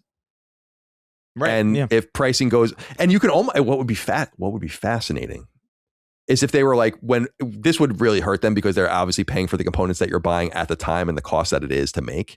But they could say like, your repayments will be based on like what the current cost of the console is. And based on like, the component pricing. Because I assume there are it's not looking good, but like you would assume that they want to push it out as far as they possibly can to sell it for the most expensive price it will be. Does that make sense? And then you have nowhere else to go but down, as opposed to releasing it high, going up, and then going down. So if you got people locked in at that rate with that kind of that promise or that intention, and then said like, hey man, the price might adjust in a year, and you'll pay a little less on your payment. I don't hate it. It's not ideal. The point people are making, I think, with a lot of this is that consoles shouldn't be this expensive. But I just encourage you to remember they don't want them to be. Yeah. They are not making $1,000 in profit on your console. They're probably going to sell these things for $800 or $900 and maybe even lose money on it. So you got to just remember, I'm not asking people to apologize. I'm not apologizing for the corporation. It's not an example of greed. Not their greed. The AI company's greed. Did this. Yep. To follow up, just to make sure, Chris, the Xbox Series X launched with the Xbox All Access, which was $35 a month for 24 months with the Xbox Series X. And they low-key did this in the 360 generation too. And I remember because my roommate, he worked at Walmart in the electronics section. He came home and he's like, dude, I got an Xbox 360 for $100. But the manager had to do something weird. He didn't understand it, but I got it for $100. I'm like, dude, that was the finance Xbox that you just got for $100, like that you weren't supposed to. And he was like, oh, okay. And then he just like didn't care at all. Which, I mean, good for him. But by the way, that price is $840 over 2 years, but that include Game Pass, I think. Yes. So that's a pretty good deal. Yeah. I could totally see them doing this with the PlayStation 6. And as you were saying, Colin, it's just an option. The main thing that I was wondering, this is kind of a side note, but this relates to the digital game stuff, is that Sony, they have profited off consoles at launch since, I guess PS4 and PS5, not PS3. Wait, did they make a profit on PS3 at launch? No, they were selling PS3s. No. I think the PS3 was being sold, like, ironically, even though they were selling it for $600, they were losing like $200 a unit or something. I wonder if PlayStation 6, if they would be willing to take a loss. Yeah, I think they did say, again, you have to kind of read between the lines because who knows, but like, didn't they say I think the last financial statement saying that we don't intend on taking significant losses on or subsidies on our hardware. But that doesn't mean they can't take a $50 rip or even sell at cost. The idea of doing this, in other words, I think it's 6 of one, half dozen of the other, because a lot of people will just put this on credit. Sure. And then you are going to pay interest. And again, I'll be clear, like Sony, I don't want Sony pulling any bullshit with that. Where it's like, yeah, it's 5% interest, but we'll do that. It's like, no, is like, and I don't think they will. I don't think that's even what they want to do. So part of me wonders, and I'm trying to remember what Tom said in one of his videos, because I think he speculated that it's possible that PlayStation 6 did have a disk drive at certain points in development early on. And I wonder if they were looking at the situation being like, okay, we're going to have to charge a shit ton of money for this. And our options are either to make it really expensive or take a loss. So how can we fix our profit margins? Force everybody to go digital. Yes. I mean, it's not even a conspiracy theory to me that they are doing it for the money. Well, yeah. Right. I do think that like some people are like, yeah, there are a lot of reasons. Like I even think that like the security reason is a good reason. I just think everything starts with the money and then flows off from there as reinforcing agents towards being why it makes sense. It's the foundation. But I am not befuddled, by looking at by the breakdowns of physical versus digital and them being like, we can't do this anymore. This is already becoming quite a marginal company, and they'll figure it out. But maybe they won't. I don't know. All right. I'm trying to think of it like a PS6 with PS Plus, maybe for $50 a month for 24 months, something like that would be over $1,000, but that would be a decent deal. Plus you'd get the MAU and the PS Plus user. They're going to need PS Plus to play online. Yeah. I don't know. Like I think the PS6 never had a disk drive in it. I think that they were probably originally going to make one for it. And that's where I get a little confused of why you just wouldn't pass the cost on to the consumer. That's my whole question about the whole physical games thing is like, why are you so they have no confidence in being able to do that for some reason. And people get mad at me when I say that like digital gaming is subsidizing physical gaming, but it is. It's all fungible, so it's not like a literal subsidy. Sure. It's just to say something had to give and they could have probably just extracted more money out of you guys. And I'm surprised they didn't use that option first. Right. That to me, doesn't that tell you that there's something more to it? And that it almost certainly has to do with PS6 messaging? I mean, that's my logical conclusion. In other words, they simply feel like they must say this and make it as now, even though there are obvious routes to not do it. It's interesting. It's deeper 4D than I think people think, in a way. And I think it's it's bold. And I think I'm not defending it. I'm saying from their PR perspective, I think it's actually pretty good. Where they're probably like, yeah, it's not a bad idea. And again, I'll just reiterate for the millionth time too, the PS3 and Vita stuff no one even talks about. That was the brilliant part of it. Them realizing they have these multiple bad pieces of news. That is also, in fairness, the obvious minority. Right. Like that is the obvious example of like a vocal minority is the like, who the fuck is still on PS3? Yeah. Who's paying attention to PlayStation? You know what I mean? Like it's got to be no more than a couple million worldwide a month, I would assume at this point. Right. Yeah. Because I think they announced a few years ago it was like 2.5 million monthly active users on PS3 still. So it's got to be smaller than that. Yeah, but I think it would have been a very unpopular thing with some of the core that they just were like, we don't even have to worry about this. Like that to me, having your bad news dump all at once. Smart. I don't hate it. All right. That's all we have for this episode, my friends. It was good to be here with you guys. And good to have Dustin back in the fold, of course. Back to normal for our show moving forward. Well, as normal as it can be. Let's go around the horn and say goodbye to everyone. Chris, goodbye to you, my friend. Be well. It's good to see you today. Any plans for the rest of your day? Today is Gears Day. The Gears E-Day beta is out. Oh, cool. As of, I think, 2 hours ago or something like that. So I'm going to get some food and then jump on that, see how that. Cue it up on PS5. Oh, wait. Nope. Not anymore. I'll be on PC. Yeah. Really. But I'm really stoked about it. This completely snuck up on me. I completely forgot that this was happening and that it was this soon. So I'm pretty pumped. It's a nice little surprise. Cool. But that's enjoy really it. Yeah, and report back next week. Yeah. Less germane to our show than it used to be, although maybe we'll get it in the future. Who knows? They're saying no. Dustin, goodbye to you. Good to have you back. Welcome back. Thank you. Go be with that little boy. Yeah. Let's see. Tonight, I know Holly's parents are coming by for a little bit to see Leon, so they'll be here. Probably play some Big Walk later. and then no plans at all. You have a baby. I mean, we've been out with him quite a bit, but just kind of chilling at home. So cool.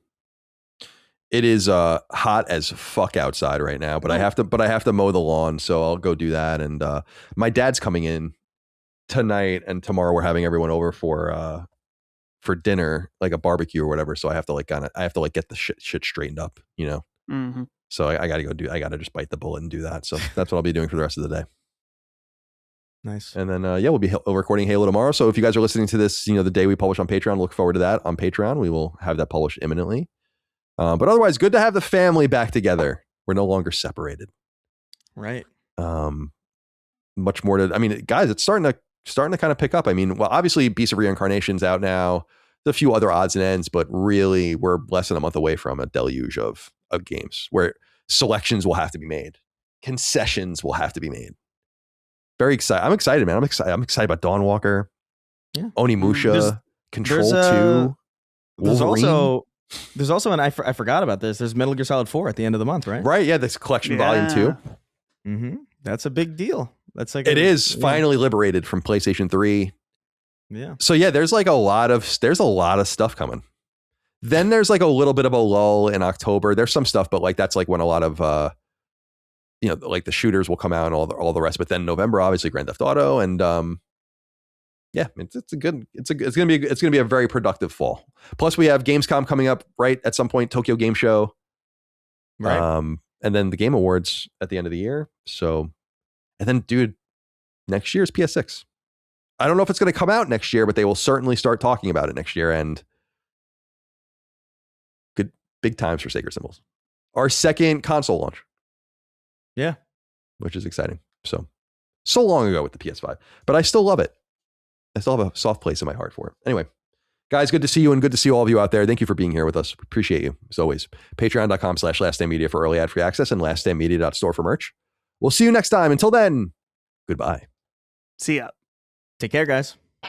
Sacred Symbols, a PlayStation podcast, is a product and trademark of Last Stand Media and Colin's Last Stand LLC, and is proudly recorded in the USA. The show is conceived by, is written by, and is directed by me, Colin Moriarty. My co-hosts are Chris Raygun Maldonado and Dustin Furman. The show is produced by executive producer Dustin Furman. All of Last Stand's theme music is by my best friend, Ramon Narvaez. As you know, all of Last Stand's shows, including Sacred Symbols, are fan-funded on Patreon at patreon.com/laststandmedia. The following names are at the producer level on Patreon, our highest tier, and we're grateful for your thoughtful and kind contributions to our independent endeavor. Thank you.